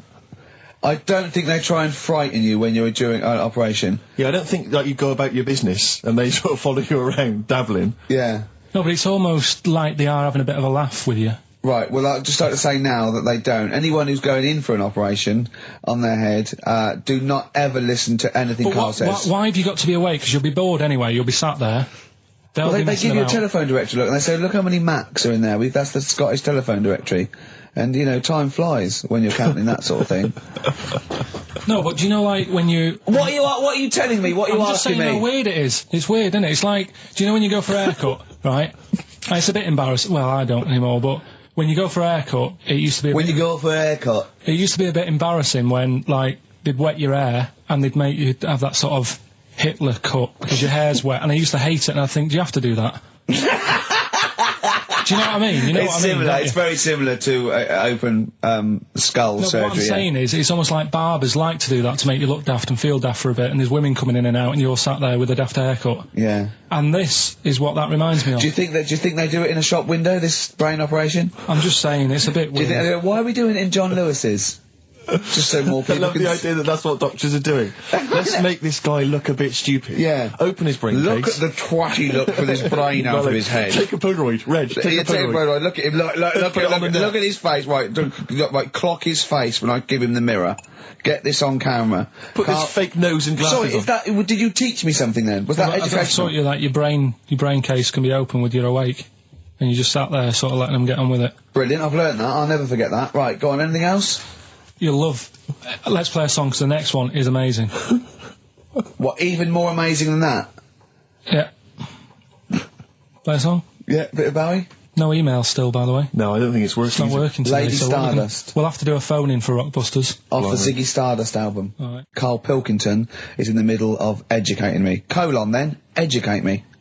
Right, so, I've learnt that you can, you know, fiddle around with your brain when awake. That's brilliant. I've never been a fan of doctors, though, so this was a good one for me to look up, because... Yeah. Did I tell you the time when, the doctor said, I was going to die? Alright, keep talking. Right, ages ago, must have been about 15, right? And, at lunchtime there was this... We used to have a choice of stuff to do at lunchtime, right? We used to have, like a burger place that had an arcade machine in it, right? So we used to go there and play on that and have a burger. Or there was this baker's, right, that my mum worked at, and did great cakes and stuff, right? So she used to like bring some home and that, but she couldn't always bring them home every night because, you know, they'd cost money, and she used to get them for free. And they used to say they'd rather chuck them away than give them to the staff because there's a chance that the cream might be off. Right. Right, so they used to chuck them round the back. So I used to go around the back with my mate and eat a load. Brilliant. Scavenger eating out of bins. No, it wasn't out of bins, they were still in trays, but they just stacked them up near the bins, right? So this got out, I mean, it used to be chocker. Once the school found out, everybody used to go there, and it'd be like, well, have a cake. The headmaster crawling through, fighting the kids off. Right, so I'd have, you know, you'd just eat, I don't know, 6 jam donuts or something, and then you'd spend your dinner money on the arcade machine. Brilliant. Right? So it was a good afternoon, really, right? So you'd do that, and this one day I must have had 6 or 7 jam donuts, a few Congress tarts. What's a Congress tart? I love them, I can't get them in London, right? So I'd have some of them. If anyone can get a Congress tart for Karl in London, please let him know. So anyway, this day, that was just a normal day. Do you know what I mean? You'd once, twice a week, you'd have a load of cake. In your life, yeah. Yeah, a So normal anyway- day in your life. Were the frog boys there with the webbed hands and the big heads? So- and the horse in the settee? Yeah. But the day after one of these days, I had really bad cramp in my belly. Right? I was like in agony, could hardly walk. So I said to my mum, You could hardly stagger to the free cakes. So, I was in absolute agony. I said, I don't like doctors, but you'll have to get a doctor in because I don't know what it is, I can't walk. She gets the doctor round, I won't say his name, but he said, well, doesn't look like he's got long left. Blimey. So I was a bit like, hang on a minute, I've only had a few cream donuts. Yeah. My mum was panicking. Sure. He went, my dad came in from work, she said, oh, something's really bad with Karl, I think it's serious, you know, the doctor said he ain't got long left. So he said, what, he said that and just left? So she said, yeah. He said, I'll have to call him then. So he called him up, said, what's all this about? You know, Karl hasn't got long left, how long's he got? So he goes, oh, I was only messing. He's just had some bad cream. Can you believe that?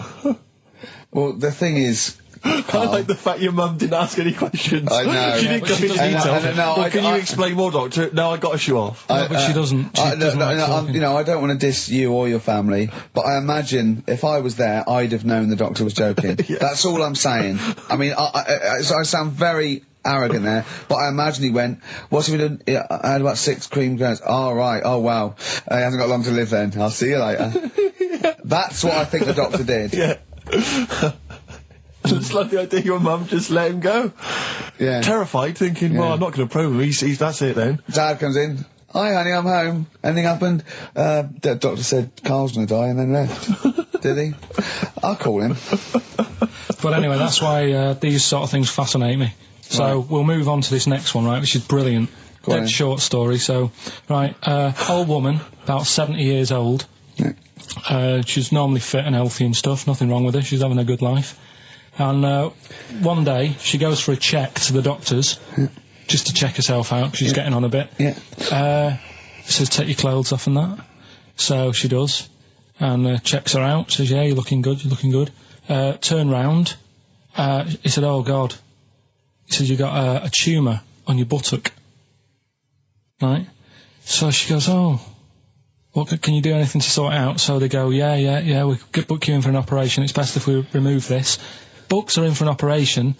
Operation day comes, strip her down and that. They're all stood round, the doctors. Start to operate. It only turns out it's a pork chop that she sat on 5 years earlier and it had stuck to her buttock. Right, Carl. I can forward you. I'm not. Right. No, listen. Serious. Right, okay, Carl. I'm telling you now. I'm leaving. I'm never doing this show again. No, I'm serious. Honestly. You're talking. I've never had such. You are.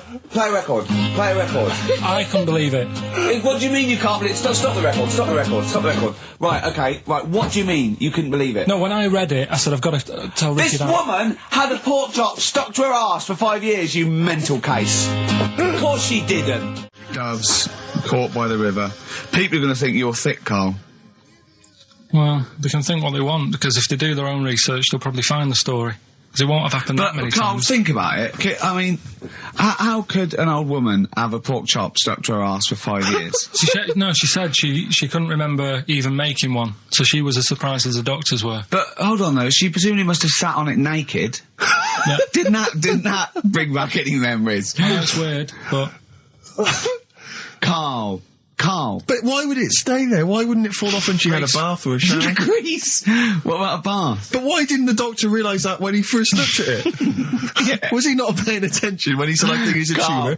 Carl, listen, think about it. A pork chop stuck to your arse for 5 years. You're naked, you sit on a pork chop, you go, nothing. Yeah, there's nothing weird about that. I can't feel anything. Even if you had a dead leg, the time you that pork chopped it. What else you got dressed? Well, she might have not done that much. She's old, she probably just sat down and didn't move for a bit, and over time it stuck, and then... What do you mean over time it stuck? Do you think the longer something there, the more it stays there? Look, I know that's why the pork chop goes, well, we've been here a year, we're not going to move now. I don't think we're going to move now, but I'm quite, attached to this buttock.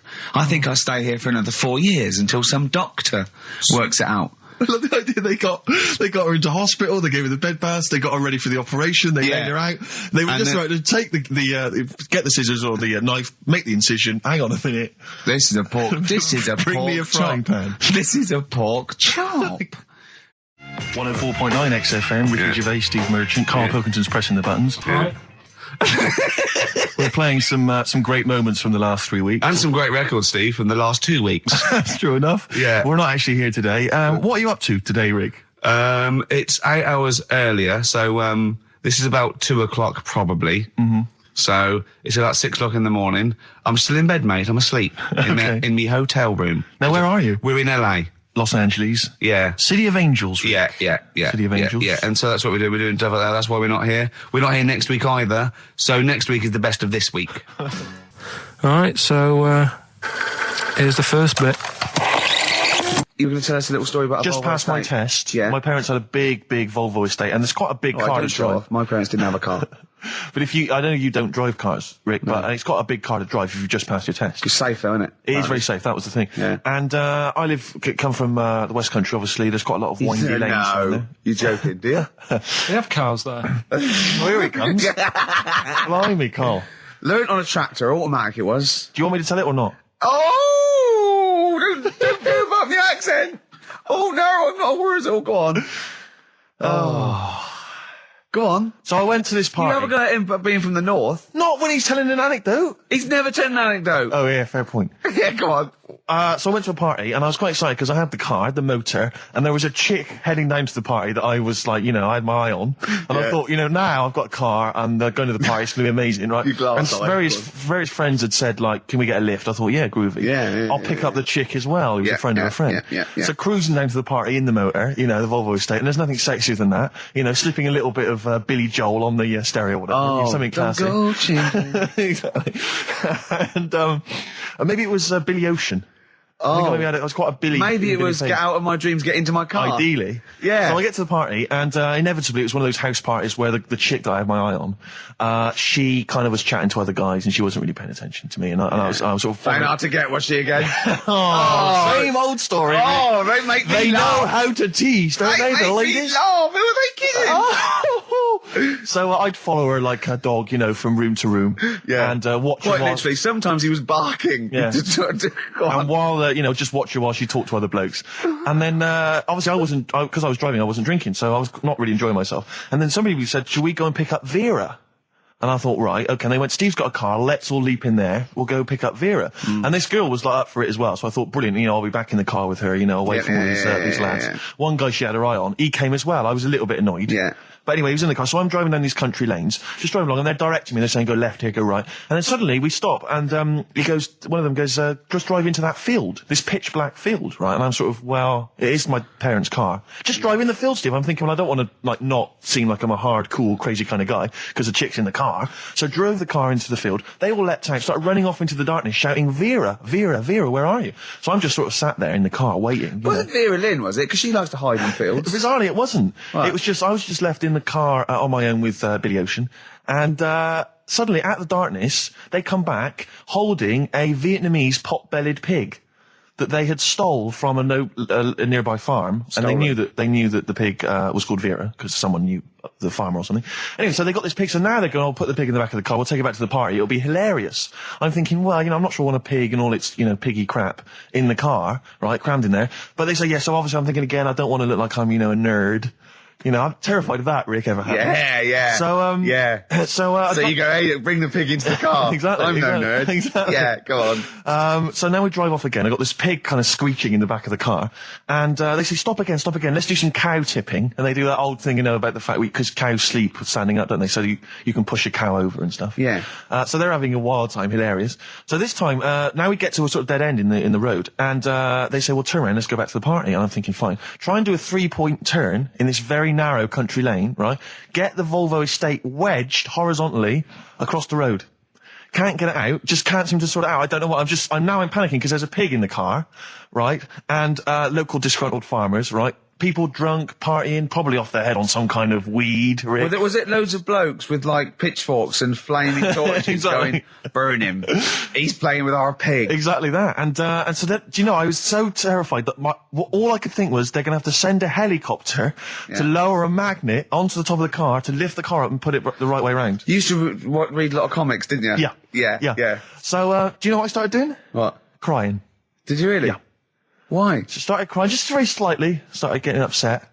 And the other guy that the girl fancied, he had to get into the driving seat and sort it out for me by slowly edging forward So and that's backwards. the worst bit of the whole story. Yeah, edging slowly back and forwards. He just sorted it out, just slowly worked the car back round, and then we were off. You were just gently weeping. Just gently weeping in the back. The bloke had just taken the bird that you saw from a distance. Exactly. That was basically your wife in your head by then. Oh, yeah. Wasn't it? I can't We were believe it. happily married with a pig for a child.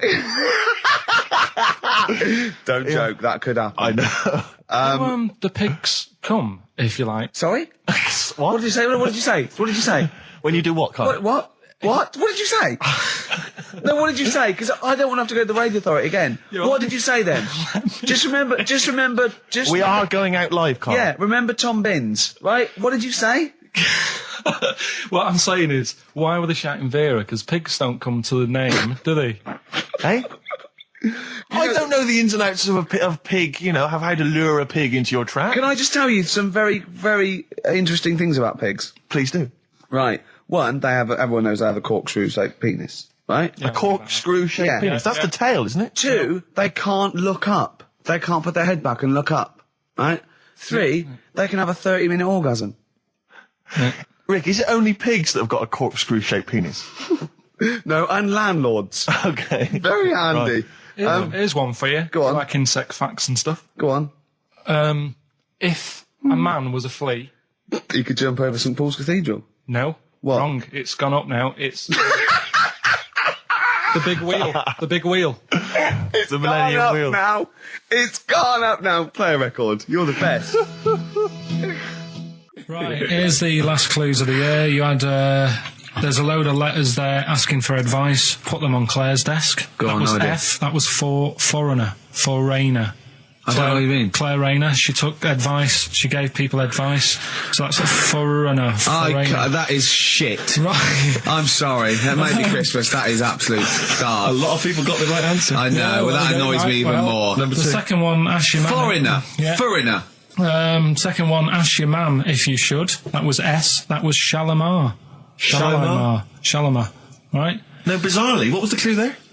Ask your mam if you should. Now, we got a lot of people saying Smashing Pumpkins as the answer to that. But I don't know who's saying that today, Mum. Smashing Pumpkins. Merry Christmas, Mum. Smashing Thanks Pumpkins. very much. Nice bollocks. Yeah, exactly. Oh, that's great. That's great. Right. Smashing Pumpkins. Your dad bought them for me for Christmas. Yeah.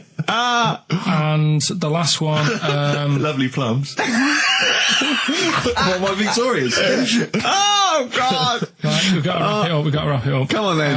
A couple of people were arguing in the supermarket at the fruit and veg counter. That was B. That was banana drama. They were like having an argument. What do you mean banana drama? What, no, wait. What group is banana drama? What group is banana drama? So, you're a fool. You're a twat. When you say that, but you accuse Carl of that. You're also accusing lots of the listeners, including the winner, Nicola Rogers of London, and she wins those great prizes, and she got them bang on. So banana drama. so can we finish there now? Yeah. Yeah, What do you mean? What do you mean? Can we finish there now? Just play the ads and go. What? No, what are you talking about? We're going to play Johnny Nick and Richard River all Play day. that then. Goodness me, Carl, look at you. We haven't got time. Merry Christmas, Carl. Merry Yeah, Christmas, Christmas. Carl. Enjoy the show. Let's give him a little kiss. Oh, little kiss. Oh, no, with tongues, it's Christmas. No, don't. Stop messing about. Get up! Right, anyway, Rockbusters. Yeah, go on then. I give a cryptic clue Yeah. and a letter, and it makes up a band. He Right? never said the word cryptic a few months ago. I love it. Do you know what I mean? I feel it's like our own little Eliza Doolittle. Yes. Right, even Richard will like this one. Here we go then. First one. There's 3 of them. Go on. And you email in. If this doesn't turn Dickie round, nothing will. This is an email-only competition. Email only. Right, here's the first one. Initial is B, so it's B. a band starting with B. Okay. And the cryptic clue is, I don't like them birds. They shouldn't be allowed in this area. I don't like them birds. They shouldn't be allowed in this area. Next one. Right, the next one. He doesn't like women, yet he's got a couple of kids. That's a bit weird. Is that a cryptic clue, or is that just a thought, a general point? Is that That's the cryptic clue. Okay. And the initials there are PD. Okay. And the last one. Got that one. That's terrible. That's terrible. Okay, quickly. Oh, God. And the last one is that bloke who does. Come on! It's making me laugh. Come on, Carl. Be professional. Right, the last one. Right. I can't do it. It's making me laugh. Oh, come on. I'll come and read them then. No, hang on, Come on, Carl. Right, here we go. They don't do this on Blockbusters on TV, do they? No, come Right. on. That bloke who does sport on telly. He's got a little kid, right? Initials DC. What? Is that I'm the completely clue? confused by that. Was that the clue? Yeah, that bloke who does sport on telly. Yeah. He's got a little kid. Initials DC. Okay, is that a band? Or an artist? It's I'm not A gonna tell you. cheese. I'm not This is gonna a tell you. well-known sandwich. Is it? What is it? Is it a band or an Right, artist? so just quickly recap. That's, Okay. it's a Come B. on, Carl. Right, Come on. quick recap. The first one is B. I don't think them birds should be around in this area. Right, that's B, right? Second one, he doesn't like women, yet he's got a few kids. It's a bit weird. That's PD. And the final one, that bloke who does sport on the telly, he's got a little kid, right? D, C. All right, and it's ricky.gervais@xfm.co.uk if you want to enter for Hellraiser. Oh, I'll tell you what, continue to do a little theme of like some old stuff people haven't heard of. If you're under 30, you probably never heard of this band. It's also a new thing I want to introduce. It's Show Up Camfield. Camfield talks the talk, he doesn't walk the walk, he doesn't play some rock classics on his show because he's scared. I'm going to play the tracks that Camfield's too scared to play. This is Kansas and Carry On Your Wayward Son, alright? Placebo. Bitter End on XFM 104.9. This is pre-recorded. We recorded this a couple of weeks ago, before Christmas. I hope you had a great Christmas. If you didn't, not our fault, really, is it? Nothing to do with us. Wouldn't have thought we'd have. We're of time because we've got plenty of cash now, thanks to a lot of you who probably bought the Office DVD. Yeah, probably got and that. If you in haven't stock yet, and you've maybe got vouchers or money, still available. Still there in the shops. Still available. You can still make it the best-selling DVD of all time. Please do. Yeah. Please do. I'll tell you what you want to hear though before you make your mind up. I'll tell you what, if you like this next clip, go and buy the Office DVD. I think you will. It's a brilliant clip. It's the one where we talk about well, it is self-explanatory. Yeah. Badly Drawn Boy on XFM 104.9. I'm Ricky Gervais, with me Steve Merchant and Karl Pilkington. I'll tell you what, the Stonys then. Oh, This Thursday at the Grosvenor House Hotel. Yeah. Everyone in Radio's Anyone has entered their show in different categories saying, they get it down to, winners this year included the brilliant Dominic Mohan, former showbiz editor of The Sun. Lots of people won. Lots of people won gold. Lots of people won silver. Lots of people won bronze. We didn't get a sausage. Nothing. This show was deemed not worthy of anything. I mean, not a look-in. The panel looked at it and said, well, no, definitely not radio. Didn't get a vote. See, that annoys me on so many levels. Let me tell you, one, right? I've never complained about losing an award, okay, ever. Yeah, mainly in TV. I know we've won a lot, but we've been beaten by Peter Kay. Good luck to him. He's brilliant. Beaten by Phoenix Nights, the sitcom. A lot of people like that more than the Oscars, vice versa, right? No qualms. But the shoddy shite that I heard that night beating us, I was furious. I don't understand. There's people, regional, it sounds like hospital radio, right? I shouldn't even be on XFM. I thought, it's beneath me. Yeah. And I thought, well, give them a hand, right? Let's show them. And I want to know who the panel was as well. I do not believe it. How can they I was looking back over some of the shows, right, before I go to Karl, and I've just done a little excerpt of, a trailer of what we do, what we're about, and I don't know how the panel could overlook this. Play a bit, Karl, please. Shaking her muff, minge and tits around does not make her a hoe, then what does? These kids at school with big heads. Karl, what are you talking about? Shut! Oh, my name is Holy Fuck. Right, Yeah. There's this monkey that was on a train station. Right, What if you mean cock to mean penis? It was my Down syndrome son. Oh, chimpanzee, that monkey news. So we've still got monkey news coming up. You're an idiot! You know what I mean? That's, to me, quality broadcasting. I don't know how they can say that isn't worthy. That's what we sent in to the Sony people. They listened to that. How they didn't think that was dynamite stuff, it doesn't make sense. Actually, I've been thinking about this since Thursday because I've been a little bit down in the dumps. Yeah. What I think it is that with the TV show, the TV stuff we've done, we put a lot of work into that. Yeah. We get the script, we spend a lot of time on it. What this show is about, it's very much about spontaneity. It's about our personalities, and I don't think we're ever going to win an award for our personalities. I think that's where we're going. Do you know wrong. what I think? I think that when we're together, we're the auteurs of The Office, and we're strong on it, and we're just two. We write it, we direct it, we cast it. We even worry about the font and stuff on the. We do everything. There's a weak link in our midst, I think. On the radio show? Yeah. Right, well, I'm just trying to think what the common factor is, because on the award-winning TV show, Spliss You and I... Yeah, I don't know. Well, I'll tell you what, can we play a record and let me think about this, because there must be something... There's got to be a factor. ...that isn't in The Office that's in this, that means that The Office is award-winning, and this is a pile of shite. It's interesting. I mean, I don't think our number one fan, Dickie Anderson, Richard Anders, was on the on the panel, although he here has emailed in. He's got a couple of brilliant. thoughts as to maybe why we... What is Dickers doing, man? Dicker says, commiserations on not winning a Sony. I can't believe you didn't win, naturally. I mean, apart from your show's obvious lack of quality and effort, having a monkey for a producer, offering the biggest load of tat as competition prizes, saying hairy Chinese kid 48 times every show, Rockbusters, not bothering to turn up for weeks on end, only having 3 listeners, introducing the comedy characters Camp David, Harry Fook, which I think he spelt wrong there, Stephen Merchant. I'm not a character. Apart from insulting every race, religion and sexual orientation, bickering like schoolgirls... We haven't done everyone yet. We have not insulted everyone yet. There's loads to go. Despite the fact you generally bring misery into the lives of anyone who listens, I thought you were surefire winners. Better luck next year. Well, I mean, a couple of constructive, criticisms there, but generally, I still can't nail it. Was he on the panel? Well, I don't think so. Well, he's a fan, so... Yeah. Well, no, he's clearly a fan. I mean, he obviously loves the show. He has hit the nail on the head. Oh. Which... Yeah. But, what should we do? Should we give up or should we try harder? That's always my dilemma in life. Sure, yeah. I mean, I've always gone for the first one. Give up? Yeah, why bother? Yeah. If they can't see, just give us the award. Yeah. And then worry about it later and we won't let them down. Yeah. Now they've got blood on their hands. We're gonna... Yeah. What should we do? Give a couple of months notice? I think so. Okay, well, there you go. I mean, seriously, I think... I think I'm being serious. I'm not being wacky now. We haven't told Andrew, but... I think we've won our course with this show. Yeah. So let's... Okay, we'll give it a month, and it's because the Sonys didn't give us anything. Play a record. Yeah. There you go. You got to do a bit longer than that. No, we haven't. Got to give a month's notice. No, you got to work till about September if you're going to... No, we haven't. No, we give a month's notice. Whatever they give the money back, something like that.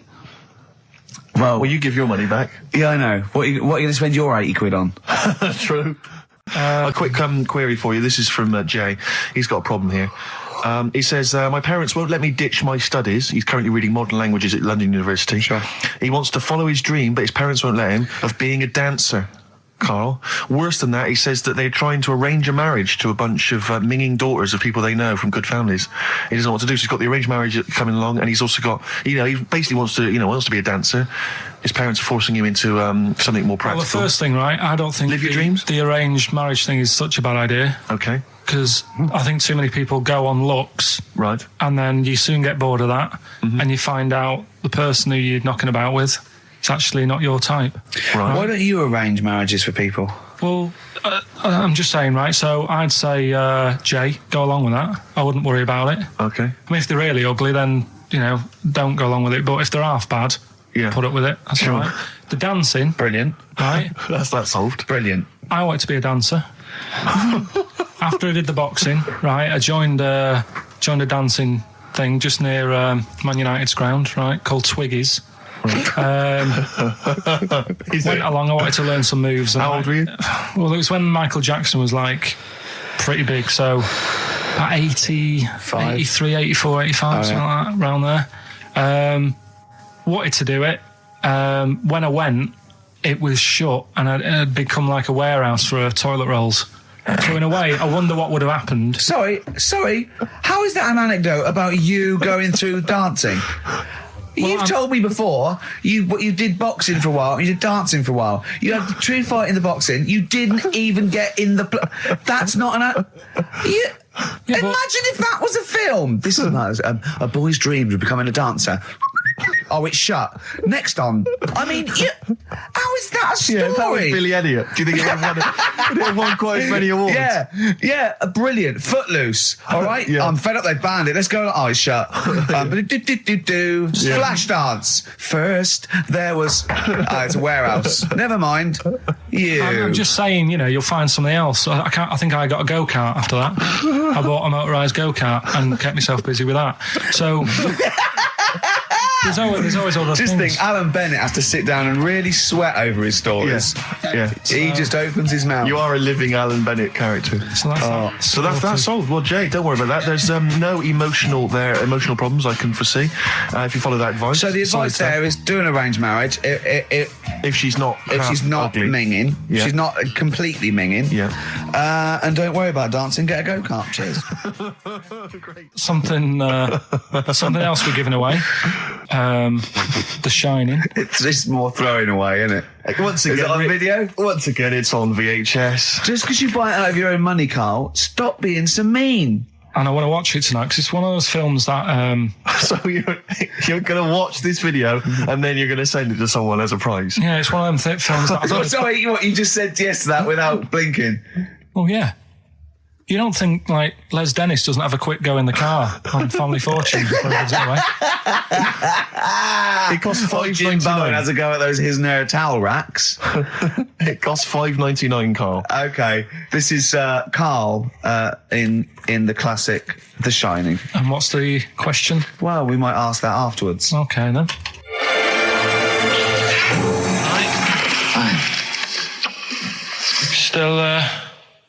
Still trying to write the book, then? Yeah? Yes. Good. Funny, someone told me the other day, weird thing about a typewriter, the top row of letters, the longest word you can write is typewriter. I'll just show you. That's weird, isn't it? It's just the typewriter being... You're not in the mood, are you? You're in one of those grouchy moods again, like you get into when you're writing. I'm not being grouchy. I just want to finish my work. Yeah, just being a bit funny, a bit offhand and that. Let me explain something to you. Go on. Whenever you come in here and interrupt me, you're breaking my concentration. You're distracting me. And it will then take me time to get back to where I was. Understand?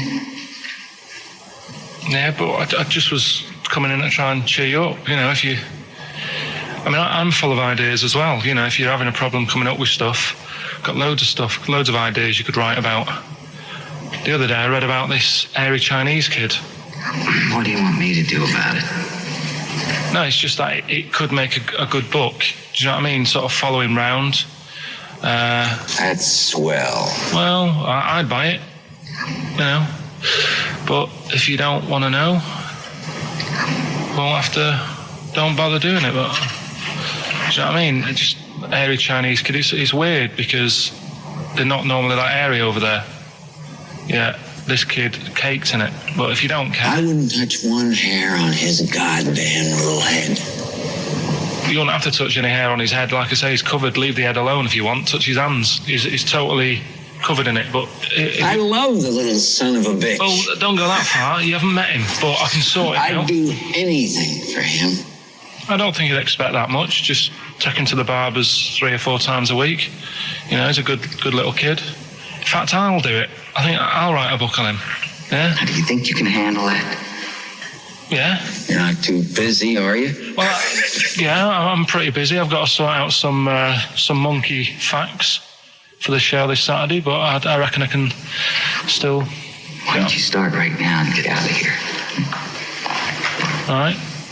I will. You're going to be like that? Couldn't borrow a pen, could I? See you later. There you go. Haunting stuff there. Karl Pilkington in The Shining. You know, in the film, Jack Nicholson goes crazy because the suggestion is he's maybe possessed by demons that maybe are in the hotel. But, you know, if I was stranded in a desolate hotel, removed from all human contact with Karl, I'd go mental with an axe without being possessed by demons. That's more chilling to me, trying to get some work done and you keep wandering in. I'm trying to get Karl to spend a couple of days in the caravan with me, just for the hell of it. And he won't. I've offered him money, won't I? I think it'd be a great laugh, wouldn't it, Karl? Oh, yeah, great. That would be terrifying. No, I want to film it. I just want to film it. Like a little video diary. There's Karl there, he's just waking up. Well, if I was stranded in that would be like being... I may as well be with Freddy Krueger and Jason Voorhees. That's more scary. The thing is, Ricky doesn't mess you about as much as he messes me about. No, you see, you've given him an inch. You've given him an inch and he's taken a yard. 12:30 you got in today. In 30 minutes between 12:30 and 1. The old bin lid on the head. He wanted to do that again. Yep. Squeezing my head, think he had a go at. And karate chop on the back of the neck. Yeah. all in 30 minutes. Who else can say that? I didn't say that. That's good. That was Bowie and Waterloo Sunset. Love that. Love the original. Love Bowie. Bowie was my gig of the year. These are my singles of the year. These are our clips of the year. I'm Ricky Gervais with me, Stephen Merchant. We're just picking some lovely little bits and pieces. Do you remember when we talked about this? Look at Carl. I love that look at Carl. Carl is looking back and forth. You know when you sort of you go to a cat and it looks back and forth between two people? That's very much like Carl was looking at us now. Or when, like, a child sees a midget or something in the street. They're just transfixed, aren't they? And the parents go, don't stare. When we were pushing Ash, as our producers, in a wheelchair, and we were pushing He's through not the a VC. midget, we should make that No, he's clear. not a little midget. He's not tall. But we were pushing him through the VC, and this little kid just came up and just stood in front of him and looked at him. Yeah. I just laughed. It was funny. Do you do that? I imagine you get caught staring at things. Yeah, do you go up to people with problems and go, Mummy, is that a monster? Well, I was telling you one about when I used to go with my dad in the taxi. Oh, yeah. What Tell us happened? this story. Well, Your father was a taxi driver? my dad he had loads of jobs, which he did back then, and they don't do that anymore, do they, people? They don't Have a variety of loads jobs? stuff. Sure. But at one point, he had a black cab, and I used to go with him. Used to get a beer crate and put it in the front of the black cab, and sort of sit just next to the meter. And anyway, we got this call, and like the guy on the end of the radio said, "Oh, you've got your son with you, haven't you?" So he said, "Yeah." So it's just like, we've got to pick up at number 11 Village Lane or whatever. And I said, all right. And it was this woman. It was like a woman version of the Elephant Man. Wow. The Elephant Woman. Yeah, it looked like... it was really strange because I was in the front of the cab, and when you're a kid, if something looks odd, you're a bit scared of it, aren't you? Yeah. And my dad was like, look, be all right. And we're driving towards her. Look, don't worry, son, I've got loads of buns. And just to I think I'll just throw one down the street if you run after You're it. being mean, right? I am a little bit, So yeah. how old were you, 18? No, I was about 12 or something like that, 11, 12. And as we got closer to her, it looked like she was holding like a bag of spuds on her shoulder. For a snack. Right. And her head was all a bit mangled and messy and that. And my dad said, whatever you do, don't stare at her face. Yeah. And she got in the Because back. you turned into stone. Well, she got in the back, and I had like the mirror, the driver's mirror thing, and sort of having a look, trying to work out. And he said, don't stare at her face. I couldn't work out where her face was. It was that weird. Oh, God. So I'm not sure you're from Manchester. I think you're from, like, Narnia or something. Yeah, you got frog boys walking around. The Lord of the Rings. That got like the claws of a lobster and the head of a toad. Yeah. And you got women getting in with spuds for heads. I mean, what This is not Manchester. This is not the place you grew up. This is mad. Oh, you can't believe it in London, can you? You come down and go, look, symmetry. It must be amazing. It must be a thing to do with upbringing now, mustn't it? And because, again, do you know, I've said to you before, years ago, when I was a kid and didn't have any worries, good-looking lad, you go through it a bit, have a few more worries, and you look knackered. Now, back there's a lot more worries and stuff, so you get a lot more freaks. Whereas in London, everyone's like happy, aren't they? I love the fact that stress can cause your fingers to fuse and your head to grow. No, but if She must have been really stressed to have a head. Yeah. She was Bag of was she an accountant or something? You know what I mean? But what did she do? What did she say? Where when was she got going, in? by the way? She couldn't speak. London Zoo, please. I think she was going to like To a the pet fair. shop. Seriously, honest to God. On my mum's life, she was. Because at the end of the day, that's a good thing with animals. They don't judge you, do they? She's not She an wasn't an animal. animal. She's a human being. She's not actually an elephant. No, but you know the Elephant Man was not actually an elephant. You understand that? He's got no elephant genes in him at all. No. That was just a cruel name people gave him. Yeah. No, it's the name of the disease, isn't it? Elephantitis. Look, so listen. So this woman, why was she going to a pet shop? She was going to a pet shop. What, to find a husband? Is this true? No, it is true, yeah. Oh, God. I'm not taking the mickey because it must be so really bad for you. Of course it is. Carl, I need to ask. I'm going on to you today about cutting myself shaving. Yeah. I was going on about that. To think that she's probably not alive now, but to think... But you're saying that you're going to say this is a worse problem than a little cut shaving, aren't you? Yeah. Yeah. Do you know what I mean? The think things you're that right. you worry about. There's a couple of key questions I need to ask. One, if she couldn't talk, how did she tell your father where to drive it? Did she have it written on a note? Did she point with her nose? Yeah. Right, this has got silly. Pick your song. But and also, finally, where did you say she lived again? It was like in a village, a little small village. Right. Just hidden out of the way. All I'm saying is we could maybe get like some sort of coach, book some coaches, get a coach party up there to have a look at her. Take some photos. And now you can make some lemonade. The offspring of a woman and some spuds. Yeah. Just animal facts. I remembered one in the week. Go on. There was, do you know them two gay American men who have tigers? Okay, the two gay ones, Those yeah, are go the on. two possibly gay Yeah, let's not worry about libel law anymore then. Yeah, if you shave a tiger's head... Whoa. Right, okay. You've got to treat that sentence with a lot more reverence than you did. Think what you're saying. If you shave a tiger's head... Not just his head, its whole body. Oh, sorry. Sorry, yeah. So I thought you were getting weird. Go on then, if you shave a tiger, yeah, go on. It's still stripy underneath. The skin's... Is it like rock? It goes all the way through. Yeah, that's amazing. Where did you hear that one? I remembered that. Like, was that a drunk just shouting it in the street? I shaved a tiger and it's still stripy. Get out of here. Yeah. Well, you know a polar bear? Polar bear's skin is actually black, and its fur is transparent, not white, and it gives the illusion. So it gets all the radiation possible from the sun, but it's still camouflaged. I didn't understand that, Rick. Sorry, you lost me. If its skin's black, a polar bear's skin is black, and its fur is translucent, and its fur is translucent. So why is it white when we? Well, it's just because the light hits it and the sun reflects off. Yeah, and it makes it look white. Yeah, so if you look at each individual hair, it's actually translucent. So at night it would be black. Well, everything is. Is it? Yeah. Oh, not bright stuff, Rick. You've embarrassed yourself. Play a record. Carl, more people from your past. Debbie Carr? Yeah, she was another nice one. What does that mean? Is that a euphemism? No, she was one of them that you'd sort of go, she's nice, but she'd never be your girlfriend. Do you know what I mean? She was, not really. Even though she was in the same year, she seemed a lot older. Right. And wasn't a teacher, was it? There was 3 of them who all hung together, and they seemed to hang around like the older kids, the ones who looked like men.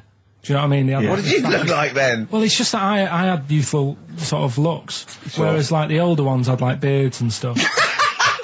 It's a gang of boys in the 5th form with beards. Were they smoking pipes? Come over here, me filly. Oi, Debbie Carr, come over here, you little beauty. No, but she was like... I love that. Hanging around with beards. There's the big boys. Oh, fishing. That's lovely beards. What do you I mean? just see a whole row of George Bernard Shaws. Brilliant. How do you do in history, boy? Think on you're an idiot. Oh. They were like, I'd be there sort of playing punching people in the arm. That's a great game. Oh, I love that, punch people in the arm. Is that part of the Olympics now? it's I think it was exhibition this year. Right. But it's going to be a pro next It's going to be the Winter Olympics because you've got to do it in just a cap sleeve shirt in winter. Yeah. So you're playing that? She, but whilst I But was she didn't doing appreciate that. She used to go, ow! No, I always think whilst I was doing that, they were like the Charlie's Angels and they'd be sorting out a mission somewhere because they were really like, there was something about them that you thought, they're special. They were private detectives. What do it work for a man they never see? Okay, well, here's a name I'm interested in because, let me just tell you the name first. Adam Clifton. Oh. Go on, what are your thoughts on Clifton? He was one of them kids, he was alright, but he had that thing when, if you didn't have enough milk, he had like, wrinkly hands and like white bits in his nails. Oh! Because you didn't have enough milk? Yeah. Yeah. So therefore, you didn't like him because you didn't get enough milk? This is not to be confused with the 2 people with the big heads and the webbed feet, is it? Webbed hands. Well, this was interesting. I know that they weren't related. They must have been somewhere along the evolutionary sort of trail. Do you know what I mean? They must have come from the same sort of stock.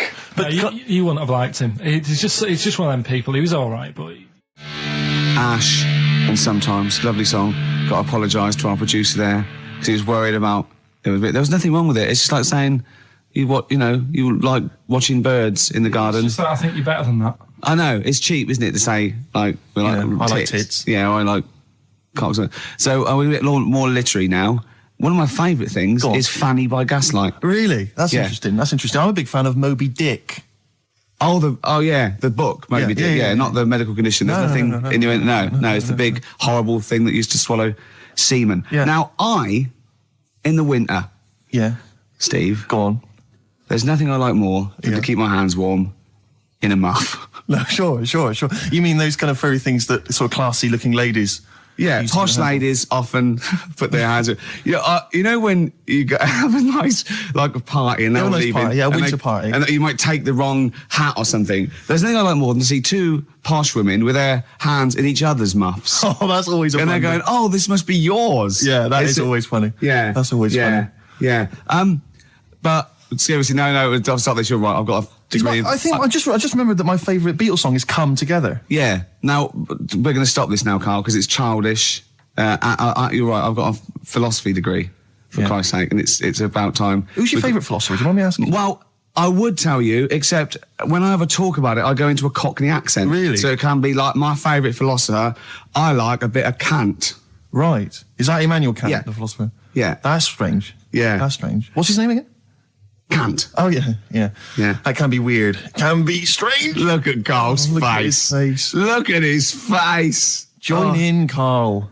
Undo your trousers. Just We'll let be it like hang out. Stan Let your Boardman cock hang when he out. told the Fokker joke. Yeah. We won't do local radio again for 10 years. 50 Cent in Da Club on XFM 104.9. We're playing our favourite singles of the year. Yep. And we're looking back over some of our favourite clips of the year.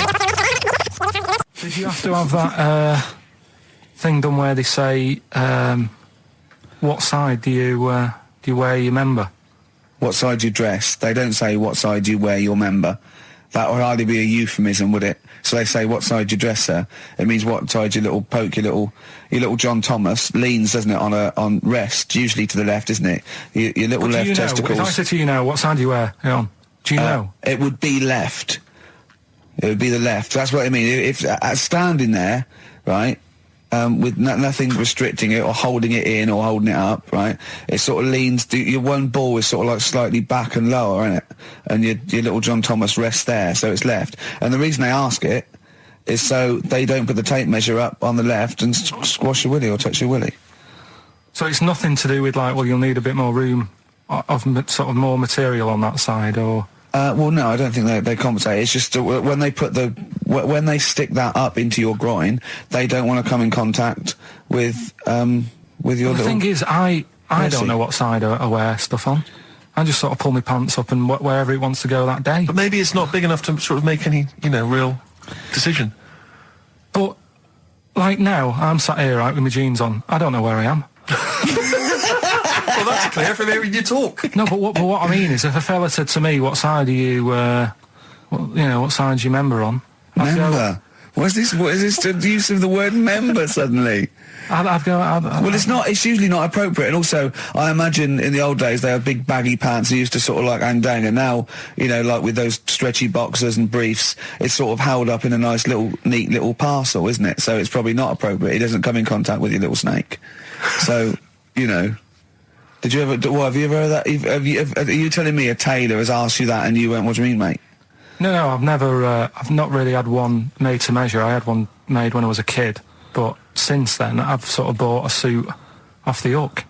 But when you were saying about buying a suit, I know that question sort of crops up, and I don't know what the answer is. It just annoys me the way I don't know. There's no surprises anymore. Do you know what I mean? People know. What do you mean? He's going to go, right, I'm going to measure you now. Which side shall I measure? Go, well, pot luck, go on, have a look. Right, there you go. Oh, you got it. You touch me now. What do you mean there's no surprises anymore? What are you talking about? Everything you say is a surprise. Everything you say, every opinion you have is a surprise to me. What I mean is, why aren't people just happy just to go, well, depends, doesn't it? I'll just pull the pants up wherever it wants to go. I'm happy. What do you mean? Why is this such a big issue? But Carl, when they ask you this question, they're not making a note of it somewhere. It's not statistical research to find out what the kind of common leaning is. It's a question so he doesn't touch it when he's using his tape measure. Just be careful. But he is being careful by asking the question. But what's wrong with him touching it anyway? If he's, it's only like a slight. Fair enough. But if he just sort of, knocks it a little bit, you can just go. Do that again? To me, it's the same as the prostate thing. It's just happening all over again. But a doctor doesn't go, oh, what side's your arse on, sir? Trying to avoid the arse. He wants to go, he knows where your arse is and he's aiming for it and he wants to get it up there. He's aiming for it for a good cause. This little fella's going, well, I've got to measure his leg. I don't want to touch the knob. I'll just ask him, sir, do you mind telling me where your cock is so I can avoid it? It's a big difference. But like I'm saying to you, I'd have to have a look first to let him know. I don't know where it is now. I don't know. It could be the left, could be the right. Are you telling me you don't know where your knob is without now? looking? Well, what do you mean without looking? How could... Well, you're saying it as if like... Should we have a guess? Well, have a look and tell us where it is. What are you wearing? What sort of pants are you wearing? I've got my jeans on. But you got pants on underneath them? Yeah. What are they? Briefs or boxer shorts? Boxer shorts. Boxer shorts. Well, it's probably free, but the jeans are probably strict knit. I think it's probably either in the middle, dressed in, or just slightly to the left. Have a look. We'll tell the listeners after the break where's Karl's knob. It's a good competition. Oh, brilliant! We've got to send this to the Sony Awards people. Well, big question. Where was Karl's knob? That's what people have been hanging on for. Yeah. Where was it? Well, I can't believe people have been texting in. Hey, what, guessing where it is? People saying, is it in the middle? Is it in the left? It cost them 10p. It cost them 10p to find out. Just wait, I'm going to give out the answer. You don't win anything, right? Like, strike it lucky. Right? Bottom or middle? Right. It was to the left. Oh! Yeah. I went with the right. That's annoying. See, I thought it would be to the left. If not, maybe if it was all scrunched up, sitting down on your lap right, it might just pop up to the middle. Just pop out. Like, you know. Well, next week we'll be finding out where yours is. Where's Ricky's bollocks? So we're looking into animals that we get rid of. I've spoken to someone about snails. I've spoken to someone about jellyfish and that.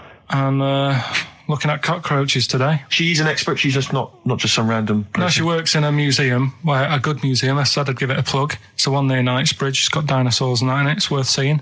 Natural History Museum? Yeah. So, It's not sure. He's not sure. This is what happened.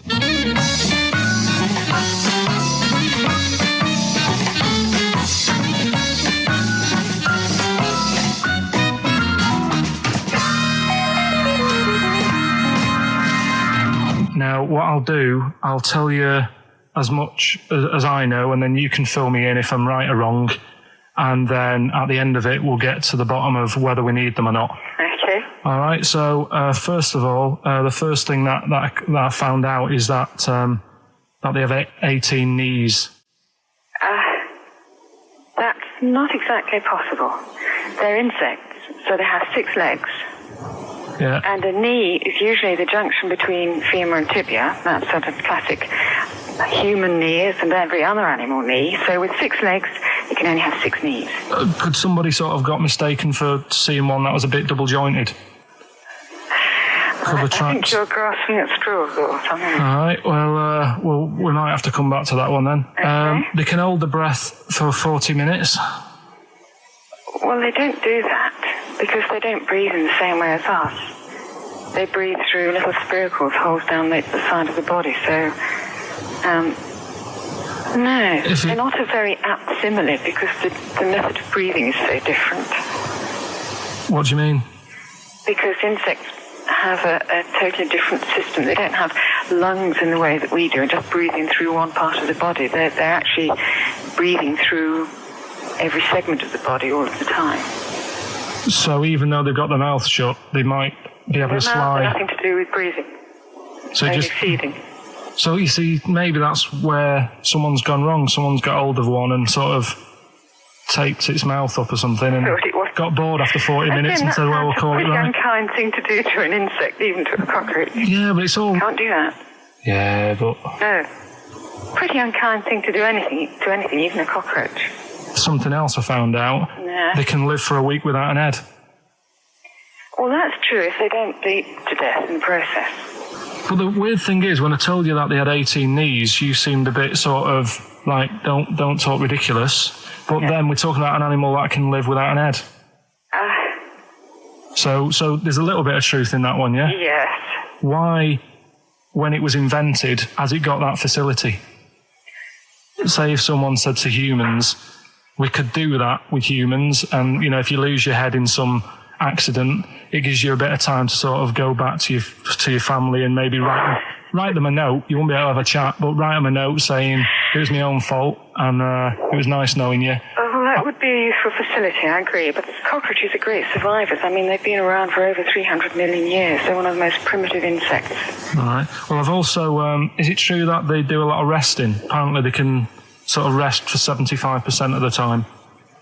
Rest? Yeah, they just sit about doing nothing. It's probably true of a vast proportion of the world's fauna. I mean, maybe the 25% that they are working, they're really giving it some, so it might make up. They're probably searching out food, and they can slow down considerably. You can chill insects in the fridge, and they'll become very, very quiet. You might think they're dead. Yeah, but I'm sure, you know, if we were sat in a fridge, you know, we'd go a bit quiet, wouldn't we? You know.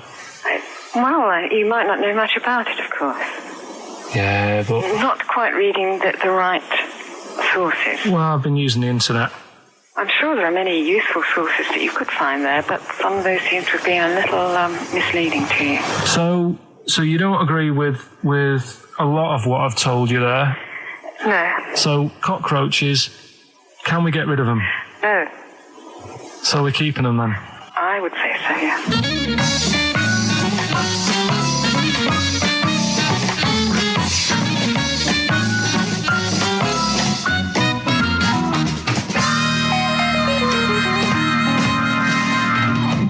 I think we should get her on more often, because she sounds like she'd be a bit of an ally, really. Because she knew immediately that you were talking nonsense. She even said, I think you should be more concerned about your sources, which I've been trying to tell you for a year, right? The fact, I mean 18 knees, where did you get that from? It was on the internet. They can hold their breath for 40 minutes. I mean, I don't know what you read and take on. Mad world, don't it?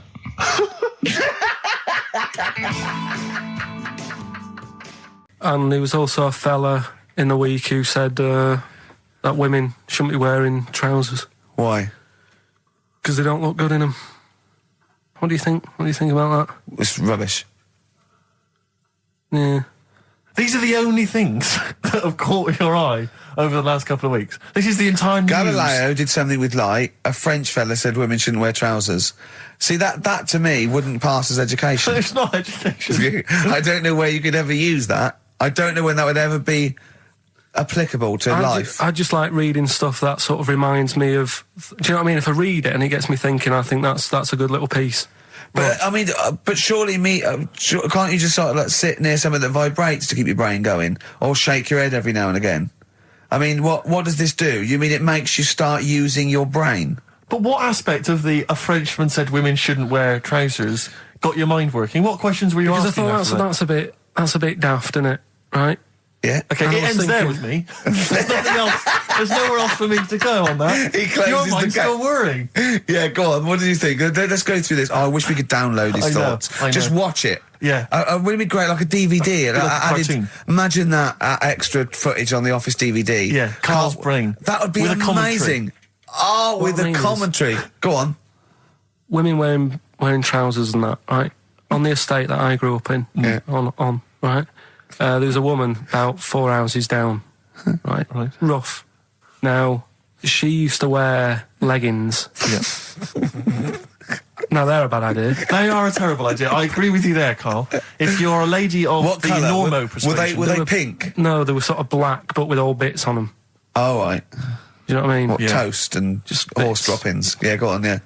And she used to... she's quite a big woman. Sure. Pauline Quirk, I think described her as. Looked like a light bulb when she was bending over in leggings. It is those kind of women that are attracted to leggings. Yeah, I know, yeah. They are drawn to them like a moth. Yeah. She used to wear them, and that's what I remember when I read this piece. And she used to work on one of those sex line things.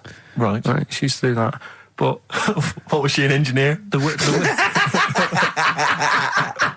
weird thing with her was, she had big eyelids.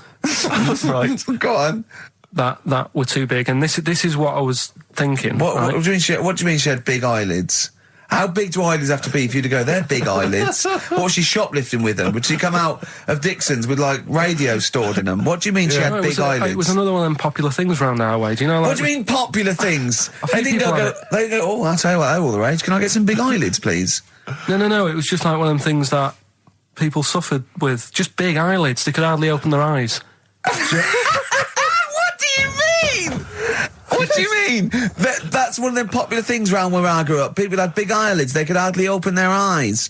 What does that mean? What sort of freak town were you born in? You had webbed feet people with big heads. You got women with big eyelids. What does big eyelids mean? Are you confusing her with the horse? Yeah. Did she have hooves? Look, what? Just anyway, so there's this big eyelidded woman with the leggings. And that's what I'm saying to you, though. That's... When I read that story with people with trousers, I went from that to a woman who used to have big eyelids. I still know the point. But then, and also the other bloke who had the eyelid problem was a mate of mine. Right. His dad had it, and same problem, massive eyelids. I don't know what that means. I don't know what that means. I used to say to my mum, I'm going round to Dave's house, or and Drew say, Pete, as you call him. That's all right, but make sure his dad doesn't take you out in the car, because he could hardly... he could hardly see. He had to have his head... He had to tilt his head back to keep his eyelids open. Sure! Didn't he have a couple of matches with him at all times? What a load of gobbledygook. This began as educating Ricky. I know, so it's like he was people thinking, with eyelids. But it's like you're supposed to make that leap as well. Yeah. If I mentioned the trousers, Ricky will probably be thinking about people with big eyelids and women wearing leggings. Play a record, Carl. Foo Fighters, Best of You on XFM 104.9. I'm Ricky Gervais, with me, Steve Merchant and Karl Pilkington. All right. Carl's had a bad week. I'm going to say it straight away. He tries to rule out stress in his life, but he's had a bit too much stress this week, haven't you? One, a phone call from his mum, stressed him a little bit. Right. Something he said in a magazine about his auntie. Came back to haunt him. Auntie Nora?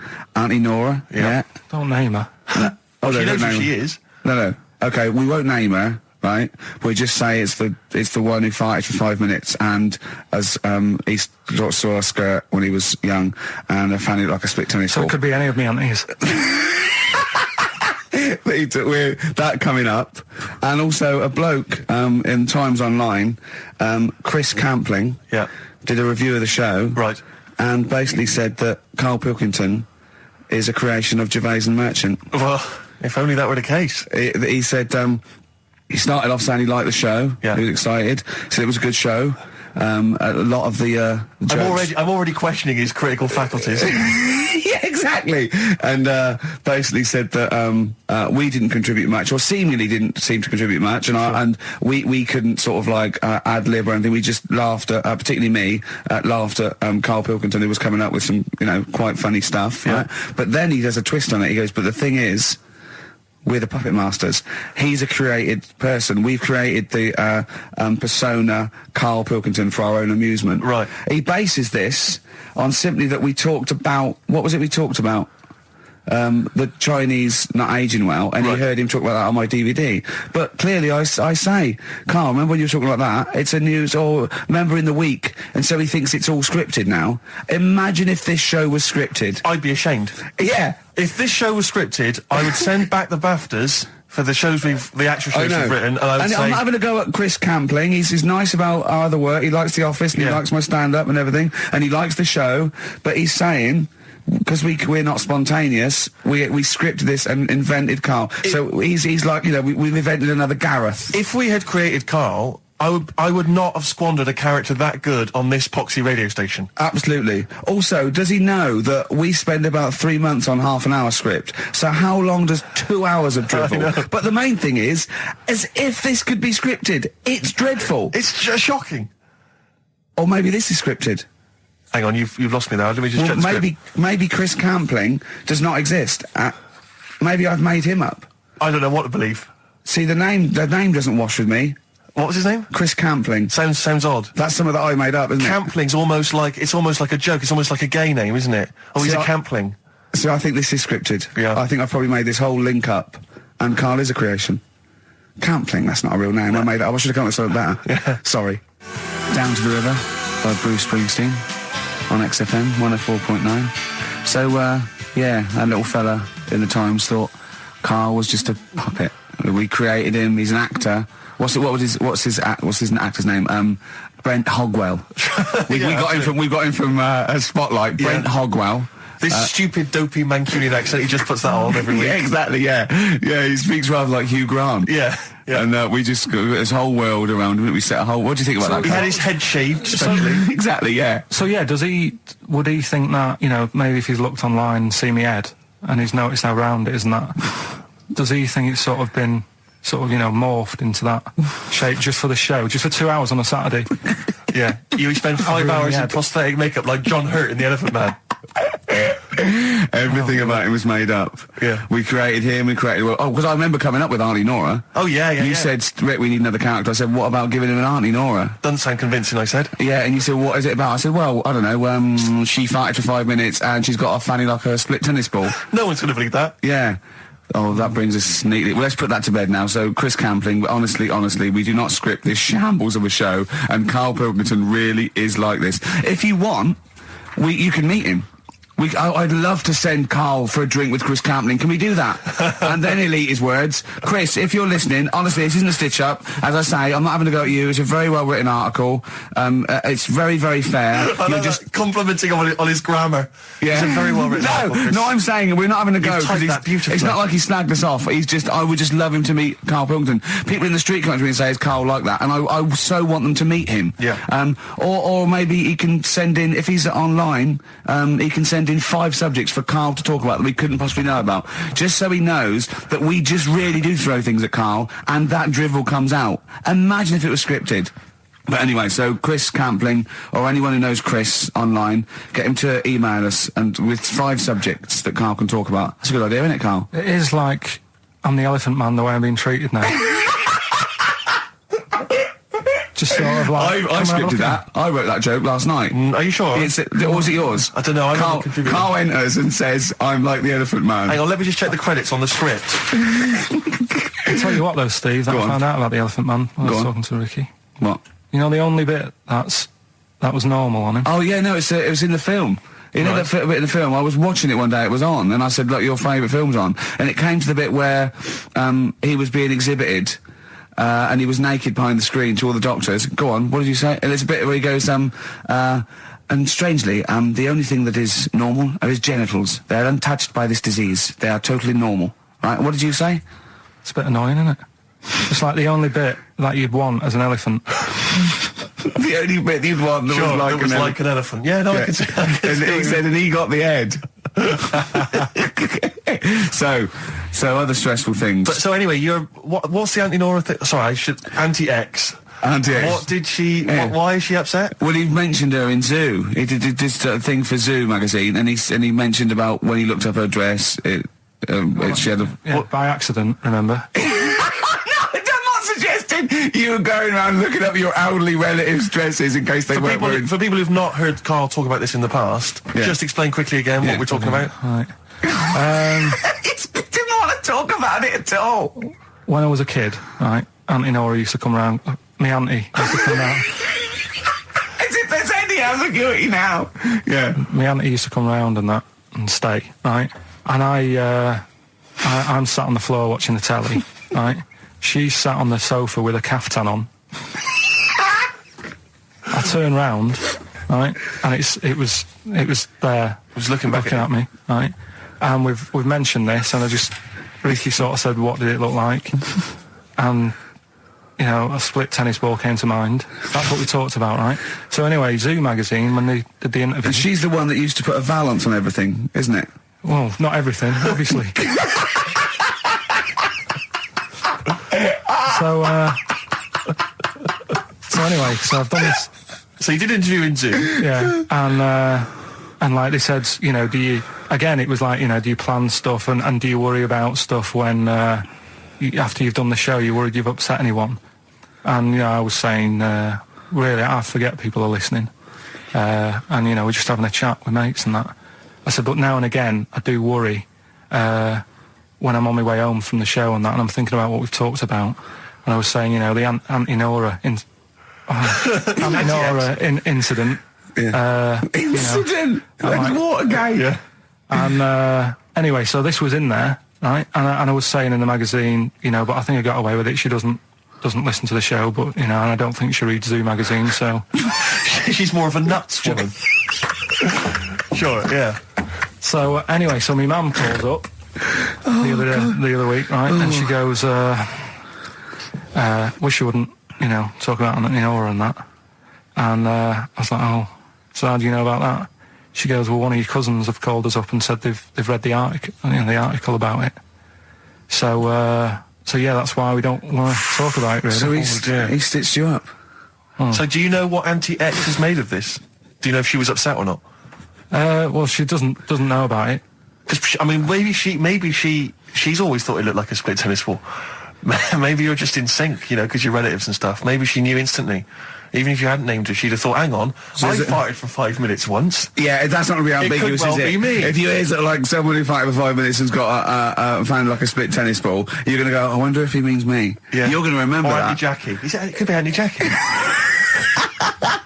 Oh, God. And he got in trouble, you know, last week when he was going to the wedding. Let's talk about that in a bit. Okay. Yeah. Is that a Cure? I love it. In Between Days, XFM 104.9 with Gervais, Steve Merchant, Karl Pilkington. The Cure, In Between Days on XFM. So, Karl, you were going to a wedding last week. Was it last week or the week before? No, it was last Saturday, right? Yeah. And he said, looking forward to it. He went, no, it's going to be boring. Suzanne was listening, knows that the couple were taping the show. So she had to get in there before you, didn't she? She went up to him and said, look, when you're listening back to the show and he says it's going to be boring, he didn't mean you, he meant weddings in general. I love the fact she has to run around and clean up after him. It's great, isn't it? How was it? Do you not like weddings? You're not a fan of them? They're only good for the people involved, aren't they? What are you talking about? You're getting free food, free booze, free music? Yeah, but... It's just all hanging about, and there's loads of people there you don't know. Absolutely, I agree. Do you know what I mean? You've got to make an effort. And even the bit that was important, right, when they were getting married, right, there wasn't enough chairs, because it was, you know, all the family gets the chairs, don't they? So I was sort of stood at the back. Stood at the back and that, watching, and I couldn't hear what was going on, because a woman was breastfeeding the baby. Oh! But what? Well, how loud was this baby going away? You couldn't hear what was going on. So it was slurping and that, and she was like, I just thought, how hungry is it? Could it not have waited? Because you've all got to wait for the buffet or whatever later. I know. But also just in this. Well, there was two, wasn't there? Why didn't you? The only thing that annoys me with weddings is the gift. It's the gift thing. Because, like, you buy these gifts, right? You spend a little bit of money, maybe. You know, I like to be a little bit lavish if I go into a wedding. Oh. Well, no, come on. You get a gift, right? You package it up. You're having a laugh. And I don't know about you, Rick, but I like to see the response. When I give a gift to someone, I want to see the feedback from that. You know, this is very much. You know, I want to see what it is that's Jane bought on you know, and exactly. put my name to it. Yeah. Because sometimes I have to. Oh, thanks for the. I go. Oh, no worries. No worries. Yeah. But you know, certainly, I mean, we talked about it before. But certainly, you know, it's the amount of money spent and the amount of time given to the gift should be correlated by the amount of the response you get. Absolutely. If I give a book token, a shrug is fine. But if I give, you know, anything sizable, I want them to be showing it to friends. If it's a bar, I want them to show it to the barman. You want to go, look what Steve Merchant got me. Yeah. He's the greatest man in the world. Yeah, exactly. Yeah. You go to a wedding, you turn up with a gift. You could have spent, you know, upwards of £15 on it. You turn up, you walk in, you say, "Excuse me, where's the bride and groom? I want to give them this gift." And some bloke, normally the brother-in-law, says, "Oh no, or the brother-in-law's mate." Yeah, sorry, they're too busy to see you right now. Just stick the gift on this big table with all the other ones. Yeah. And they'll get back to you in a week. It may be 6 to 8 weeks after the honeymoon. They maybe write you a note. They won't thank you personally. They'll write you a note. It'll be a general thank you. It's a general thank you. Your name in different type. Yeah, but it might have some vague reference to, you know, what you did, but it won't really be personalised. Yeah. The set of mugs, again, will be in different type. Exactly. Thank you, Steve Merchant, for your wonderful gift. We love mugs. Yours. Yeah, exactly. and a photocopied signature. Exactly, yeah. It's not right, is it? Oh dear. And also, of course, as well, if there's a baby involved, you know, perhaps they had a kid out of wedlock, and that's why they're getting married. There's normally the little baby signature as well. I hate that. Like the baby signed it. From Paul and Sharon and little Billy. Be Ben these days. Ben. I reckon. What do you think, Karl? How was the wedding, by the way? Did you buy a gift? Suzanne sorted something out. Yeah. What? I don't know. Oh, actually, no, we're going away, having a week away with them. That's your gift? Yeah. What Yeah, you we're going buy- away. No, we're going away to Cornwall or something, and yeah, that's it. We've sort of paid for a place to stay and coming along and that. And their gift is to spend a week with you in a confined space. They'll have a great time and that. Will they? Yeah, it's fine. Can yeah. I get a pen? I'm making a note of how many times you say "and that" during today's show, and so far there's 3. I've noticed 3. I'm just going to make a note because I think we can have a competition here. If you can predict how many times he's going to say "and that," the closest one wins some of the crap DVDs that we've got on offer. Which Hold on, tell me we've got ladder 49. Definitely. XFM. Landed Ben Folds on XFM 104.9. We've had an email, Rick, from Simon Whittaker. He says, he's throwing the question to Karl. Have you seen the video for that Ben Folds song where there's apparently a monkey working the sound desk and shifting the piano? So, yeah, you want to check that out? Talking of monkeys working the sound desk, we've also had a lot of emails directed at you. Yeah, a lot of emails directed to you, Karl, asking if you saw this programme that was on in the week. I think I didn't see it. I think it's called the strangest village in Britain. Yeah. Did he watch it? He called me 6 times during it. Of course he Called did. me 6 times. Now, just explain briefly what this was, because I didn't see it. Well, it was a sort of an experiment. I think I can work out from the sort of 70s, and it was sort of run by, from what I can make out, mainly sort of German Christians. Right. And what it was people with various disabilities, or mental illnesses, Down syndrome, autism, bewildered, and they were living normally in the community. And there was 300 people in the village. Half had some sort of problem, mental problem or disability, and the other half were sort of carers. And I mean, it was very, very strange. And where is this village? It's somewhere in this. It's up near Whitby, innit? Yorkshire, Right. yeah. Okay. But he called me.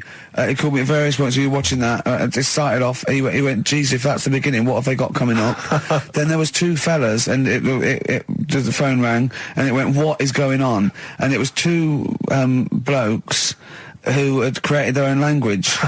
Okay. And they were going, and you go, and it was an interesting program. I love documentaries like that. But what made it twice as good was that I knew that Karl was getting confused. Yeah. There was one bloke that went round interviewing people, and he'd just have a string of questions, and he'd go, "Have you ever had curly hair? What's your favourite animal? Have you ever seen a badger?" All right. And Karl was getting stressed. It was stressing me out. Because he was trying to think of the answers quickly enough. He was sort of saying, do you like mosaics and that? And I was like, oh, do I? And the next question was coming in. It was like Mallet's mallet. Do you know that sort of that word association thing? I was stressing me out. But he said he wanted to go there. He actually said, could I go for a holiday there? And I went, well, I doubt that. I don't know. Maybe you could go on a visit. That would be great, wouldn't it? For Karl to walk in there. But the thing about it would be like Karl would be the ruler. He'd be the king. It would be that in the kingdom of the blind, the one-eyed man is king. I mean, he would just dominate. I don't know. There were some of them were quite clever. Really? Yeah, I don't think he'd. I think he'd probably be average. Yeah. I don't think he'd. Okay, he'd just blend in. No, I don't think he'd shine. Yeah. Because a lot of them were quite good at some things, weren't they? He didn't like the angry bloke who punched them. There was this really sort of sweet Down syndrome woman called Nan, and she hadn't hung her coat up, and this angry bloke was going, "If you don't hang your coat up, I will." And he punched her, didn't he? Yeah. And poor Nan got it in the neck from everyone. There was another woman bullying her, wasn't he? Yeah. But you like the little the little Down syndrome fellow with the woolly hat who was helping that woman. If I went there, he's the one who had sort of hunt down and say, "Come on, let's go for a pint" or something. Sure. But incidentally, do you like mosaics? We didn't establish that. He's still thinking about it. What was his name? That one, the woolly hat that you liked, that you wanted to hang around with. What was his name? I can't remember. He was good. I liked him. He was nice, wasn't he? Yeah. He's the one that fell over, then proposed marriage to that woman, didn't he? Yeah. I remember. I was on I don't know if this is all right to talk about. I mean, it happened, so not worrying It's all about right to talk about. Everything's all right to talk about. But I was on the train, right, coming from Manchester back to London, right? Yeah. And got on it. It was like a Friday night, and it was heaving, you know, like the last train is and all that. And absolutely chocker. Right? Yeah. So I'm walking through the carriages, thinking, oh, is he in his seats anyway? Anyway, everyone's like, it's heaving, right? It's people stood up in the doorways, you can't get in the toilet and all that.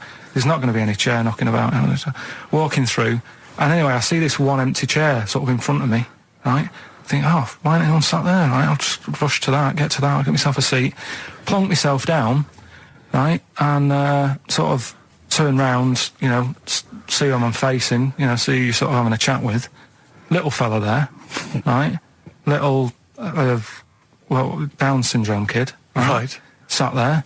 And he goes, all right. And I thought, oh, right. Not bad, but do you know what I mean? They're always talking, aren't they? You ask a lot of questions. Right, so I was like, oh, here we go, 2.5 hours. And I couldn't get up because the thing is, that's obvious. Sure. Right? So that's like mean. I'd never want to be mean, do you know what I mean? No. At the end of the day. So anyway, so I think, I know, I'll go to sleep. Clever. Right, so I shut my eyes, and he leaves me alone and all that. So then, my phone goes, and I think, right, what do I do? Do I ignore it? Or do I open my eyes and see what it is? Anyway, I open my eyes, it's Ricky calling about something. About nothing, probably, actually, thinking about it. It wasn't even worth answering, right? So anyway, but I'm awake then, aren't I? So he's like, hello? And I'm like, all right, mate. And he says, you're muscly. You're right. Oh, God! And I said, yeah. And he goes, you know, why? So I said, no, just am. It's, again, stressing me out, because I was thinking, why am I muscly? I don't go to the gym. And, you know, I'm not muscly, I'm in good shape and that. Well. So then he wants an arm wrestle. On a crammed train from Manchester, so I've got another hour and a half of this. When you talk back, he'd soon have got up and left. If you'd have started asking him questions, he'd have got up and left with the drivel you come out with. So anyway, do you know when you're under pressure, you're thinking, well, he's said that I'm muscly, right? So do I do it or not? What? And there's people watching, you know, not joining in, not sort of having a laugh and that with me, just like watching but pretending they're not. Oh, and I'm God. at one of those table seats, and he kept saying, come on, I want to arm wrestle. So, and he was getting loud, and I thought, I best just have an arm wrestle. What do you mean? What do you mean? I best just have an arm wrestle? Well, what do you mean? Get it over and done with. I had to... if he's going to keep asking, I had another hour and a half on the train. Oh, God. So anyway... Oh, my God. I'm thinking who won. Well, I'm thinking, were people putting bets on? How was it working? It was stopped, and just as well, really. What do you mean it was stopped? Was it game? No, he was winning, I was struggling a bit, right? Yeah. And he was really, like, you know, taking my arm down, and then he sort of let go and started laughing. And I thought, thank God he let go, because I would have made, you know what I mean? If I lost that, everyone's in the train looking, and all the rest of it. I never felt it suddenly serious to him. He's got to win this. Anyway. Pilkington. But then he just, then we were chatting about favourite food and that. He likes sausages. And I said, you know, he said, do you like sausages? I said, yeah, they're all right. I like a bit of Chinese and that as well. And he was saying, oh, I can't have Chinese. Not allowed Chinese. Why? Don't know. He just said, it's not allowed to have it. But yeah, I had a good long chat about stuff and that. But so you enjoyed it in the end? In the end, it was all right. Yeah, it's just. What do you expect? Okay. No, but it's that thing, isn't it?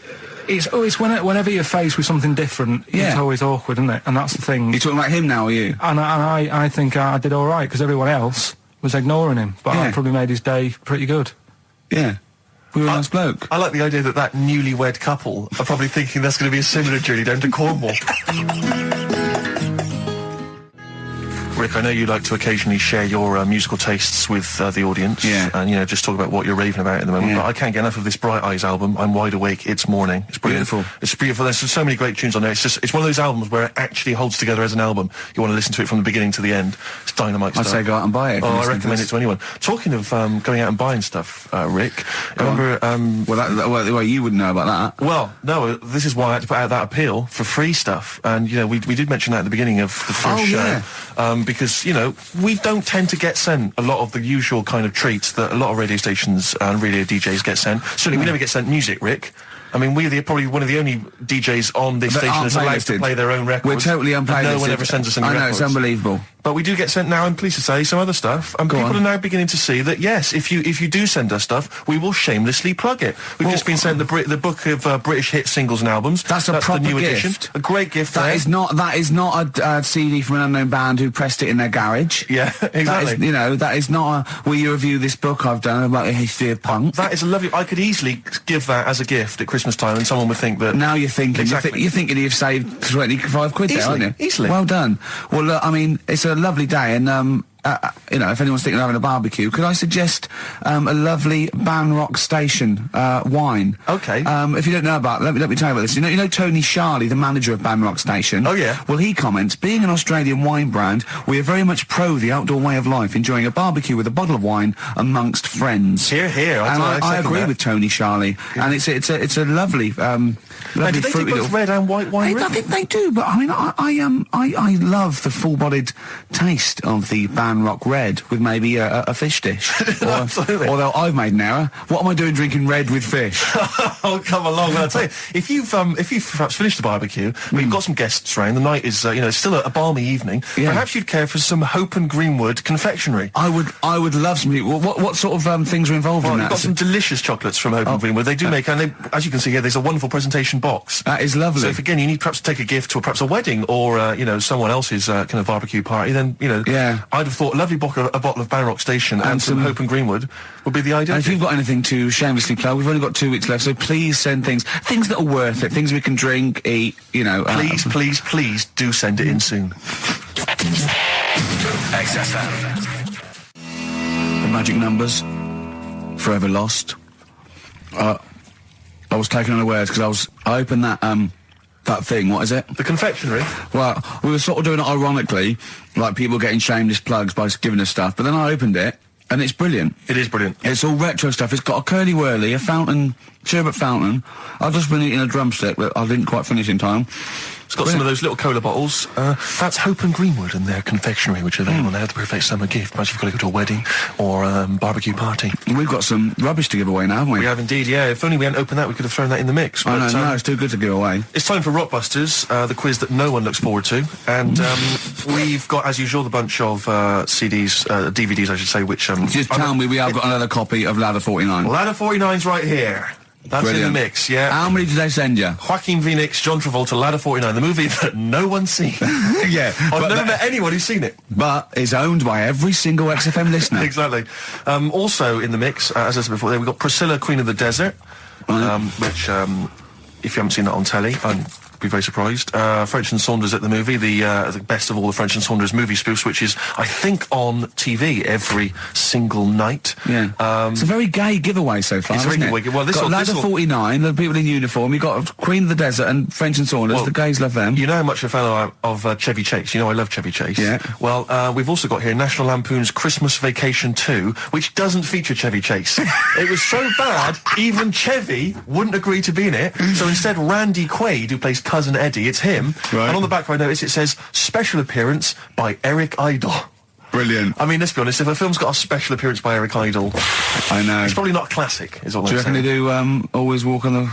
look on the bright side of life. Anyway, that's just some of the DVDs which you can win, and obviously the real reason you should enter is because you go forward to this big prize draw, which is in our last show, where you can win some actual quality. A signed Matt Groening drawing, and if you can see him drawing that on rickygervais.com, it is totally genuine. It's just there, him actually drawing it in front of your very eyes. Also, us made as Flanimals, and a signed poster by Nigel Tufnell. Christopher Guest. Sure. So proper good prizes. Yep. Just that this is, I think it should be the last one to get into it. Maybe next week, the 4 that we've got get down to 2 maybe. And then we get them on the line in the last, what do you think? Well, I'll be honest, I wish we'd thought it through. I don't know about you, but I wish we thought this Chris whole thing Campling, if you've got any ideas to how this show could have run, see, we should have scripted this. What we said, we just said go in a drawer, didn't we? Did we? So We hadn't thought it through though. Yeah, but we can't keep swapping and changing. Well, we okay, haven't we can done do what it we yet. want. We can do what we want, yeah. Do you know how many BAFTAs we've won? We can do exactly what we want. High five. Well, listen. 6. Right, let's get down to business then. Right, so Rockbusters, let's explain briefly what this quiz is for those that have only just started listening to the show. It's basically blockbusters. Well, you say that, Rick, but it's not, is it? I mean, that Blockbusters made sense. Yeah, This well, is just this is the thing. incoherent drivel. Carl thinks it's a cryptic clue and going, right, a fella is walking along and oh, look, there's the fish. What does that mean? Trout spinners. Some of them are hard because they've dug them all Some out. are hard because they don't make sense. No, but they've dug them all out because they're going to put them all on the website for people to play along with, and they came to me for the answers, and some of them are pretty tricky. I couldn't answer them. So I love that. Anyway, the only man that can outwit himself. Right then. So the first one then, here we go. Why don't you borrow some land off Mr. Boardman or Mr. Laurel or Mr. Fletcher? All right? Why don't you borrow a little bit of land? Oh, it's changed already. Already changed. Already off changed. Mr. Boardman. Well, no, do it again and do it exactly the same each time. Do it again. Why don't you borrow some land off Mr. Boardman or Mr. Laurel or Mr. Fletcher if you need a bit of it? What's changing? Okay, and what are the initials? Right, LS. LS. That's a band or an artist. Who am I talking about? Second one. I'm gonna. Sorry, he's got a sweet in his mouth. I'm gonna annoy those seabirds over there. Right. I'm going to annoy those seabirds over there. Well, just those seabirds. It doesn't matter where they are. I'm going to annoy them seabirds. I don't know what he's talking about anymore, Steve.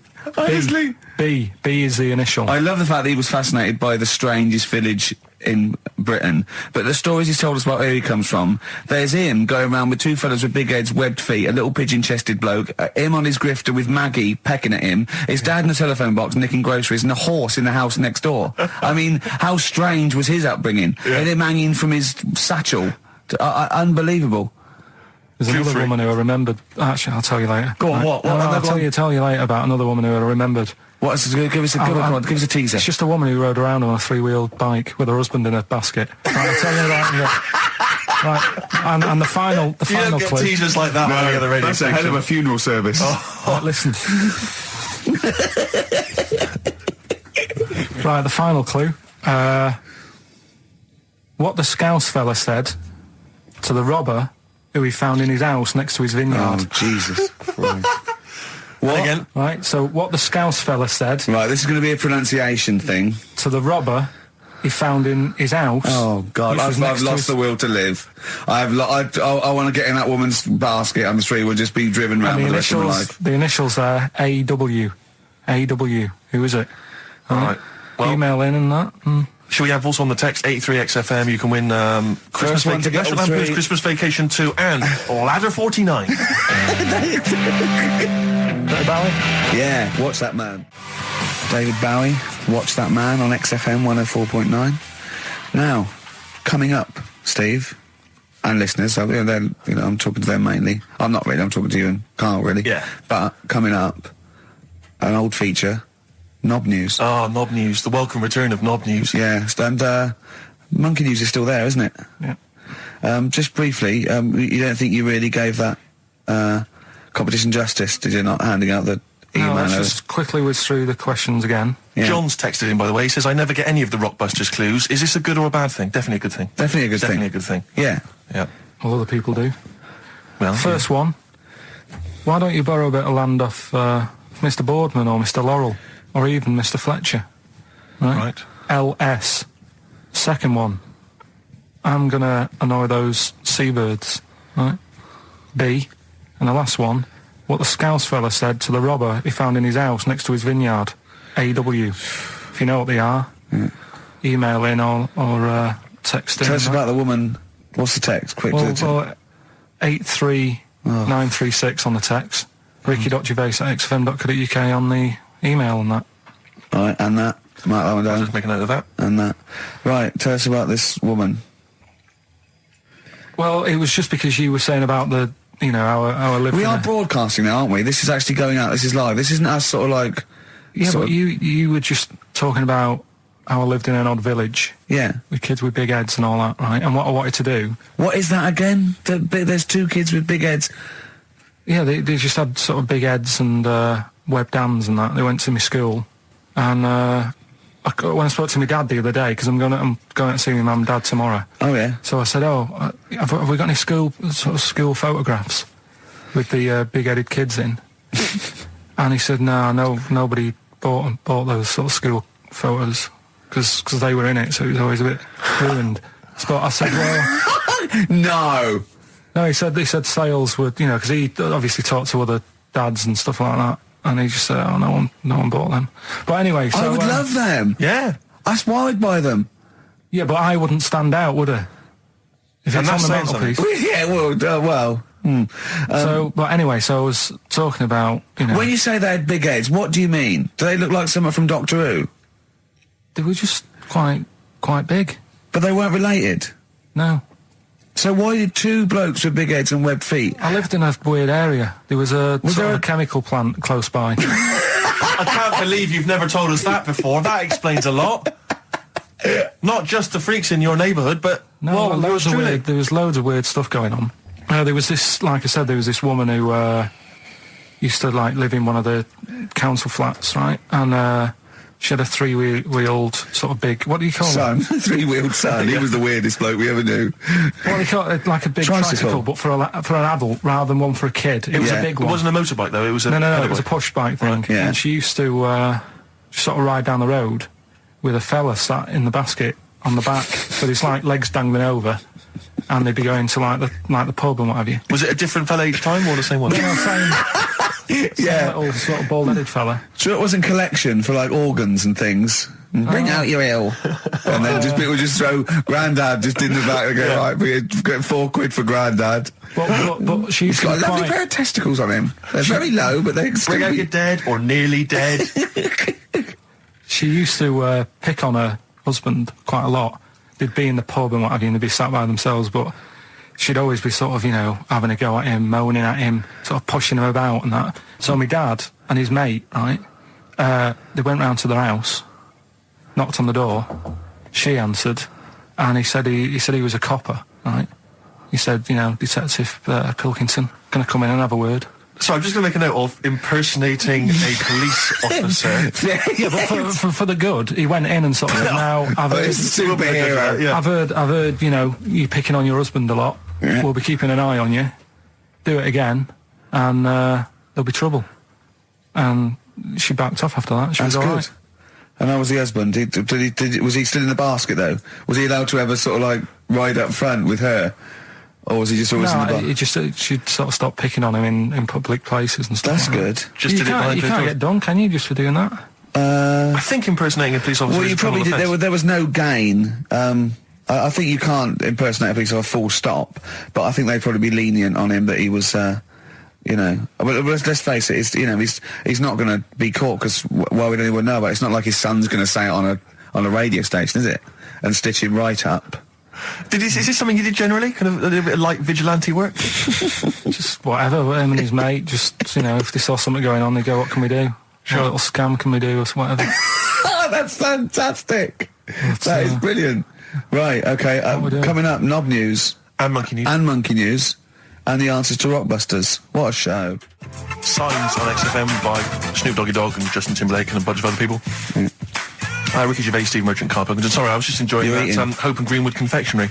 Lovely. I wish I had something to wash that down with, Rick. Well, won't you have a glass of lovely Ban Rock Station red wine? Oh, lovely. It's barbecue friendly. Yeah, perfect. Good. So just keep sending stuff in for Free free. stuff, please, free stuff. Good stuff. Carl, what are we talking?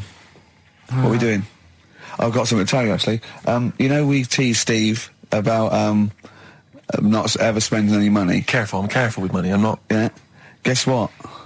He's treating it like he's nurturing this, right? He keeps running off, right? In the edit, he's having a suit made, and he wants to be just right because I reckon he's forking out quite a lot. He's having a suit made. Think of that, him. Let me tell you this though. I don't want you thinking that I'm getting all flash with my cash. It's very hard to buy off the peg when you're 6'7". So it was a necessity. Carl, I don't want you thinking that this is the beginning of some new phase. Well, is everything you buy sort of made to measure? Or? No, I'm afraid if only I could afford it, mate. But no, I'm off the peg generally. But in So this what, instance, properly done and that? Just yeah. It's the full thing. The full works. Got to keep going back for fittings. They got that little bit of chalk, the pins. It's where I and had everything. mine made. You know how good I look all the time. Did you have to have that thing done where they say what side do you wear your member? What side you dress. They don't say what side you wear your member.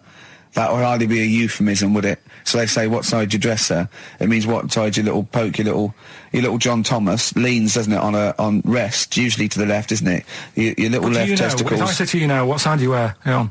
Do you know? It would be left. It would be the left. That's what I mean. If standing there, right, with nothing restricting it or holding it in or holding it up, right, it sort of leans, your one ball is sort of like slightly back and lower, isn't it? And your little John Thomas rests there, so it's left. And the reason they ask it is so they don't put the tape measure up on the left and squash your willy or touch your willy. So it's nothing to do with, like, well, you'll need a bit more room of sort of more material on that side, or... Well, no, I don't think they compensate. It's just when they when they stick that up into your groin, they don't want to come in contact with your little... The thing is, I don't know what side I wear stuff on. I just sort of pull my pants up and wherever it wants to go that day. But maybe it's not big enough to sort of make any, real decision. But, like now, I'm sat here, right, with my jeans on. I don't know where I am. Well, that's clear from hearing you talk. No, but what I mean is, if a fella said to me, "What side are you? What side's your member on?" Member. What is this? What is this? The use of the word member suddenly? I'd go. Well, it's not. It's usually not appropriate. And also, I imagine in the old days they had big baggy pants that used to sort of like hang down. And now, like with those stretchy boxers and briefs, it's sort of held up in a nice little, neat little parcel, isn't it? So it's probably not appropriate. It doesn't come in contact with your little snake. So, Did you ever? What have you ever heard that? Are you telling me a tailor has asked you that and you went, "What do you mean, mate?" No, I've never. I've not really had one made to measure. I had one made when I was a kid, but since then I've sort of bought a suit off the hook. But when you were saying about buying a suit, I know that question sort of crops up, and I don't know what the answer is. It just annoys me the way I don't know. There's no surprises anymore. Do you know what I mean? People know. What do you mean? He's going to go, right, I'm going to measure you now. Which side shall I measure? Go, well, pot luck, go and have a look. Right, there you go. Oh, you got it. You checked me out. What do you mean there's no surprises anymore? What are you talking about? Everything you say is a surprise. Everything you say. Every opinion you have is a surprise to me. What I mean is, why aren't people just happy just to go, well, depends, doesn't it? I'll just pull the pants up wherever it wants to go. I'm happy. What do you mean? Why is this such a big issue? But Carl, when they ask you this question, they're not making a note of it somewhere. It's not statistical research to find out what the kind of common leaning is. It's a question so he doesn't touch it when he's using his tape measure. Just be careful. But he is being careful by asking the question. But what's wrong with him touching it anyway? If he's, it's only a slight. Fair enough. But if he just sort of, knocks it a little bit, you can just go. Do that again? To me, it's the same as the prostate thing. It's just happening all over again. But the doctor doesn't go, oh, what side's your arse on, sir? Trying to avoid the arse. He wants to go, he knows where your arse is and he's aiming for it and he wants to get it up there. He's aiming for it for a good cause. This little fella's going, well, I've got to measure his leg. I don't want to touch the knob. I'll just ask him, sir, do you mind telling me where your cock is so I can avoid it? It's a big difference. But like I'm saying to you, I'd have to have a look first to let him know. I don't know where it is now. I don't know. It could be the left, could be the right. Are you telling me you don't know where your knob is without looking? Well, what do you mean without looking? How could... Well, you're saying it as if like... Should we have a guess? Well, have a look and tell us where it is. What are you wearing? What sort of pants are you wearing? I've got my jeans on. But you got pants on underneath them? Yeah. What are they? Briefs or boxer shorts? Boxer shorts. Boxer shorts. Well, it's probably free, but the jeans are probably restricting it. I think it's probably either in the middle, dressed in, or just slightly to the left. Have a look. We'll tell the listeners after the break where's Carl's knob. It's a good competition. Oh, brilliant! We've got to send this to the Sony Awards people. XFM. Run, Snow Patrol on XFM. Well, big question. Where was Carl's knob? That's what people have been hanging on for. Yeah. Where was it? Well, I can't believe people have been texting in. Hey, what, guessing where it is? People saying, is it in the middle? Is it in the left? It cost them 10p. It cost them 10p to find out. Just wait, I'm going to give out the answer. You don't win anything, right? Like, strike it lucky. Right? Bottom or middle? Right. It was to the left. Oh! Yeah. I went with the right. That's annoying. See, I thought it would be to the left. If not, maybe if it was all scrunched up, sitting down on your lap, right, it might just pop up to the middle, just pop out, like, you know. Well, next week we'll be finding out where yours is. Where's Ricky's bollocks? Right then, which leads us nicely into knob news. Oh, it's the welcome return of knob news. Right, okay, it's very much like the news at 10. This, isn't it? I do a bong, or in this case a schlong, and he gives me the headlines, the knob news of the day. The big, where have you collected all this knob news? Was there a lot of knob news this week? It was mental this week. The amount of stuff. The way it works, you give us the bong. Yeah. I'll give you the headline. Okay. Steve decides which stories we're going to talk about. And now on XFM, knob news. Schlong. Man grows knob on his arm. Schlong. Man gets doctors to make him a second knob. Schlong. Turkish prisoners made hole in cell wall to produce third inmate. Schlong. Doctors accidentally remove man's testicles. So, well, can I straight away go for the accidental removal of the testicles? Well, it's happened before, right? We've talked about that before. Well, how did what did he go in for a tonsillitis? What are they called? Tonsillectomy. And he went in the wrong way. What are you talking about? How can they accidentally remove his testicles? It says he didn't look at his folder, and the doctor said to the fella, "Oh, we've removed your testicles and we wanted to take out your prostate gland." So that's what happened. There's the story. This is what I mean. That's why I don't like going to the doctors. Yes. It happens, doesn't it? Because all these sort of it's when they say things like, "Oh, it's just we do loads of these operations." That's when they're not concentrating. Brilliant. Do you know what I mean? When they say it's procedure, that's like having a boring job that you do every day when you're not going to be concentrating. I prefer them to go, "This is a tricky one, this." I know what you mean. I sort of do know what you mean. People, you watch TV programmes about, like, you know, removing someone's second head or whatever, and there's like the best surgeons from all over the world. It's televised. They can't make a mistake. They can't go, "We took his legs off by mistake." Whereas the fella who's having a prostate's like, "Oh, do you want to do it? I'm sick of doing that." Yeah. And they're probably doing a crossword whilst they're at it. Of course they are. I've seen that actually in operating theatres. They're doing a crossword. That's what I mean. Yeah. I was just examining some of the other knob news, Rick, a little bit more closely. Man gets doctors to make him a second penis. I'm sure we're all interested to know what happened there. Yeah. A German who persuaded doctors to give him a second penis has lost his wife after he showed her the result.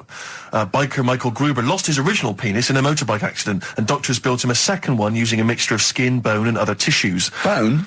Apparently, the penis worked so well that he was even able to father a child with his wife Bianca. But Gruber was still not happy and asked doctors to repeat the operation and build him a better organ, to which they agreed. From his hospital bed, he said, "I've got 2 penises, but no wife. I'm hoping when I get rid of one of the penises, I'll get her back." What do you mean? Sorry, he had 2 put on. What side does he wear? So he's had both. So he's had 3 then. Yeah. This is probably the thing that happened with Hitler when he had 1 ball, but he had 3 at one point, didn't he? So he just kept one in the other ball, gave his mum one, and kept the other one. Man grows penis on his arm. I mean, why people are constantly losing their penises around the world? I've no idea. But why? I didn't realise it was a bit. What do you mean why on the arm? It's just a graft, isn't it? Yeah, but put it on like your buttock or your side. You can't wear a short sleeve shirt. Why do they've done that before? I don't understand it. Why not just graph it onto the side of your leg or something where it's high up, close to where it should be? I don't know. To get it used to the environment. Like when you were like released a duck into the wild. I've never understood that. If there's a doctor, again, you know, we had a doctor last time, there's someone who can let us know why they put it on the arm. So they can keep an eye on it, presumably. He's not going to work with this knob on his arm. He's probably in a hospital bed and under examination. Right. So what do you think? They pop the knob on the arm, say, "Come back in 3 weeks." What do you do, by the way? "I'm a mechanic. Keep the knob, keep the long sleeve shirt," because the blokes go, "Why have you got a knob on your arm, mate?" What are you talking about? He doesn't go back to normal as a teacher. "Sir, what is it? What is it, Simpkins? You got a knob on your arm. No, don't worry about that. Do your maths." What do you think this bloke's walking around with a big knob coming out of his arm? Why on the arm? So they can keep an eye on it. So it's not. But if he's in bed, just get him to not put any undies on or whatever, and just have a little sly look at how it's going. Even in hospital, if you're in a shared like little hospital room. People going, "Oh, I've had heart problems. What's your problem?" He's there with his arm out. He's got his knob out. Yeah, but I don't think it counts as indecent exposure when they're grafting a knob on your arm, sticking that up the bed. Imagine if he's driving, he's just got it out the window. People driving by. Yeah. In fact, at the end Is that bloke giving me the finger? At the end of the man grows penis on his arm story, it says, a Moscow surgeon said the man will be able to have sex in a few months. He said, women will never suspect. But what kind of a doctor talks like that? Yeah. I'll tell you, it's his cock now, seriously. The birds will never know. He'll be able to go berserk. Yeah. They'll never realise we grew it on his arm. That is unbelievable. Will he have a little scar on his arm, do you think? Yeah. I don't get it. Like I say, 83936 if there's a doctor out there. Or indeed if you've ever grown Or a tailor. Making you a shirt. What side do you wear your cock on, sir? It's my left arm. What's this? Bit of Stones? Yeah, beautiful. Lay it on me. Wild Horses by the Rolling Stones on XFM 104.9. Well, I think the listening public would have enjoyed knob news there. Oh. So, I mean, there was a lot of knob news this week. I was surprised. You know, I would have thought it would be hard sometimes to get knob news together, but... I would have thought it would have been part of a bigger news programme, but, I mean, I don't think we'd dedicate a whole sort of, like John Craven's news round. Yeah. A whole 5 minutes to knob-related news. Yeah. There was other news, was there, in the week at all? Carl, it wasn't just all knob-related, you didn't just research. No, they're the ones that sort of stand out. There was Christ on a crisp. Right, what's that? That's obviously a crisp that someone vaguely thinks looks a bit like Robert Powell. Yeah. Yeah, what a load of twaddle, yeah. There was a bloke who can blow up balloons using his ears. What do you mean? Look at him. Well, it's all connected, isn't it? That's, you're just redirecting it, aren't you? Pointless, though, isn't it? It is pointless. No, I'm sort of downplaying it like it's no big deal, but it is pretty impressive. It's not. When was the last time you blew up a balloon? Oh, I don't know. That's what I mean. It's not needed. It's not impressive.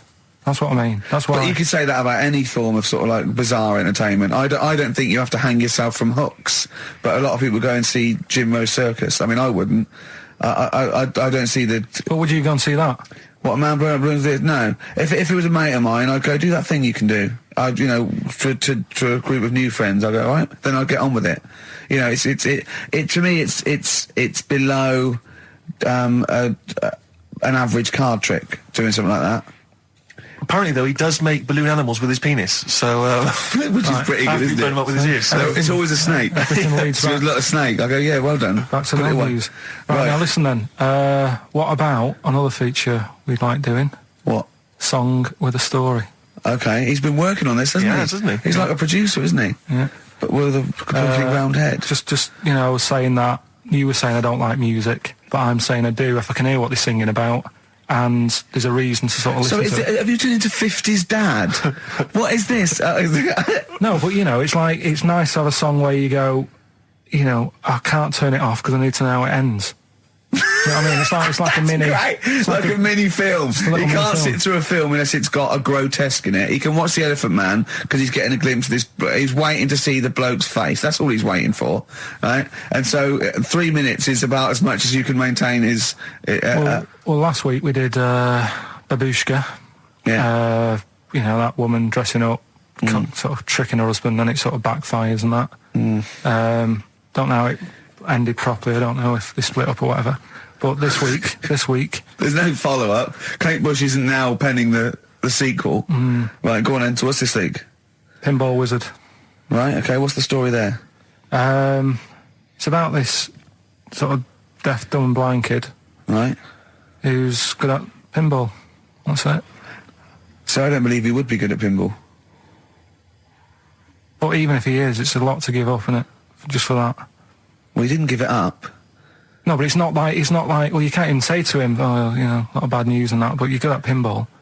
It's just a bit rubbish. I mean, does he even know he's playing pinball? Is what I'm saying.